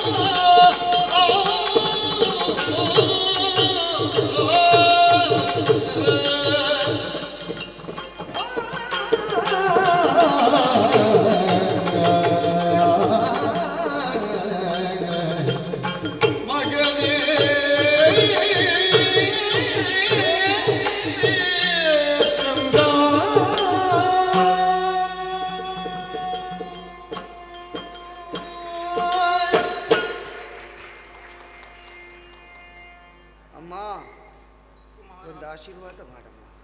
ಮಗನೇ, ತಾಯಿ ಬೇಡ. ನೀತಿಯಲ್ಲ, ನೀತಿಯಲ್ವಾ? ಯುದ್ಧವೇ ನೀತಿಯಲ್ಲ ಎಂದು ನಾನು ಹೇಳುತ್ತಾ ಇಲ್ಲ ಕುಮಾರ. ಕ್ಷತ್ರಿಯರಿಗೆ ಭೂಷಣವಲ್ವೇ ಅಮ್ಮ? ಯುದ್ಧಕ್ಕೆ ನೀನು ಇಂದು ಹೊರಡುತ್ತಿರುವುದಲ್ಲ, ಮತ್ತೆ ನೀನು ಮೊನ್ನೆ ಯುದ್ಧ ಮಾಡಿದವರು ಅಲ್ವೇ? ಪಿತಾಮಹರಾಗಿರುವಂತಹ ಭೀಷ್ಮಾಚಾರ್ಯರು ಯುದ್ಧ ಕ್ಷೇತ್ರದಲ್ಲಿ ನಿನಗಾಡಿರುವಂತಹ ಮಾತು, ಚಂದ್ರವಂಶವನ್ನೇ ಬೆಳಗುವುದಕ್ಕಾಗಿ ಹುಟ್ಟಿರುವಂತಹ ಭಾರತ ರತ್ನ ನೀನು ಎಂದಲ್ಲವೇ? ನೆಗಲ್ತೆಗೆ ಪಾತ್ರನಾಗಿದ್ದೆ. ಪುರಸ್ಕಾರ ಯಾರಿಂದ ಪಡೆಯಬೇಕು ಅವರಿಂದಲೇ ಪಡೆಯಬೇಕು ಮಗನೇ. ಯಾರ್ಯಾರೂ ಪುರಸ್ಕಾರ ನೀಡಿದ್ರೆ ಏನು ಪ್ರಯೋಜನವಂತೆ ಮಗು? ಏನಮ್ಮ? ಆಗ ನನ್ನ ಹೆತ್ತೊಡಲು ಪಾವನವಾಯಿತು. ಎಲ್ಲೋ ಇದ್ದಿರುವಂತಹ ಸುದ್ದಿಯನ್ನು ಕೇಳಿದ ನನ್ನ ಅತ್ತೆಯಾದ ಕುಂತಿದೇವಿ ಓಡಿ ಬಂದು, ಮಗಳೇ ಸುಭದ್ರಾ ಎಂದು ಕರೆದರು. ನಿನ್ನ ಹಣೆಗೊಡಲು ಪಾವನವಾಯಿತು ಮಗಳೇ ಎಂದು ಹೇಳಿದರು. ಸೊಸೆಯಾದವಳು ಮಗಳ ಸ್ಥಾನಕ್ಕೆ ಬರಬೇಕು ಅಂತಾದ್ರೆ ನಿನ್ನಂತ ಮಕ್ಕಳನ್ನು ಪಡೆಯಬೇಕಪ್ಪ. ಹೌದು ಮಗು, ಸಂತೋಷವಾಯಿತು. ಏನಮ್ಮ? ಇವತ್ತು ಯಾಕೆ ಬೇಡ ಎಂದೆ? ಯಾಕೆ? ಚಕ್ರವ್ಯೂಹವನ್ನು ಕ್ಷತ್ರಿಯ ಕುಮಾರಿಯಾದಂತ ಕ್ಷತ್ರಿಯನ ಮಡದಿಯಾದಂತಹ ನಾನು ಸಂಪೂರ್ಣವಾಗಿ ತಿಳಿದುಕೊಂಡಿದ್ದೇನೆ ಅಲ್ವೇ? ಅದಕ್ಕೆ ಬೇಡ ಎಂದೆ. ಮಗು, ಅಮ್ಮ, ಒಂದು ವೇಳೆ ಹೋದ ಮೇಲೆ ಏನಾದರೂ ಆಗಬಾರದು, ಆಗಲೇಬಾರದು. ಆಗುವುದನ್ನು ತಪ್ಪಿಸುವುದಕ್ಕೆ ನಮ್ಮಿಂದ ಸಾಧ್ಯ ಇಲ್ವಲ್ಲ. ಅಂದ್ರೆ ಏನು ಅಚಾತುರ್ಯ ನಡೆದು ಹೋದರೆ ನನ್ನನ್ನು ಹೆತ್ತ ತಾಯಿಯಾದ ನನ್ನನ್ನು 10 ಬಗೆಯಲ್ಲಿ ಪ್ರಶ್ನೆ ಮಾಡುವವರು ಪಾಂಡವರ ಮನೆಯಲ್ಲಿ ಇದ್ದಾರೆ ಎಂಬ ನೆನಪು ನಿನಗಿರಬೇಕು. ಯಾರಮ್ಮ? ಯುದ್ಧ ಮಾಡಿ ಬಿಡದಿಯನ್ನು ಸೇರಿದಂತಹ ನಿನ್ನಪ್ಪ ಮೊದಲು ಕೇಳುವುದು, ಸುಭದ್ರಾ, ನಮ್ಮ ಬದುಕಿನ ನಂದನ ಆ ಕಂದ ಅಭಿಮನ್ಯು ಎಲ್ಲಿ ಎಂದು ಅವರೆಲ್ಲ ನೋವನ್ನು ನಿನ್ನ ಮಗ ನೋಡಿ ಮರೆಯುತ್ತಾ ಇರುತ್ತಾರೆ. ಅವರು ಬಂದು ಕೇಳಿದ್ರೆ ನಾನು ಏನೆಂದು ನಾನು ಉತ್ತರ ಕೊಡಲಿ ಕುಮಾರ? ನಿನ್ನ ಅಜ್ಜಿ ಕುಂತಿದೇವಿಗೆ ಪ್ರೀತಿಯ ಮೊಮ್ಮಗ, ಈ ವಂಶವನ್ನು ಬೆಳಗುವನ್ನು ನೀನೆಂದು ಮುದ್ದಾಡುತ್ತಾ ಇರುವವರು. ಆ ನನ್ನ ಅತ್ತೆಗೆ ನಾನು ಏನೆಂದು ಉತ್ತರಿಸಲಿ? ನಕುಲ ಸಹದೇವರ ಜೊತೆಯಲ್ಲಿ ಭೀಮ ಅವರೆಲ್ಲರೂ ಪ್ರಶ್ನೆಯನ್ನೇ ಮಾಡುತ್ತಾರೆ. ನಿನ್ನ ದೊಡ್ಡ ತಂದೆಯವರು ಅವರೆಲ್ಲರಿಗಿಂತಲೂ ದ್ರೌಪದಿ ದೇವಿ ನನ್ನ ಅಕ್ಕ, ನನಗಿಂತಲೂ ಹೆಚ್ಚು ನಿನ್ನನ್ನು ಮುದ್ದಾಡಿದವಳು ಅಲ್ಲವೇ? ಪ್ರೀತಿಯಿಂದ ಕಾಣುತ್ತಿರುವವಳು. ನನ್ನ ಅಕ್ಕನಿಗೆ ಏನೆಂದು ಉತ್ತರಿಸಲಿ? ಮಗು, ಅಮ್ಮ, ಎಲ್ಲಕ್ಕಿಂತಲೂ ನಿನ್ನನ್ನೇ ನಂಬಿ ಈ ಮನೆಯನ್ನು ಪ್ರವೇಶ ಮಾಡಿದ ಗರ್ಭಿಣಿಯಾದಂತಹ ಉತ್ತರಿಗೆ ನಾನು ಯಾವ ಉತ್ತರವನ್ನು ಕೊಡಲಿ ಅಪ್ಪ? ಬೇಡ ಕುಮಾರ, ಯುದ್ಧ ಬೇಡವೇ ಬೇಡ. ಈ ಒಂದು ದಿನ ನೀನು ಇಲ್ಲಿ ಉಳಿದು ಮತ್ತೆ ನೋಡೋಣ. ಹೋಗಲೇಬೇಕು ಅಲ್ಲ, ಹೋಗತಕ್ಕದ್ದಮ್ಮ. ಹೋಗಲೇಬೇಕೆ? ಹೌದು. ಕೊನೆಯ ನಿರ್ಧಾರ? ಹೋಗಿಯೇ ಹೋಗ್ತೇನೆ. ದೃಢ ನಿರ್ಧಾರ ಮಗನೇ, ಹೋಗಿಯೇ ಹೋಗುತ್ತೇನೆ ಎಂದು ಅನಿವಾರ್ಯತೆಯನ್ನು. ಮಗು, ಅಮ್ಮ, ಆಗಲೇ ನೀನು ಖಡ್ಗವನ್ನು ಚಳಪಡಿಸುತ್ತಾ ಇದ್ದೀಯ. ಹರಿತ ನನಗದು ಗೊತ್ತಾಗಲೇ ಇಲ್ಲ. ದೃಢಧಾರಿಣಿಯನ್ನು ಪ್ರವೇಶ ಮಾಡಿ ಹರಿವೀರನ ಕತ್ತನ್ನು ನೀನು ಕತ್ತರಿಸುವವನು.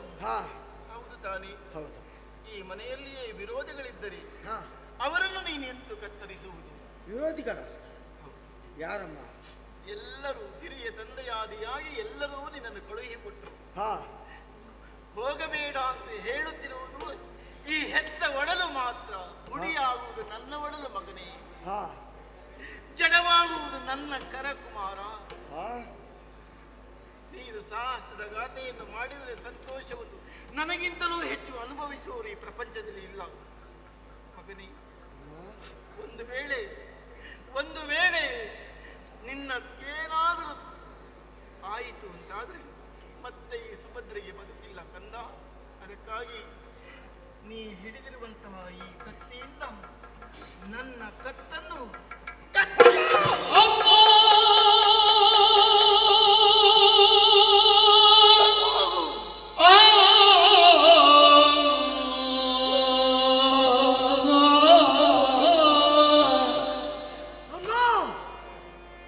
ತಡೆವರೇ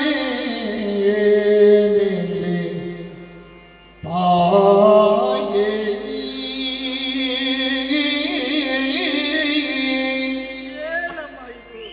ತಡೆ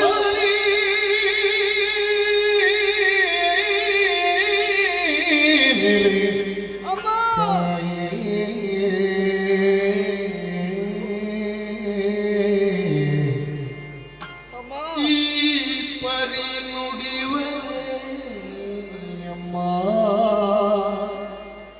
ಈ ಪರಿ ನುಡಿವರೇ ತಡೆವರೇ,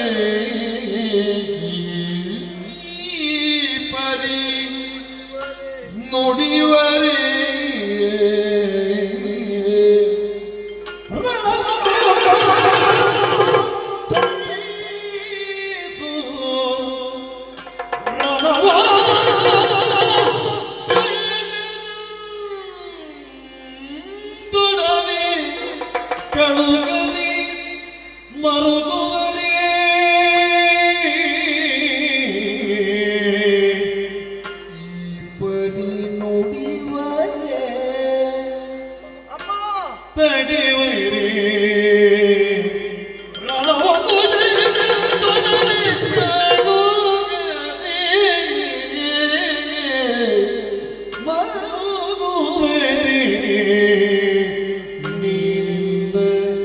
ಅಭಿಮನ್ಯು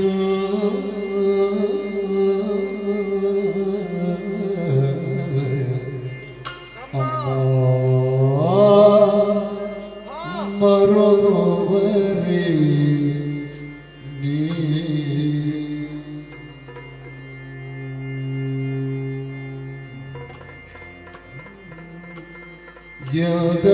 ಯದನಭಿಮನ್ಯು ತಡೆವರೇ ಈ ಪರಿ ನುಡಿವರೇ ಅಮ್ಮ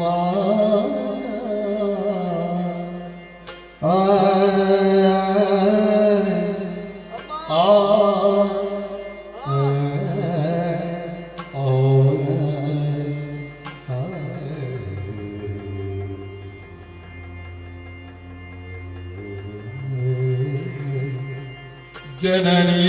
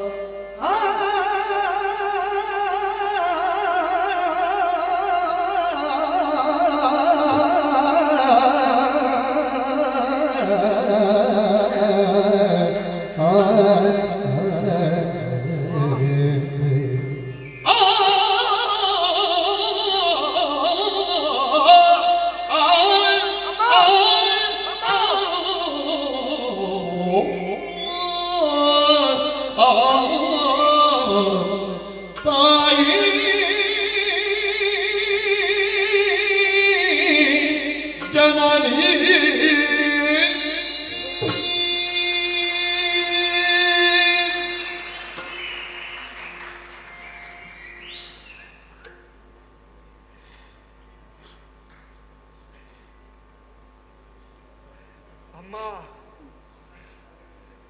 ಅಮ್ಮ ಏನಮ್ಮ ಇದು? ನಿನ್ನ ಬಳಿಗೆ ಬರುವಂತಹ ಸಂದರ್ಭದಲ್ಲಿ ನಿನ್ನ ಮಗನಾದ ಈ ಅಭಿಮನ್ಯು ಯಾವ ನಿರೀಕ್ಷೆ ಇಟ್ಟುಕೊಂಡು ಬಂದಿದ್ದಾನೆಂತ ಗೊತ್ತಮ್ಮ. ತನ್ನ ಮಗ ಯುದ್ಧಕ್ಕೆ ಹೊರಡುತ್ತಾನು ಎನ್ನುವ ವಿಚಾರ ನನ್ನಮ್ಮನಿಗೆ ದೂರದಿಂದ ಕೇಳಿ ತಿಳಿದಿರ ಸಾಕು. ನನ್ನಮ್ಮ ಓಡೋಡಿ ಬರ್ತಾಳೆ, ನನ್ನನ್ನು ಎತ್ತಿಕೊಳ್ತಾಳೆ, ನನ್ನನ್ನು ಅಪ್ಪಿಕೊಳ್ತಾಳೆ, ನನ್ನನ್ನು ಮುತ್ತಿಸ್ತಾಳೆ ಅಂತ ಭಾವಿಸಿ ನಾ ಧಾವಿಸಿ ಬಂದದ್ದಮ್ಮ. ಆದರೆ ನೀನು ತೀರ ವಿರುದ್ಧವಾಗಿ ವರ್ತಿಸಿಬಿಟ್ಟೆಯಲ್ಲ ತಾಯಿ. ಪಾಯಸ ತಿನ್ನಬೇಕು ಅಂತ ಬಾಯಿ ತೆರೆದವನ ಬಾಯಿಗೆ ಕಾದ ಕಪ್ಪಿಣದ ಸಲಾಕೆಯನ್ನೇ ತುರುಕಿದ ಹಾಗೆ. ಅಮ್ಮ, ನೀನೇ ಯಾವತ್ತೂ ನನಗೊಂದು ಮಾತು ಹೇಳಿದವ, ಅಡಿಯ ಮುಂದಿಡೆ ಸ್ವರ್ಗ, ಅಡಿಯ ಹಿಂದಿಡೆ ನರಕ, ಅಡಿಗಳಿಗೆ ಅಶ್ವಮೇಧದ ಫಲ. ಅದು ಬೇಕಾದ್ದು ನನಗೆ ಅಮ್ಮ. ರಣಕ್ಷೇತ್ರವನ್ನು ಸೇರಿಕೊಳ್ತೇನೆಂಬುದಾಗಿ ಒಂದು ಅಡಿ ಮುಂದೆ ಇಟ್ಟು ಆಡಿದೆ. ಅದನ್ನು ನಾನು ಹಿಂದಕ್ಕೆ ಪಡ್ಕೊಂಡೆ ಅಂತಾದ್ರೆ ನಾಳಿನ ದಿವಸ ನಿನ್ನ ಮಗ ನರಕಕ್ಕೆ ಹೋಗ್ತಾನಮ್ಮ. ಯಾವ ತಾಯಿಯಾದರೂ ತನ್ನ ಮಗ ನರಕಕ್ಕೆ ಹೋಗಬೇಕು ಅಂತ ಆಸೆ ಪಡ್ತಾಳೇನಮ್ಮ. ಈ ಪ್ರಪಂಚದಲ್ಲಿ ಕೆಟ್ಟ ಮಕ್ಕಳಾದರೂ ಹುಟ್ಟಿಕೊಳ್ತಾರೆ, ಕೆಟ್ಟ ತಾಯಂದಿರು ಯಾವ ಕಾರಣಕ್ಕೂ ಯಾವ ಕಾಲಕ್ಕೂ ಹುಟ್ಟಿಕೊಳ್ಳುವುದಿಲ್ಲಮ್ಮ. ಅದರಿಂದ ಹೊರತಾಗಿ ನೀ ಕಾಣಿಸಿಕೊಳ್ಳುವುದಕ್ಕೆ ಸಾಧ್ಯವೇ ಇಲ್ಲ ತಾಯಿ. ಪ್ರತಿ ಕ್ಷಣದಲ್ಲಿಯೂ ನಿನ್ನ ಬಿಗಿಯಾದ ಆಲಿಂಗನದ ಬಿಸಿ ಅಪ್ಪುಗೆಯಲ್ಲಿ ಪುಟಿದ ಚೆಂಡಿನಂತೆ ಚಿಮ್ಮುತ್ತಿದ್ದವ ನಿನ್ನ ಮಗ ನಾನಮ್ಮ. ತಣ್ಣೀರೇರಿಸ್ತಿದೆಯಲ್ಲ ಅಮ್ಮ. ಎಂತಹ ಕಲ್ಪನೆ ಇತ್ತು ಗೊತ್ತಾ ನನಗೆ. ಯಾರಾದರೂ ಈ ಪ್ರಪಂಚದಲ್ಲಿ ನಿನ್ನನ್ನು ಗುರುತಿಸುವಾಗ ವೀರ ಅಭಿಮನ್ಯುವಿನ ತಾಯಿ ಸುಭದ್ರೆ ಒಂದು ವಾಕ್ಯ ಆಡಿದಿರುತ್ತಾದ್ರೆ ನಿನ್ನ ಉದರದಲ್ಲಿ ನಾ ಜನಿಸಿದಕ್ಕೆ ನನ್ನ ಜನ್ಮವೇ ಸಾರ್ಥಕ ಆಯಿತು ಅಂತ ಭಾವಿಸ್ತಾ ಇದ್ದೆ ಅಮ್ಮ. ಮಗನಾಗಿ ನನಗೆ ಅವಕಾಶ ಇಲ್ವಾ ಅಮ್ಮ? ಯಾಕಮ್ಮ ವಂಚಿತನಾಗಿ ಮಾಡ್ತಿ? ಬದುಕಿನಲ್ಲಿ ನಾನು ಅಂತಲ್ಲ, ಯಾರಿಗಾದರೂ ಸಿಕ್ಕಿದ ಅವಕಾಶವನ್ನು ಒಮ್ಮೆ ಕೈ ಚೆಲ್ಲಿದ್ರು ಅಂತಾದರೆ ಮತ್ತೆ ಅವಕಾಶ ಕೈಗೆ ಬರುವುದಿಲ್ಲ ಅಮ್ಮ. ಅದಕ್ಕಾಗಿ ಅಮ್ಮ, ನನ್ನ ಹೇಳಿಗೆಯನ್ನು ಬಯಸುವ ತಾಯಿ ನೀನಮ್ಮ. ನಿನ್ನ ಅಂತರಂಗ ಏನು ನನಗೆ ಗೊತ್ತಿದೆ ಅಮ್ಮ. ಅಮ್ಮ ಅಮ್ಮ, ಒಂದು ಆಶೀರ್ವಾದ ಮಾಡು, ಒಂದು ಆಶೀರ್ವಾದ ಮಾಡು, ಒಂದು ಸುರಿವ ಕಂಬನಿಯ ಸೆರಗಿನ ತೋರ್ನಚಿ ಅಳಬೇಡಮ್ಮ, ಅಳಬೇಡ,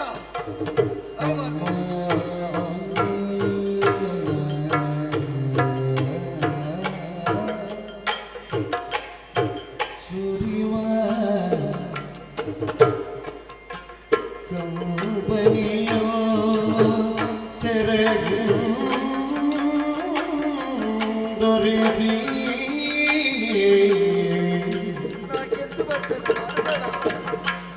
ಜನನಿಯ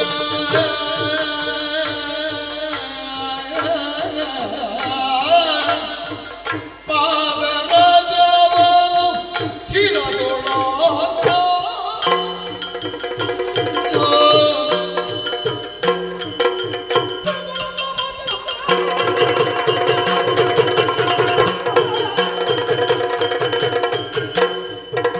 ಸುರಿವ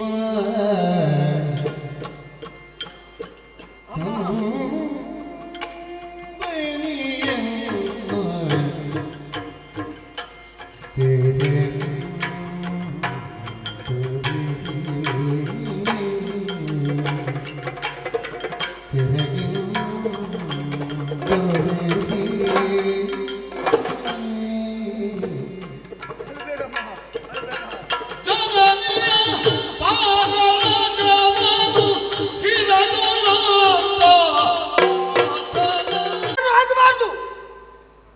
ನಿನ್ನ ಮಗ ಬದುಕಿರಬೇಕು, ನಿನ್ನ ಮಗ ನಿನಗೆ ಬೇಕು. ಯಾಕಮ್ಮ ಇಷ್ಟೊಂದು ಸ್ವಾರ್ಥಿಯಾಗಿಬಿಟ್ಟೆ ಅಮ್ಮ? ಓ ಆ ಕಡೆಗೆ ನಿನ್ನ ದೃಷ್ಟಿಯನ್ನು ಹಾಯಿಸಂತೆ ಎಷ್ಟೋ ಮಂದಿ ಹೆಂಗಳೆಯರು ತಮ್ಮ ಹಣೆಯ ತಿಲಕವನ್ನು ಒರೆಸಿದ್ದಾರೆ, ಕೇಶ ರಾಶಿಯನ್ನು ಇಳಿಯಬಿಟ್ಟಿದ್ದಾರೆ, ಬಿಳಿಯ ವಸನವನ್ನು ಹುಟ್ಟಿದ್ದಾರೆ. ಆಮೇಲೆ ಅನುನಿತ್ಯವೂ ನೀರಿನಿಂದ ಕೈ ತೊಳಿಬೇಕಾದ ಅವರು ಕಣ್ಣೀರಿನಿಂದ ಕೈ ತೊಳಿತಾ ಇದ್ದಾರೆ. ಯಾಕೆ ಗೊತ್ತಾ? ಎಷ್ಟೋ ಮಂದಿ ತಾಯಂದಿರು ತಮ್ಮ ಮಕ್ಕಳನ್ನು ಕಳ್ಕೊಂಡ್ರಮ್ಮ, ಎಷ್ಟೋ ಮಂದಿ ಅಕ್ಕಂದಿರು ತಮ್ಮ ತಮ್ಮಂದಿರನ್ನು ಕಳೆದುಕೊಂಡ್ರಮ್ಮ, ಎಷ್ಟೋ ಮಂದಿ ತಂಗಿಯಂದಿರು ತಮ್ಮ ಅಣ್ಣಂದಿರನ್ನು ಕಳೆದುಕೊಂಡ್ರು. ಯಾಕಾಗಿ? ಅವರೆಲ್ಲ ಯಾಕೆ ಸತ್ತದ್ದು? ಸಾವು ಅಲ್ಲಮ್ಮ, ಅವರದ್ದು ಬಲಿದಾನ ಅಮ್ಮ. ಪಾಂಡವರ ಮನೆತನದ ಮರ್ಯಾದೆಯನ್ನು ಉಳಿಸುವುದಕ್ಕೆ ಇಷ್ಟು ಜನ ಬಲಿದಾನವಾಗಿದ್ದಾರೆ. ಅಷ್ಟಾಗಿಯೂ ನಿನ್ನ ಮಗನನ್ನು ನೀನು ಉಳಿಸಿಕೊಂಡೆ ಅಂತಾದ್ರೆ ನಾಳಿನ ದಿವಸ ಏನಾಗ್ತದೆ ಗೊತ್ತಾ ನಿನಗೆ? ಇಷ್ಟು ಮಂದಿ ತಾಯಂದಿರು ನಮ್ಮ ಮಕ್ಕಳನ್ನೆಲ್ಲ ಕೊಲ್ಲಿಸಿದ್ರು, ಇವರ ಮಕ್ಕಳನ್ನು ಜೋಪಾನವಾಗಿ ಇರಿಸಿ ಸಾಕಿದ್ರು ಅಂತ ನಾಳೆ ಆ ತಾಯಂದಿರು ಕಣ್ಣೀರು ಹಾಕಿದ್ರು ಅಂತಾದ್ರೆ ಆ ತಾಯಂದಿರ ಕಣ್ಣೀರಿನಲ್ಲಿ ನಿನ್ನ ಮಗನ ಭವಿಷ್ಯ ಪಟ್ಟು ಹೋಗ್ತದಮ್ಮ. ಬೇಕಾ ನನಗೆ ಅಂತಹ ಬದುಕು? ಯಾವತ್ತಿದ್ರು ನಿನ್ನ ಮಗ ಅಭಿಮನ್ಯು ಸತ್ತು ಬದುಕಿದ ಹಾಗಿರುವುದಕ್ಕೆ ಬಯಸುವವ, ಬದುಕಿ ಸತ್ತ ಹಾಗಿರುವುದಕ್ಕೆ ನಾ ಬಯಸುವುದಿಲ್ಲ ಅಮ್ಮ. ಬೇಡ, ಯುದ್ಧ ಬೇಡ ಅಂತಾದ್ರೆ ನೀ ನನ್ನಲ್ಲಿ ಹೇಳುವುದಮ್ಮ. ಒಂದು ಮಾತು ನಿನ್ನ ಅಣ್ಣನಲ್ಲಿ ಮೊದಲೇ ಹೇಳ್ಬೋದಿತ್ತಲ್ಲಮ್ಮ ನಿನಗೆ, ಈ ಯುದ್ಧ ಬೇಡ ಅಂತ. ಬೇಡ, ನನ್ನ ಅಪ್ಪ ಮೂರು ಲೋಕದ ಗಂಡ, ನನ್ನ ಅಪ್ಪನಲ್ಲಿ ಒಂದು ವಾಕ್ಯ ನಿನಗೆ ಹೇಳ್ಬೋದಿತ್ತಲ್ಲ, ಸ್ವಾಮಿ ಈ ಯುದ್ಧ ಬೇಡ ಅಂತ. ಅಲ್ಲಿ ಮೌನವನ್ನು ತಳೆದು ಮಗ ಇಂದು ಯುದ್ಧಕ್ಕೆ ಹೊರಟಾಗ ನನ್ನನ್ನು ತಡೀತಾ ಇದೆಯಲ್ಲಮ್ಮ. ಈ ಯುದ್ಧವನ್ನು ಸೃಷ್ಟಿ ಮಾಡಿದವರು ಯಾರು? ನಾವೇ ಅಮ್ಮ. ಮನೆಯ ಒಳಗಿನ ಜಗಳ ಬೀದಿಗೆ ಬಂತು ಅಂತಾದ್ರೆ ಅದರ ಪರಿಣಾಮ ಏನು ಎನ್ನುವುದಕ್ಕೆ ಜ್ವಲಂತ ಸಾಕ್ಷಿಯಾಗಿ ನಮ್ಮ ಬದುಕಾಗಿ ಕಂಗೊಳಿಸ್ತದೆ ಅಮ್ಮ. ಆದರೆ ಪವಿತ್ರವಾದ ಗಂಗಾ ಜಲ ಹರಿಬೇಕಾದ ಪುಣ್ಯ ಭೂಮಿಯಲ್ಲಿ ರಕ್ತದ ಕಾಲುವೆ ಹರಿತಾ ಇದೆ. ಅದಕ್ಕೊಂದು ಕೊನೆ ಕಾಣಿಸಬೇಕು. ಅದಕ್ಕಾಗಿ ನಿನ್ನ ಮಗ ಇಂದು ಹೊರಟಿದ್ದಾನೆ. ಈ ಪ್ರಪಂಚದಲ್ಲಿ ಅಳಿಯುವುದು ಕಾಯ, ಉಳಿಯುವುದು ಕೀರ್ತಿ. ಅದು ನನಗೆ ಬೇಕಾದ್ದಮ್ಮ. ಹೌದಮ್ಮ, ಒಬ್ಬ ಪುತ್ರ ಸಂತಾನವನ್ನು ಪಡೆಯುವಾಗ ಪ್ರತಿಯೊಬ್ಬ ತಂದೆ ತಾಯಿಗಳು ಒಂದು ಸ್ವಾರ್ಥವನ್ನು ಇರಿಸಿಕೊಂಡಿರ್ತಾರೆ. ನಾಳೆ ನಮ್ಮ ಮರಣಾನಂತರ ನಮ್ಮ ಮಕ್ಕಳ ಹೆಗಲಿನಲ್ಲಿ ನಮ್ಮ ಶವದ ಯಾತ್ರೆಯಾಗಿ ಅದಕ್ಕೆ ಅಂತ್ಯ ಸಂಸ್ಕಾರ ಆಯಿತು ಅಂತಾದರೆ ನೇರವಾಗಿ ನಮಗೆ ಸ್ವರ್ಗ ಪ್ರಾಪ್ತಿಯಾಗ್ತದೆ ಎನ್ನುವ ನಂಬಿಕೆ. ಅಂತಹ ಯೋಗ ಎಷ್ಟು ಮಂದಿಗೆ ಪ್ರಾಪ್ತಿಯಾಗ್ತದೆ ತಾಯಿ. ಆದರೆ ಇಲ್ಲಿ ನೋಡು, ಮಕ್ಕಳ ಹೆಗಲಿನಲ್ಲಿ ತಂದೆ ತಾಯಿಗಳ ಶವದ ಯಾತ್ರೆ ಅಲ್ಲಮ್ಮ, ತಮ್ಮ ಮಕ್ಕಳ ಶವಕ್ಕೂ ಅಂತ್ಯ ಸಂಸ್ಕಾರವನ್ನು ಮಾಡುವುದಕ್ಕೆ ದೊರಕದೇ ಇದ್ದ ಸ್ಥಿತಿಯಲ್ಲಿ ಆ ಹೆಣಗಳನ್ನು 10 ನರಿಗಳು ಚಿತ್ರ ಮಾಡುವ ದೃಶ್ಯ ತಮ್ಮ ಕಂಗಳಿಂದ ಕಂಡು ಆ ಹೆತ್ತ ಕರುಳು ಅದನ್ನು ಹೇಗೆ ಸಹಿಸಿಕೊಳ್ಳಬೇಕಮ್ಮ. ಅಮ್ಮ, ಅಭಿಮನ್ಯು ಅಂತ ಹೇಳಿದರೆ ಅಂತಃಕರಣ ಇಲ್ಲದವಂತ ಭಾವಿಸಬೇಡ. ನಿನ್ನ ಅಂತರಂಗದ ನೋವು ಏನು ಅಂತ ಗೊತ್ತಿದೆ. ಆದರೆ ನಮ್ಮ ನಾಡಿನ ಸಂಸ್ಕಾರ, ಸಂಸ್ಕೃತಿ ಇದನ್ನು ನಾವು ಯಾವತ್ತೂ ಮರಿಬಾರ್ದಮ್ಮ. ನೋಡಿದ್ಯಾ, ಯುದ್ಧವೇ ತಪ್ಪು, ಯುದ್ಧ ಮಾಡಬಾರ್ದು ಅಂತ ನೀನು ಹೇಳ್ತೀಂತಾದ್ರೆ 7 ಅಕ್ಷೋಹಿಣಿ ಸೇನೆ ನಮ್ಮಲ್ಲಿ ಉಂಟು. ನಮ್ಮನ್ನು ಬೆಂಬಲಿಸಿ ಬಂದವರೆಲ್ಲ ಮೂರ್ಖರ. ಅವರ ಬಲಿದಾನಕ್ಕೆ ಅರ್ಥ ಇಲ್ವಾ? ಏನು ಅಂತ ಹೇಳ್ತೀಯಮ್ಮ ನೀನು? ಎಂತಹ ಸಂಸ್ಕೃತಿ ಹೊತ್ತಂತಹ ಪ್ರಪಂಚ ನಮ್ಮದ್ದು, ಭೂಮಿ ನಮ್ಮದ್ದು. ಇಷ್ಟು ಮಂದಿ ಮಕ್ಕಳನ್ನು ಕಳೆದುಕೊಂಡ ತಂದೆ ತಾಯಿಗಳು ಏನಾಡ್ತಾರೆ ಗೊತ್ತಾ ನಿನಗೆ? ಕೇಳಿದ್ಯಾ ನೀನು? ಯಾಕಾಗಿ ಆದರೂ ನಮ್ಮ ಮಕ್ಕಳು ಯುದ್ಧಕ್ಕೆ ಹೋದರು, ಯಾಕೆ ಅವರಿಗೆ ಬೇಕಿತ್ತು? ಹೀಗೆ ಯಾರೂ ಹೇಳುವುದಿಲ್ಲಮ್ಮ. ಮಕ್ಕಳನ್ನು ಕಳೆದುಕೊಂಡ ತಂದೆ ತಾಯಿಗಳು ಈ ಮಣ್ಣಿನ, ಈ ಭೂಮಿ ತಾಯ ಮರ್ಯಾದೆಯನ್ನು ಉಳಿಸುವುದಕ್ಕಾಗಿ ಪ್ರಾಣವನ್ನೇ ತ್ಯಾಗ ಮಾಡಿದ ಮಕ್ಕಳ ತಂದೆ ತಾಯಿಗಳು ಆಡುವಂತಹ ವಾಕ್ಯ ಏನು ಗೊತ್ತಾ ನಿನಗೆ? ಮತ್ತೊಮ್ಮೆ ಹುಟ್ಟಿ ಬಾ ಮಗುವೆ ನಮ್ಮ ಉದರದಲ್ಲಿಂದ ಹೇಳುವ ಸಂಸ್ಕೃತಿ ಎಂಬ ನಮ್ಮದ್ದು. ಅಂಥದ್ರಲ್ಲಿ ನಿನ್ನ ಮಗನನ್ನು ನೀನು ಬಚ್ಚಿಟ್ಟುಕೊಂಡ್ರೆ ಎಲ್ಲಿದೆ ಬದುಕು? ಎಲ್ಲಿದೆ ಅಮ್ಮ ಬದುಕು? ಬದುಕಿಗೆ ಅರ್ಥ ಇಲ್ಲ. ಅರ್ಥ ಇಲ್ಲದ ಬದುಕು ಅಭಿಮನ್ಯುವಿಗೆ ಬೇಡಮ್ಮ. ಎಷ್ಟು ದಿವಸ ಆದರೂ ನಿನ್ನ ಮಗನಾಗಿಯೇ ನಾ ಕಾಣಬೇಕು. ನೀವೊಂದು ಮಾತು ಹೇಳಿದೆ, ಭಾರತ ರತ್ನ ನಮ್ಮ ಅಜ್ಜನಿಂದ ನನಗೆ ಕೊಡಲ್ಪಟ್ಟಂತಹ ಪ್ರಶಸ್ತಿ. ನಿನಗೆ ಅರ್ಥ ಆಗಿದೆ ಅಮ್ಮ. ಇಷ್ಟರವರೆಗೆ ನಾ ಮಾಡಿದ ಸಾಧನೆಗೆ ನಮ್ಮ ಅಜ್ಜ ಭೀಷ್ಮಾಚಾರ್ಯರು ಕೊಟ್ಟದ್ದಲ್ಲಮ್ಮ. ಅದು ಭವಿಷ್ಯತ್ತಿನಲ್ಲಿ ಅದರ ಯೋಗ್ಯತೆಯನ್ನು ಉಳಿಸುವುದಕ್ಕೆ ಅರ್ಹತೆ ಎನ್ನುವುದು ಒಂದು ಇದ್ರೆ ಅದು ಅಭಿಮನ್ಯುವಿಗೆ ಅಂತ ತಿಳಿದುಕೊಟ್ಟದ್ದಮ್ಮ.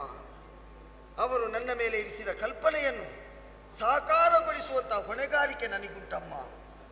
ಅದಕ್ಕಾಗಿ ಇಂದಿನ ಭಾರತ ಯುದ್ಧವನ್ನು ಗೆದ್ದರೆ ಭಾರತ ರತ್ನ ನೆಗಲ್ತೆಗೆ ಪಾತ್ರನಾದದಕ್ಕೆ ನನ್ನ ಬದುಕು ಸಾರ್ಥಕತೆ ಆಗ್ತದೆ.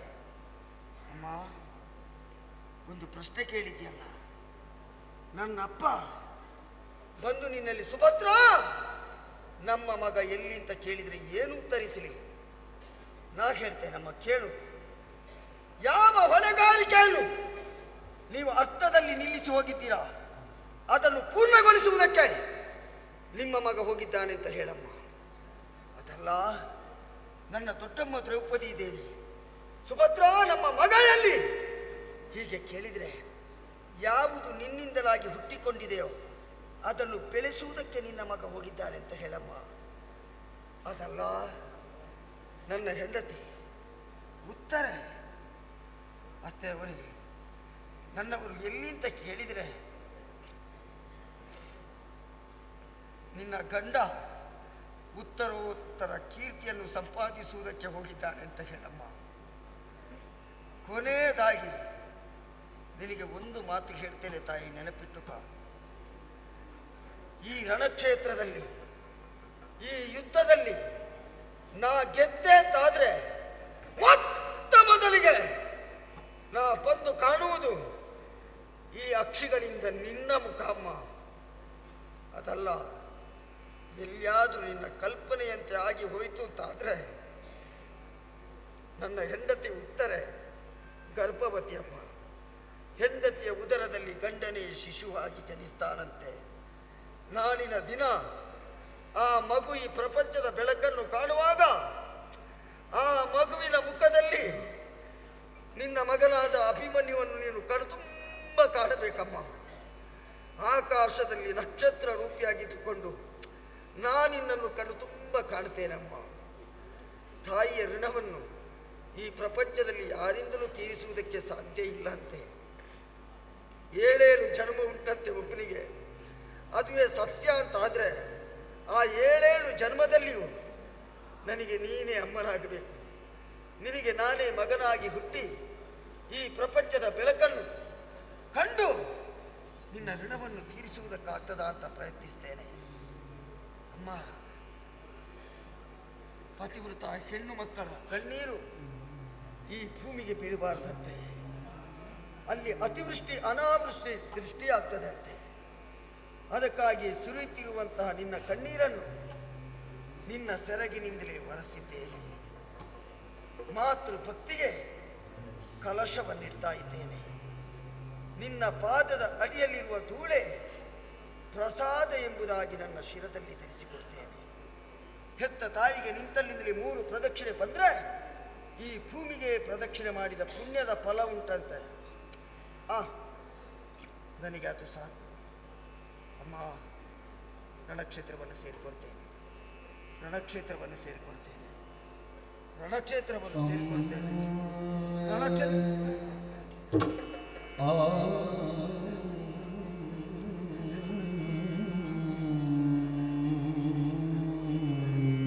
ಕಣ್ಣೀರು ಸುರಿಸಬೇಡ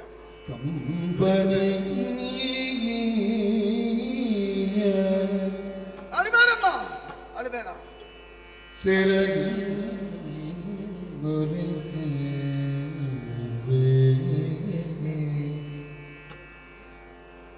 ಕಂಬನಿಯ ಸಿರಗೆ ದೊರೆಸಿ ಅಳಬೇಡಮ್ಮ, ಅಳಬೇಡ.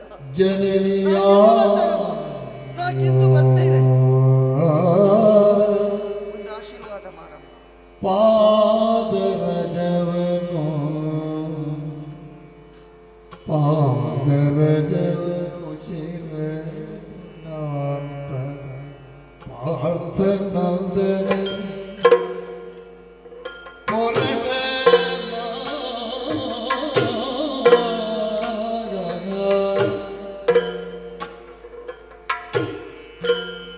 ಜನನಿ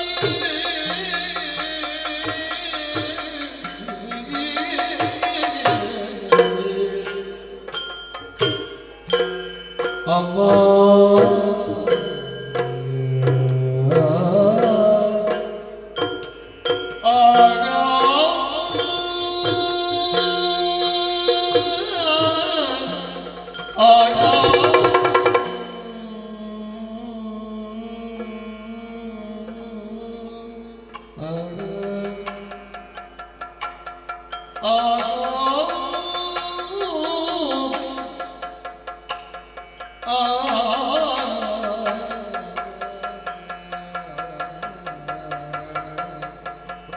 ಆಶೀರ್ವಾದ ಮಾಡಿ ಬಿಡಮ್ಮ. ನಿನ್ನ ಆಶೀರ್ವಾದ ಇದ್ರೆ ಯುದ್ಧ ಮಾತ್ರ ಅಲ್ಲಮ್ಮ, ಪ್ರಪಂಚವನ್ನೇ ಜಯಿಸ್ತೇನೆ. ಒಂದು ಆಶೀರ್ವಾದ ಬೇಕಮ್ಮ, ಒಂದು ಆಶೀರ್ವಾದ ಮಾಡಮ್ಮ ಅಮ್ಮ.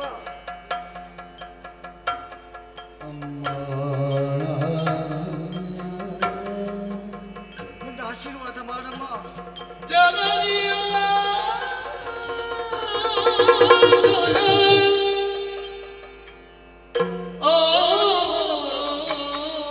ಆಶೀರ್ವಾದ ಮಾಡಮ್ಮ.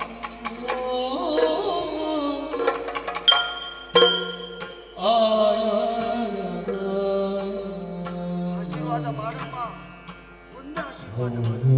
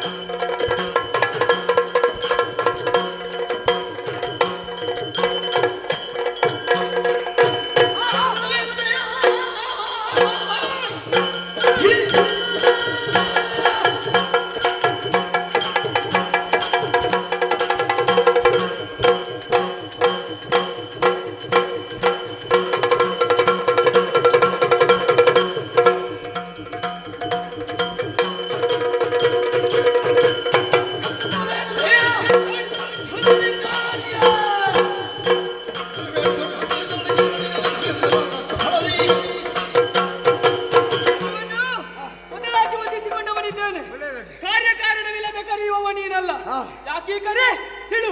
ಬರುವಾಗ ಇದ್ದ ವೇಗ ಮತ್ತೆ ಇರಲಿಲ್ಲ. ಆದರೂ ನಿನ್ನ ಮೇಲೆ ನಂಬಿಕೆ ಉಂಟು ನನಗೆ. ರಣಕ್ಷೇತ್ರವನ್ನು ಸೇರಿಕೊಳ್ಬೇಕು, ರಥದ ಸಿದ್ಧತೆ ಮಾಡಿ. ಹಾಗೆ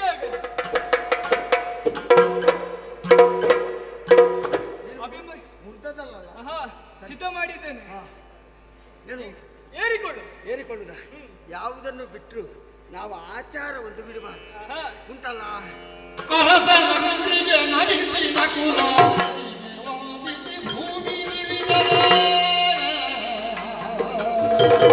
ಇದು ಪರಂಪರೆ.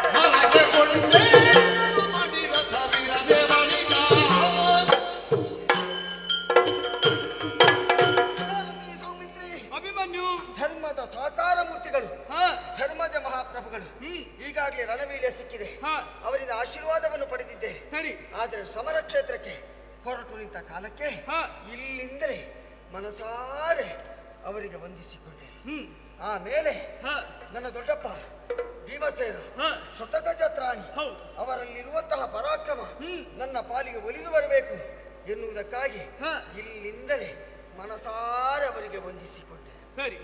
ಆಮೇಲೆ ಇಲ್ಲಿ ನನ್ನ ಅಪ್ಪ ಇರಬೇಕಿತ್ತೀಗ, ಕತೆ ಬೇರೆ ಆಗ್ತಿತ್ತು. ಆದ್ರೆ ಏನು ಮಾಡೋಣ, ಮಗನೆಂಬ ಮಮಕಾರಲ್ಲ, ಒಬ್ಬ ಯುದ್ಧಕ್ಕೆ ಹೊರಟ ವೀರ ಯೋಧನಿಗೆ ಹರಸುವ ತೆರದಲ್ಲಿ ಅವರು ನನಗೆ ಹರಸ್ತಾರೆನ್ನುವ ನಂಬಿಕೆಯಿಂದ ನನ್ನ ಅಪ್ಪನಿಗೂ ಇಲ್ಲಿಂದಲೇ ಮನಸಾರೆ ಬಂಧಿಸಿಕೊಂಡೆ. ಆಮೇಲೆ ನನ್ನ ಚಿಕ್ಕಪ್ಪಂದಿರು ನಕುಲ ಸಹದೇವರು ಒಂದೇ ರಥದಲ್ಲಿ ನಿಂತು ಏಕಕಾಲದಲ್ಲಿ ಯುದ್ಧವನ್ನು ಮಾಡುವುದಕ್ಕೆ ಮುಂದುವರಿದರೆ ಈ ಪ್ರಪಂಚದಲ್ಲಿ ಅವರನ್ನು ವಿರೋಧಿಸುವವರು ಯಾರಿಲ್ಲ. ಅವರಲ್ಲಿರುವ ಬಲುಮೆ ನನ್ನ ಪಾಲಿಗೆ ಒಲುಮೆಯಾಗಿ ಬರಲಿದ್ದ ಅವರಿಗೂ ವಂದಿಸಿಕೊಂಡೆ. ಸರಿ. ಓ ಅಲ್ಲಿ ನೋಡು, ಯಾರು? ದ್ರೌಪದಿ ದೇವಿಯವರು, ನನ್ನ ದೊಡ್ಡಮ್ಮ ದ್ರೌಪದಿ ದೇವಿಯವರು ಕೇಶ ರಾಶಿಯನ್ನು ಕೆಳಗೆ ಇಳಿಯಬಿಟ್ಟು ನೆಲನೋಟಕರಾಗಿ ದುಃಖಿಸ್ತಾ ಇದ್ರು. ಅವರಿಗೆ ಧೈರ್ಯದ ಮಾತು ಹೇಳಿದೆ, ಅವರಿಂದಲೂ ಆಶೀರ್ವಾದವನ್ನು ಪಡೆದೆ. ಸಾಕಾಗ್ತದಷ್ಟೇ. ಮತ್ತೆ ಹಿಂದಿನ ಕಾರ್ಯದಲ್ಲಿ ನಾವು ಜಯವನ್ನು ಪಡಿಬೇಕು ಅಂತ ಇದ್ರೆ ನಮಗೆ ಒಂದು ವರ್ಗದವರ ಅನುಗ್ರಹ ಬೇಕು. ಯಾರದ್ದು? ಭೂಸುರರು. ಯಾರು? ಬ್ರಾಹ್ಮಣರು. ಅಂದ್ರೆ ಯಾರು? ಕಣ್ಣಿಗೆ ಕಾಣುವ ದೇವರು. ಈ ಭೂಮಿಯಲ್ಲಿ ಕಣ್ಣಿಗೆ ಕಾಣುವ ದೇವತೆಗಳಂದ್ರೆ ಅದು ಬ್ರಾಹ್ಮಣರು. ಹೌದು. ಇವತ್ತು ನಾವು ಏನಾದ್ರೂ ಇಲ್ಲಿ ಸಾಧನೆ ಮಾಡಬೇಕಿದ್ರೆ ಬ್ರಾಹ್ಮಣರ ಅನುಗ್ರಹ ನಮಗೆ ಬೇಕೇ ಬೇಕು. ಹೌದು. ಹಾಗಿದ್ರೆ ಅಂತಹ ಬ್ರಾಹ್ಮಣರಿಗೆ ಭಕ್ತಿಯಿಂದ ಒಂದು ಹರಿಕೆ ಹೇಳಬೇಕು ನಾವು. ಯಾವ ರೀತಿಯಲ್ಲಿ? ಬ್ರಾಹ್ಮಣರಿಗೆ ಏನು ಹರಿಕೆ? ಹೇಗೆ? ಹೇಗೆ? ಹೊಟ್ಟೆ ತುಂಬಾ ಊಟ. ನಿನಗೆ ಗೊತ್ತು. ಹಾಗೆ ಅಷ್ಟೇ ಸಾಕಾಗುವುದಿಲ್ಲ, ಮತ್ತೆ ಕೈ ತುಂಬಾ ದಕ್ಷಿಣೆಯೂ ಕೊಡಬೇಕು. ಆವಾಗಲೇ ಅದು ಪರಿಪೂರ್ಣರಾಗಿ ಅವರು ಅನುಗ್ರಹಿಸಿದ್ರೆ ಅದು ನಮಗೆ ಫಲಿಸ್ತದೆ. ಅವರಿಗೆ ಭೂರಿ ಭೋಜನ, ಸರಿ, ಆಮೇಲೆ ದಕ್ಷಿಣೆ, ಅದಾಯ್ತು. ಸಾರಥಿಯಾದ ನೀನು ನನ್ನಿಂದ ಪ್ರಾಯದಲ್ಲಿ ಹಿರಿಯವನ ಕಿರಿಯವನು ಎನ್ನುವುದು ಮುಖ್ಯ ಅಲ್ಲ. ಸರಿ, ನಿನಗೊಂದು ನನ್ನ ನಮಸ್ಕಾರ ಉಂಟಲ್ಲ, ಯಾವಾಗಲೂ ಪ್ರತಿವಂದನೆಗಳು. ನಮಸ್ಕಾರವಯ್ಯ. ಅಶ್ವವಂದನೆ, ರಥ ಪ್ರದಕ್ಷಿಣೆ ಮೊದಲಾದಂತಹ ಕಾರ್ಯವನ್ನು ಪೂರೈಸಿಕೊಂಡು ಸರಿ ರಥ ಏರಿಕೊಳ್ತೇನೆ. ಸರಿ, ರಥ ಏರಿಕೊಳ್ತೇನೆ. ಹಾಗೆ ರಥ ಏರಿಕೊಳ್ತೇನೆ.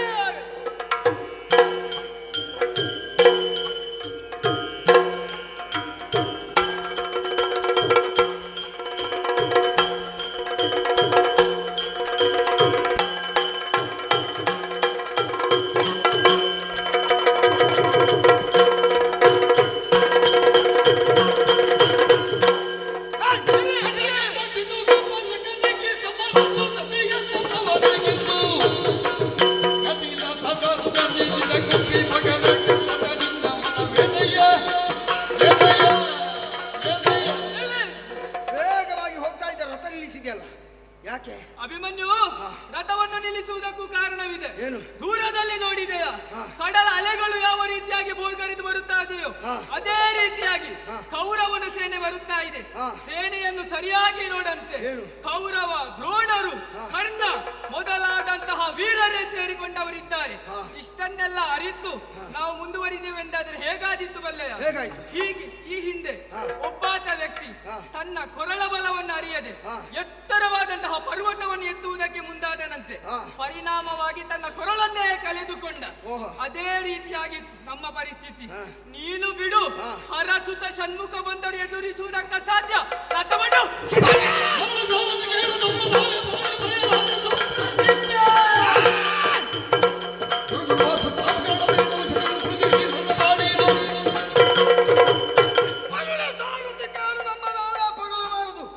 ಇದು ಸುಪ್ರಸಿದ್ಧ. ನಮ್ಮನ್ನು ನಾವೇ ಹೊಗಳಿಕೊಂಡ್ರೆ ನಮ್ಮನ್ನು ನಾವು ಕೊಂದ ಹಾಗೆ.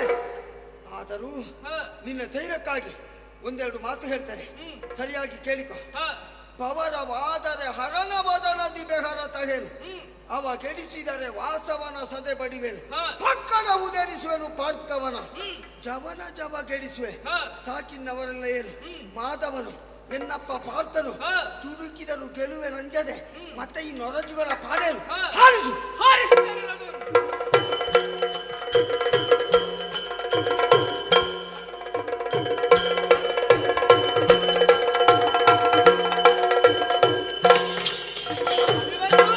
ಒಳಗೆ ಹೋಗುವುದಕ್ಕಾಗುವುದಿಲ್ಲ. ಭಾರತದಲ್ಲಿ ಸೈನ್ಯ ವಹಿಸಿದ್ದಾನೆ, ಹೋಗುವುದಕ್ಕೆ ಬಿಡುವುದಿಲ್ಲ. ನಾನಿದ್ದೆ. ಹೌದು, ನಾನಿದ್ದೆ.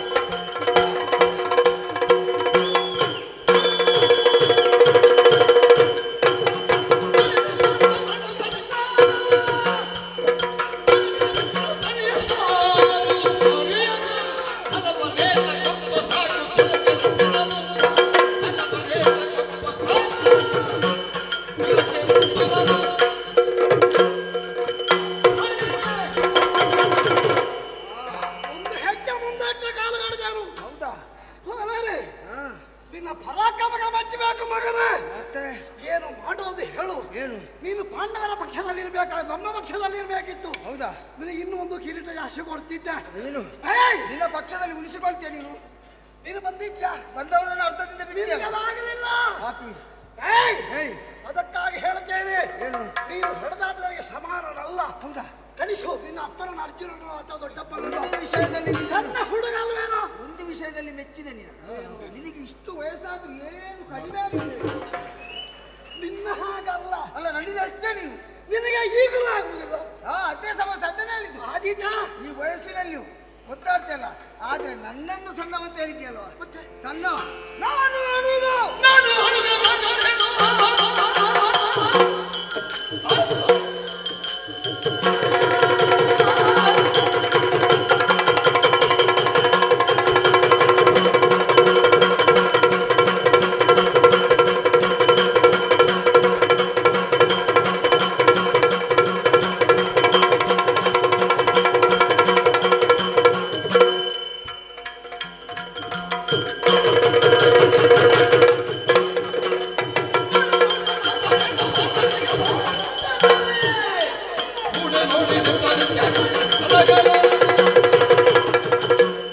ಅಳುಗನಾದವನಲ್ಲ.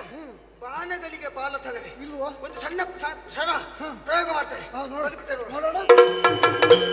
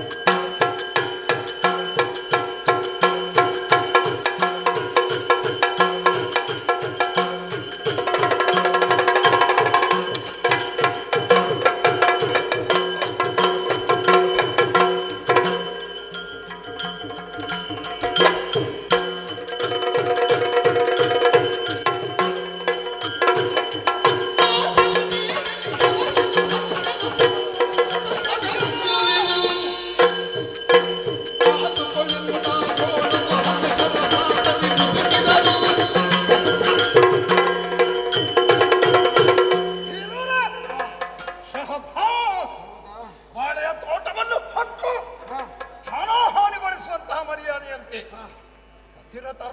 ರಥರನ್ನು ಬೆಸೆಗಡಿಸಿದನೆಂಬ ಹೆಮ್ಮೆಯಿಂದ ಮುಂದೆ ಮುಂದೆ ಸಾಗಿ ಬರ್ತಾ ಇದ್ದಿ. ಮತ್ತೆ ಮಗುವು ಏನು? ನಾನು ಸೋತೆ. ಸೋತ್ಯ? ನೀನೇ ಗೆದ್ದ. ನಿಲ್ವಾನ ಕೆಳಗಾಕಿ ಮನೆಗೋದು. ಸೋತಾಯ್ತ? ನನ್ನ ಮಾತು ನಿನಗೆ ಸರಿಯಾಗಿ ಅರ್ಥವಾಗಲಿಲ್ಲ. ಅರ್ಥ ಆಗುವ ಹಾಗೆ ಮಾತಾಡ್ತು. ನನ್ನ ಮನವನ್ನು ಗೆದ್ದೆ. ನಿನ್ನ ಈ ಕರಕೌಶಲವನ್ನು ಕಂಡು ಮನಸ್ಸ ನಾನು ಸೋತಿದ್ದೇನೆ. ಹೌದಾ? ಶಿಶು ನೀನು ನಿನ್ನ ಹತ್ಯೆ ಮಾಡಿದೆ ಅಂತಾದರೆ ಪಾತಕ ಬರ್ತದೆ ಎನ್ನುವ ಕಾರಣಕ್ಕಾಗಿ ಸುಮ್ಮನೆ ಉಳಿದಿದ್ದೇನೆ. ಬದುಕಿ ಉಳಿದು ನೀನು ಸಾಧಿಸುವಂತದ್ದು ಬಹಳಷ್ಟು ಇದೆ. ಆದ ಕಾರಣ ಓ ಶಿಶುವೇ, ಈ ಕ್ಷೇತ್ರ ಇನ್ನ ತೊಲಗು. ನಾನು ಶಿಶುವ?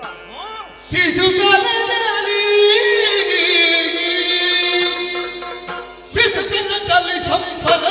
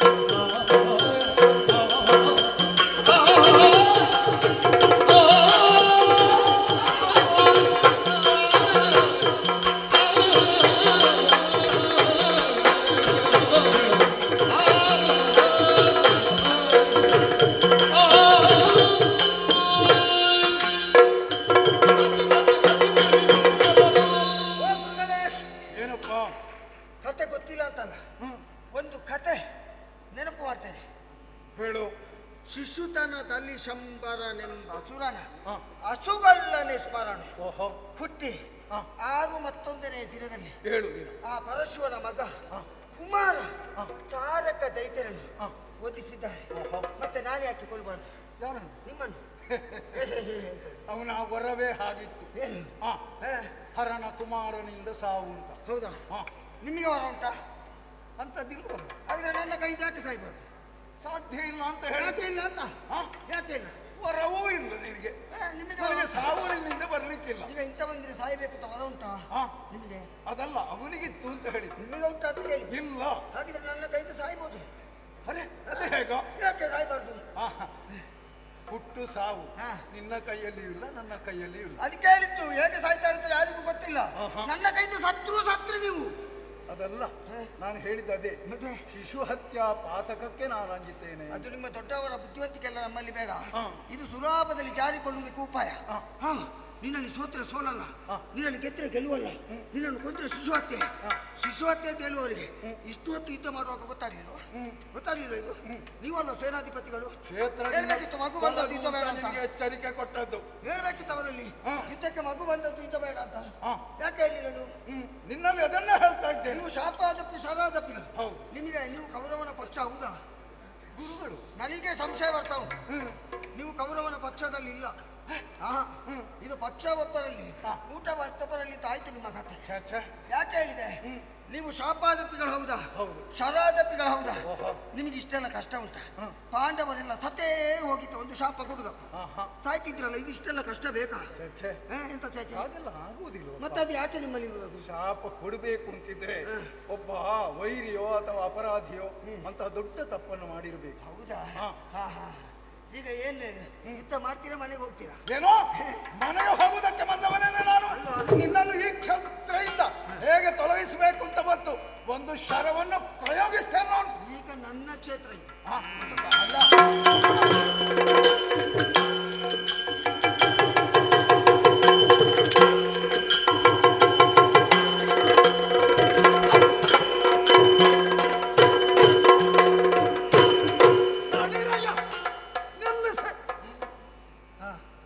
ಎಲ್ಲರಿಗೂ ಇಷ್ಟಿಷ್ಟಂತೆ ಕಡೀರಿ ಅಂತ ಕೊಡ್ತಾರಂತೆ.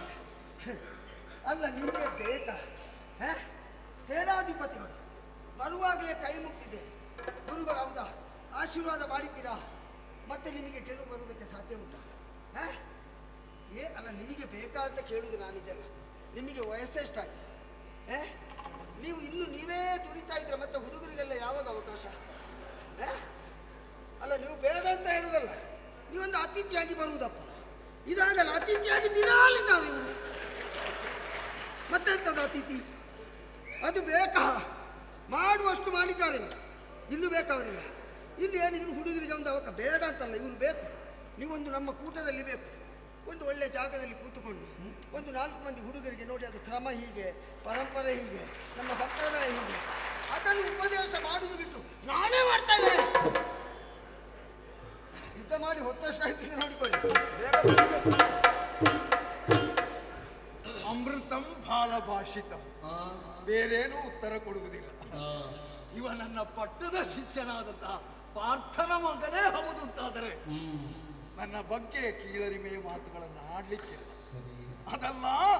ನಮ್ಮ ಪಕ್ಷದ ನಾಯಕನಾದಂತಹ ದುರ್ಯೋಧನನ ದುರ್ಬುದ್ಧಿ ಇವನಿಗೂ ಉಂಟಾಗಿದೆ ಅಂತಾದರೆ ಏನೋ ಆಗಿದೆ ಅಂತ ಹೇಳಬೇಕು. ಯಾಕಂದ್ರೆ ಸುಭದ್ರೆಯನ್ನು ಕೌರವನಿಗೆ ಮದುವೆ ಮಾಡಿಸಬೇಕು ಅಂತ ಆ ಬಲಭದ್ರ ಯೋಚಿಸಿದ್ರಲ್ಲ, ಆ ದುರ್ಬುದ್ಧಿ ಇವನನ್ನು ಕೂಡಿಕೊಂಡಿದೆಯೋ ಇವನು ಯಾರಿಗೂ ಗೊತ್ತು.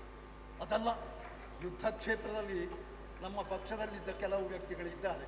ಪಾಲಿಸು ಕೌರವ ವಿಪ್ರರ ಪೌರುಷದೇಳಿಗೆ ಭೋಜನ, ಬ್ರಾಹ್ಮಣರಾದಂತಹ ನಾವು ಊಟಕ್ಕಿರುವುದು. ಅವರು ಮಾತ್ರ ಯುದ್ಧಕ್ಕಿರುವುದ? ಅಂಥವರನ್ನು ಕ್ಯೂ ಬಿಡ್ತೇನೆ, ನೋಡೋಣ ಏನಾಗ್ತದೆ.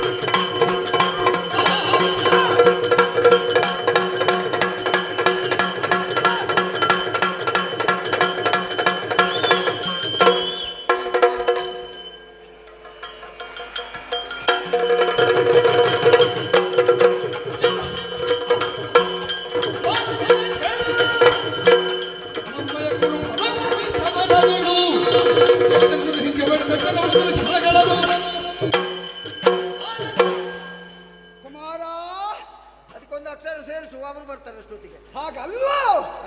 ಮಕ್ಕಳಿಗೆ ನಾವು ಕರೆಯುವುದು ಹಾಗೆ. ನೀನು ಬಾಲಕ. ಹಾಗೆ ಹೌದೇನೋ? ರಣಕ್ಷೇತ್ರದಲ್ಲಿ ನಿನ್ನದ್ದೇ ಹಾರಾಟ, ಅದೌದು. ನಿನ್ನದ್ದೇ ಅದಕ್ಕೆ ನಾನು ಬಂದ ಮೇಲೆ ನನ್ನದ್ದೇ. ನಾವೆಲ್ಲ ಇಲ್ಲ ಅಂತ ತಿಳ್ತೀಯ? ಉಂಟಪ್ಪ. ಒಂದು ಕಾಲದಲ್ಲಿ ನಾವು ಮಾಡಿದಂತ ಮಹಾ ಕಾರ್ಯಗಳೆಷ್ಟು ಏನಂತ ನಿನಗೆ ಗೊತ್ತಿಲ್ಲ. ಏನಂತ ನಾನು ಹೇಳ್ತೇನೆ. ಏನಂತ ನಾ ಕೇಳುವುದಿಲ್ಲ. ಪರೀಕ್ಷಾ ರಂಗದಲ್ಲಿ ನಿನ್ನ ಅಪ್ಪ ಪಾರ್ಥ ಇದ್ದಾರಲ್ಲ, ಅವನಿಗೆ ಸರಿಸಾಟಿಯಾಗಿ ಹೋರಾಡಿದಂತ ವೀರ ಕರ್ಣ ಮಗನೇ. ನೀನು ಮೊದಲು ಹೇಳಿದ್ಯಲ್ಲ, ಅದನ್ನು ಒಪ್ಪಿಕೊಳ್ತೇನೆ. ಒಂದು ಕಾಲದಲ್ಲಿ ನೀನು ಹಾಗೆ ಮಾಡಿದ್ದು ಒಪ್ಪಿಕೊಳ್ಳುವ. ಮತ್ತೆ ಇದುಂಟಲ್ಲ ಮಗನೇ ಅಂತ, ಅದು ನಿಮ್ಮಲ್ಲಿ ಎಲ್ಲರಿಗುಂಟು ಅಭ್ಯಾಸ. ಅಲ್ಲ ಅಲ್ಲ ಅಲ್ಲ, ನಿನ್ನ ಪರಂಪರೆ ಹಾಗೆ. ಅಲ್ಲ ಅಲ್ಲ, ಹೇಳೋದನ್ನು ಕೇಳು.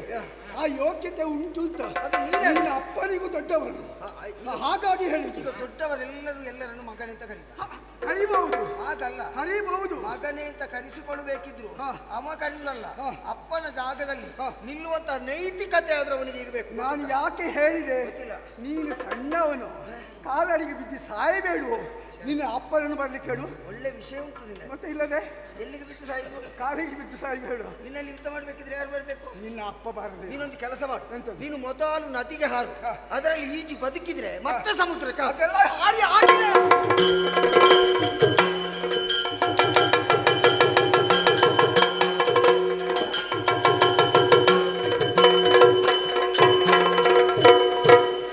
ಮುರಿದು ಮಾತ್ರೀಜ ಮೋಗರವು ಕಿಮ್ಮಿಟ್ಟು ಅರಿಭಯಂಕರ ದ್ರೋಣವರಿತು ಕೃಪನಿಗೆ ವಿಸ್ತರಿಸಿದ ಪಡೆಗಣ್ಣ ಹರವೀತ ಶಿಶುಗೆ ಸಂಗಲದೊಳ್ ಅಸದಳ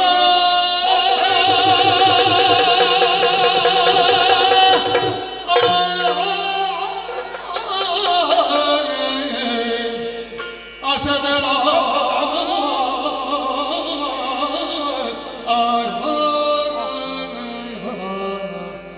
ಅಕಟ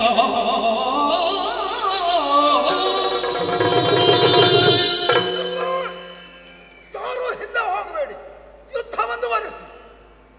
ಎಷ್ಟು ಧೈರ್ಯ ತುಂಬಿದ್ರು ನಮ್ಮ ಪಕ್ಷದ ವೀರ ಯೋಧರು ಯುದ್ಧೋತ್ಸಾಹದಿಂದ ಮುಂದೆ ಬರುವ ಹಾಗಿಲ್ಲ. ಹಿಂದೆ ಹಿಂದೆ ಸರಿಯುತ್ತಾ ಇದ್ದಾರೆ. ಅಪ್ಪ, ಅಪ್ರತಿಮ ಶೂರ ಅಭಿಮನ್ಯು ಹಣಗಣ್ಣ ಹರನೇತ.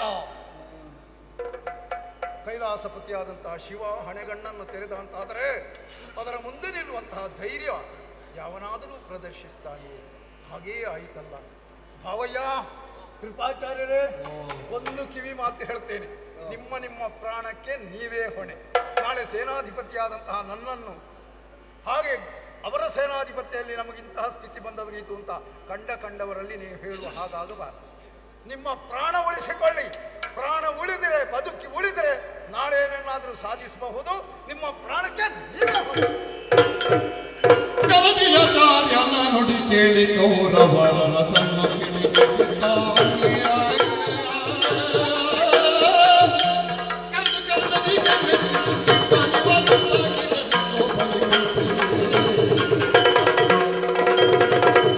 ಚಕ್ರವ್ಯೂಹ ಮಾಡು. ಅರ್ಜುನನ್ನು ಬಾರದ ಹಾಗೆ ನೋಡಿಕೋ. ಹಾಗೆ ಮಾಡ್ತೇನೆ, ಹೀಗೆ ಮಾಡ್ತೇನೆ. ಅವರನ್ನು ಕಟ್ಟಿದರೆ ಇವರ ಊಟಕ್ಕೆ ದುಡಿಯುವುದಕ್ಕೆ ಒಂದು ಆಗಲಿಕ್ಕಿಲ್ಲ. ಅವರವರ ಜೀವಕ್ಕೆ ಅವರವರೇ ಹೊಣ ಅಂತ ಇಂಥವರನ್ನು ನಂಬಿ ಹಾಳಾಯ್ತು.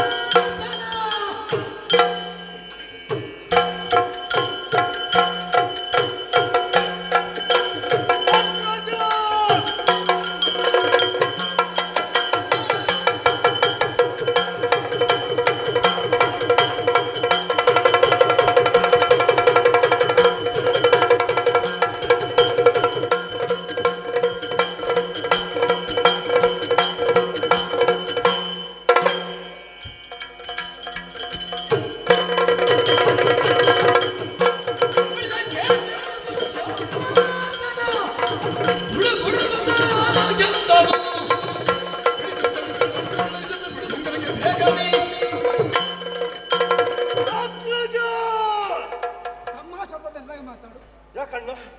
ಅಲ್ಲ, ನನಗೆ ಕೇಳಿದ್ರೆ ಸಾಕು. ಹೌದು. ನೀ ಎಲ್ಲಿದ್ದೆ ಎಷ್ಟು ಹೊತ್ತು? ವಿಶ್ರಾಂತಿಯಲ್ಲಿದ್ದೆ. ಇದು ವಿಶ್ರಾಂತಿ ಪಡೆಯುವ ಸಮಯವೇನೋ? ಅಲ್ಲ. ಇದು ಹೌದಾ? ನಾನು ಯುದ್ಧವನ್ನು ಮಾಡಿದ್ದೇನೆ.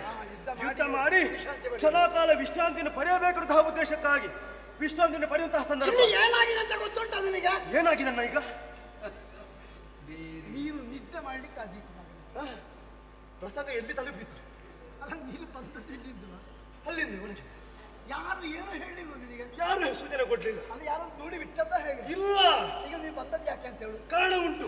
ದೂರ ನಿನ್ನ ಮುಖವನ್ನು ನೋಡಿದ್ನ ಯಾವತ್ತು ಕೂಡ ಹೇಗೆ ಸಂತೋಷದಿಂದ ಕಂಬಳಿಸಬೇಕಂತ ನಿನ್ನ ಮುಖವೆಂದು ರಾಹು ಸೋಕಿದ ಚಂದ್ರನಂತೆ ಕನ್ನಡಿ ಸಂತೋಷದಿಂದ ಕಂಗೊಳಿಸಬೇಕಂತ ನಿನ್ನ ಮುಖವೆಂದು ರಾಹು ಸೋಕಿದ. ಬೇಡ, ಅದು ನೀನು ವಸ್ತ್ರಾಪಾರದಲ್ಲಿ ಹಾಡಿದ್ದೇ ಸಾಕು. ಸಾಕ ಅವತ್ತು ಮಾಡಿದ್ದು ಸಾಕು. ಆ ರೀತಿಯಾಗಿ ಹೋಗಿದೆ, ನೋಡ್ಲಿಕ್ಕಾಗಿರ್ಲಿಲ್ಲ. ಅರ್ಥವಿಸಿಕೊಂಡಿದ್ದೇನೆ. ಮಗನೇ, ತಮ್ಮ, ಅಣ್ಣ, ಇದು ನಗು ಬರುವ ವಿಷಯ ಅಲ್ಲ. ಈಗ ಆ ಗುರುಗಳ ಪರಿಸ್ಥಿತಿ ನೋಡಿದ್ಯಾ? ನೋಡಿದ್ದೇನೆ. ಚಕ್ರವ್ಯೂಹ ಮಾಡ್ತೇನೆ, ಹೌದು, ಅದು ಮಾಡ್ತೇನೆ, ಅವಳು ಕಟ್ತೇನೆ. ಇವರನ್ನೆಲ್ಲ ನಂಬಿದ್ರೆ ಏನು ಅಣ್ಣ? ನಾವು ನಂಬಿ ಸೋತದ್ದೇ ಅದರಲ್ಲಿ. ಪಕ್ಷ ಪಾಂಡವರಲ್ಲಿ, ಊಟ ಕೌರವರಲ್ಲಿ ಅಂತ ಅವರನ್ನ ನಂಬಾರ್ದು. ಅಲ್ಲ, ಊಟ ಕೊಡು, ನಮಗೇನು ಕಡಿಮೆ ಆಗಲಿಲ್ಲ. ಕಡಿಮೆ ಇಲ್ಲ. ತಿಂದುಕೊಂಡು ದುಡಿತಾರೆ ಇವರು. ಹೌದು. ಯಾರಿಗೆ ಬೇಕಾಗಿ ದುಡಿಯುವುದು? ನಮಗೆ ಬೇಕಾಗಿ ಒಬ್ಬರು ದುಡಿಯುವುದಿಲ್ಲ ಇಲ್ಲಿ. ಈಗ ನೀನು ಯಾರಿಗೆ ಬೇಕಾಗಿ? ನಿನಗೆ ಬೇಕಾಗಿ ಇರುವುದು. ಏನ್ ಮಾಡ್ತೀಯ? ನನಗೊಂದು ಅಪ್ಪಣೆ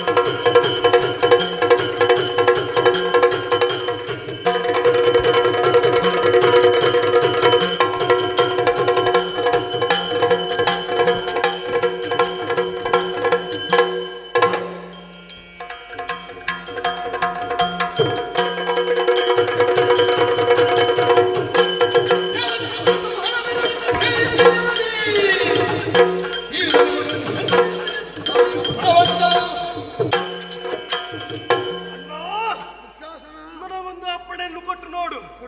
ಈ ಹಿಂದೆ ಸುರಾಸುರರು ಸೇರಿ ಸಮುದ್ರವನ್ನು ಮತಿಸುವಂತಹ ಸಂದರ್ಭ. ಶುರುವಿನಲ್ಲಿ ವಿಷ ಬಂದಿತ್ತು. ಹೌದು.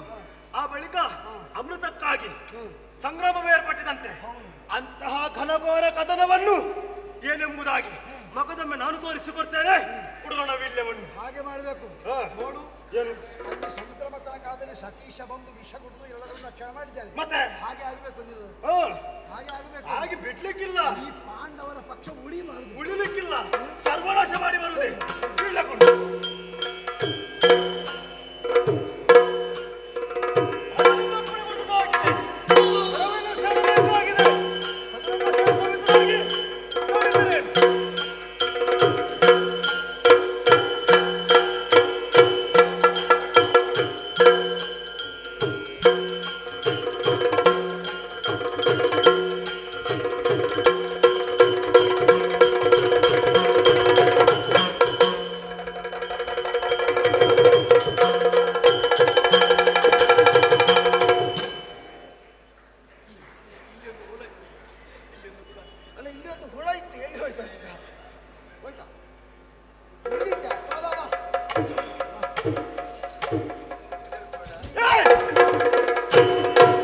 ಹೆದರ್ಸ್ಲಿಕ್ಕಿಲ್ಲ ಇಲ್ಲಿ, ಹೆದರ್ಸ್ಲಿಕ್ಕಿಲ್ಲ.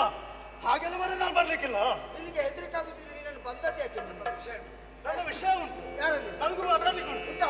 ಮತ್ತೆ ಭೀಮ ಫಲಗುಣ ಎಂಬವರುಳು ಎನ್ನ ಸಂಗ್ರಾಮ. ಭೀಮ ಫಲಗುಣ ಎಂಬವರುಳು ಎನ್ನ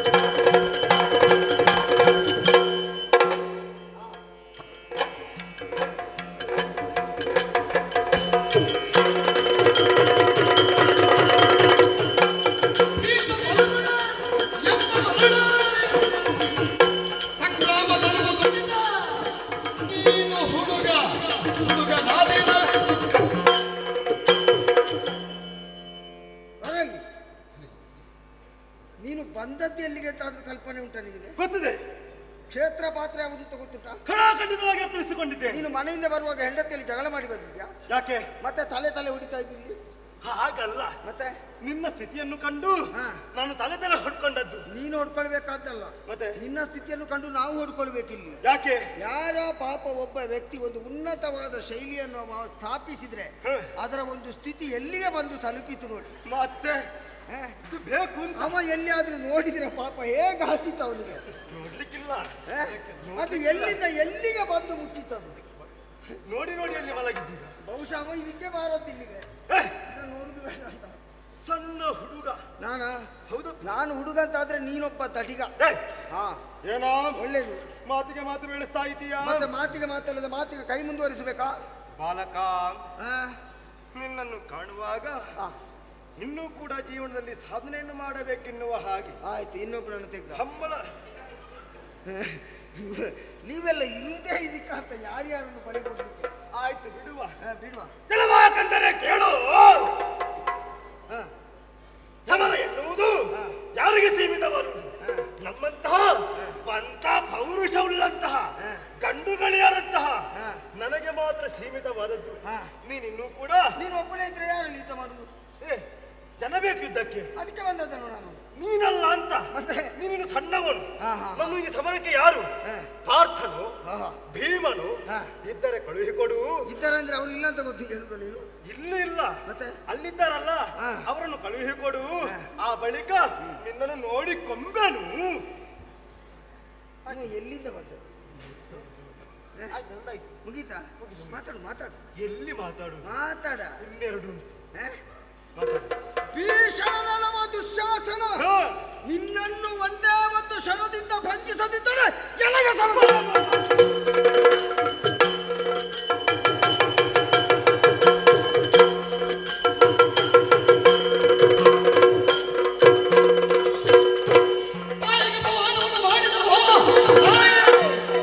ಇನ್ನೊಂದು ಕೊಲವೆನೆಂದರೆ ವಾಯುಪುತ್ರನ ಭಾಷಗತ್ಯವನ್ನು ತೆಗೆದದ್ದ.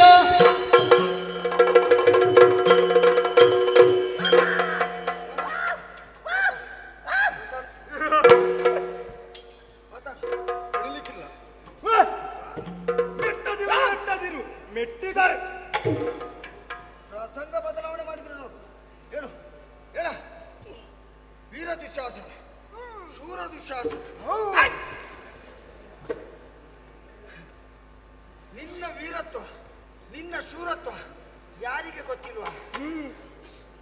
ನೀನು ಅಷ್ಟು ಆಯಾಸ ಆಗುದಿದ್ರೆ ಬಂದದ್ದು ಯಾಕೆ? ಆಯಾಸ ಮತ್ತೆ ನನ್ನ ಶೈಲಿ. ನಿನ್ನತ್ತಲ್ಲ, ನಿನ್ನ ಅಪ್ಪನ ಶೈಲಿ. ಹೊರದಲ್ಲ. ಹೌದೇನಾ? ಅಬಲೆ ಹೆಣ್ಣು ಮಕ್ಕಳು ಸಿಕ್ಕಿದ್ರೆ ಅಂತವರ ಸೆರಗಿಗೆ ಕೈ ಹಾಕುವುದರಲ್ಲಿ ನಿನ್ನಷ್ಟು ನಿಸ್ಸಿಮರು ಯಾರು ಇಲ್ಲ. ತಾಯಿಗೆ ಅಪಮಾನವನ್ನು ಮಾಡಿದ ಕುನ್ನಿ ಆಹಾ, ನಿನ್ನ ಮೀಸೆಯ ನಿನ್ನ ಹುಪ್ಪ, ನಿನ್ನ ಶೈಲಿಯ, ನಿನ್ನ ನಿಲುವ, ನಿನ್ನದ್ದು ತಪ್ಪಲ್ಲ. ಇಲ್ಲಪ್ಪ, ಇವನದ್ದು ತಪ್ಪಲ್ಲ. ಇವನನ್ನು ಕಲಿಸಿದ್ದಾರೆ. ಇದನ್ನು ನೀನೇ ಮಾಡುತ್ತ ಇಲ್ಲ ಬಾ, ನಿನಗೊಂದು ಸನ್ಮಾನ ಮಾಡು. ಬಾಬಾ ಇಷ್ಟು ಬೇಗ ನೀನಿರುವಾಗ ಮತ್ತೆ ನಿನಗೇನು ಸಾಯುವಾಗಲೂ ಸನ್ಮಾನ? ಬಾಯ್ಲಿ ನೀನಿರುವಾಗ ಬಾಯ್ಲಿ. ತಾಯಿಗೆ ಅಪಮಾನವನ್ನು ಮಾಡಿದ ಕೊಲ್ಲಿ ನಿನ್ನನ್ನು ಕೊಲ್ತಿದ್ದೆ. ದೊಡ್ಡ ತಂದೆಯವರ ಮಾತು ಬಂದೇ ಆಗ್ತದೆ. ಅಲ್ಲಿವರೆಗೆ ಅವರ ಹೆಸರು ಹೇಳಿಕೊಂಡು ಬದುಕಿಗ ಮಕ್ಕಳು.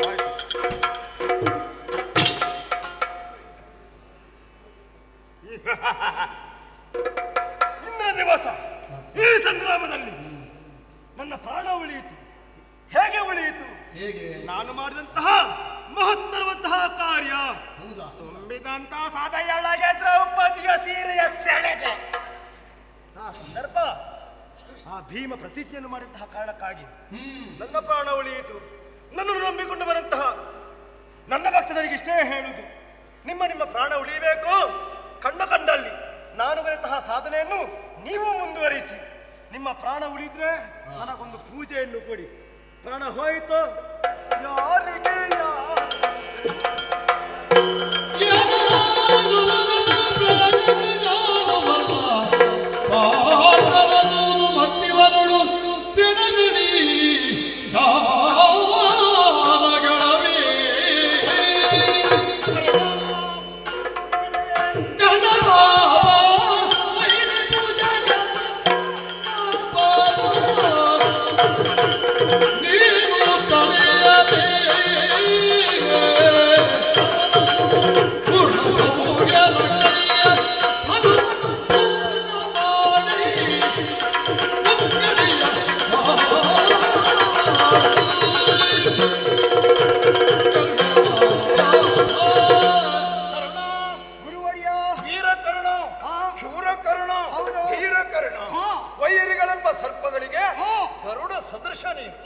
ನಿನ್ನ ಶತ್ರುವಾದಂತಹ ಅರ್ಥನ ಮಗನಾದಂತಹ ಅಭಿಮನ್ಯುವಿನ ಆಟೋಪವನ್ನು ನೀನು ಕಣ್ಣಾರೆ ಕಂಡಿರಬೇಕು. ಕಾಣ್ತಾ ಇದ್ದೇನೆ.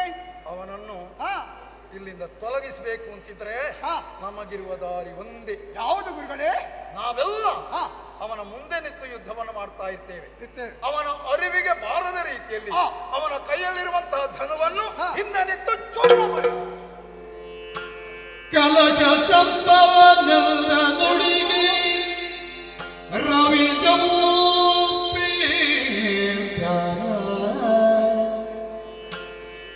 ಸುಲಭವೇ ಮಹಾರಥ ಸುಲಭವೇ ಮಹಾರಥರ ಕದನ ಲಂಪಟರೆಮ್ಮ ಕಲಗ ಕಿಲಿರಾದ ಶಿಶುವಂ ಜಯಿಸಲಾರದೆ ಧನುವ ಖಂಡಿಪುದು ಉಚಿತವೇ ನ್ಯಾಯವೇ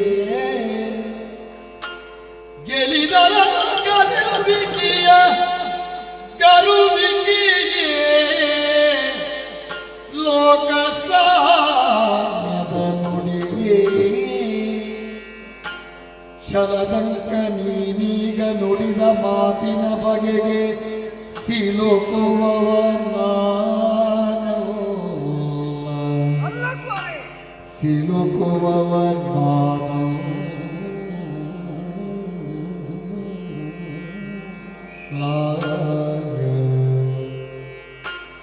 ಕದನ ಲಂಪಟರೆಮ್ಮ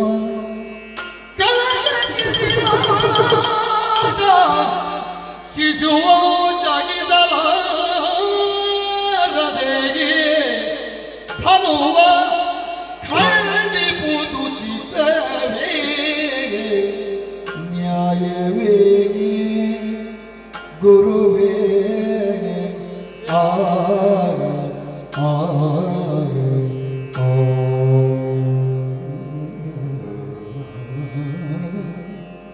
ಜಿಯಾ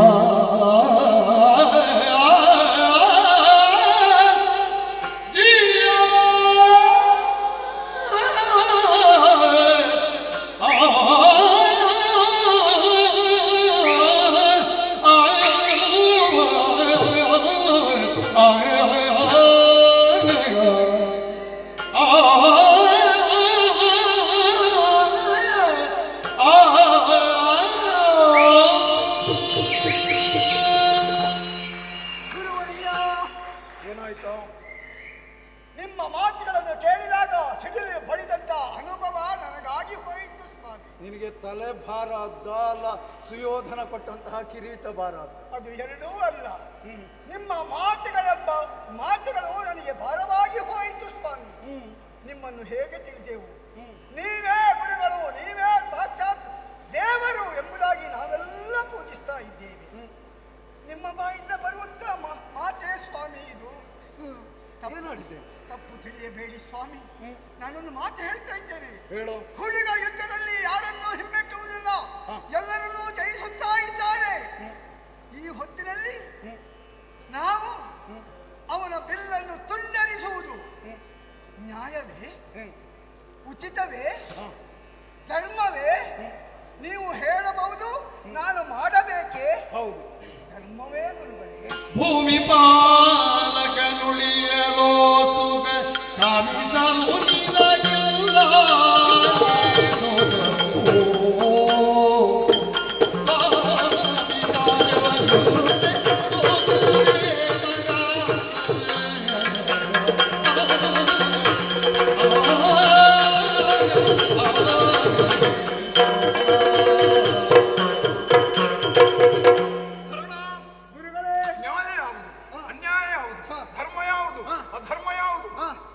ಹೇಳುವುದಕ್ಕೆ ನೀನಿರುವವನು ಅಲ್ಲ ಸ್ವಾಮಿ.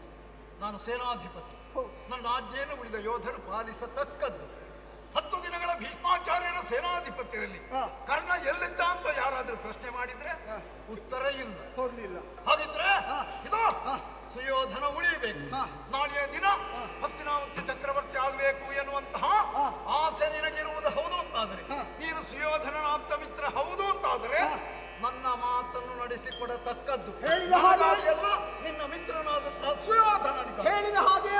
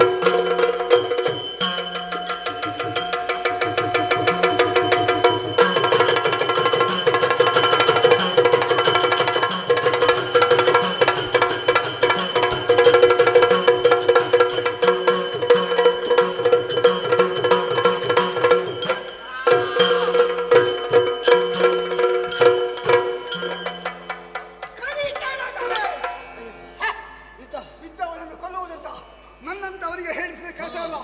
ಯಾರಾದರೂ ಕೊಂದಾರು ನೋಡಿಕೊಳ್ಳೋಣ.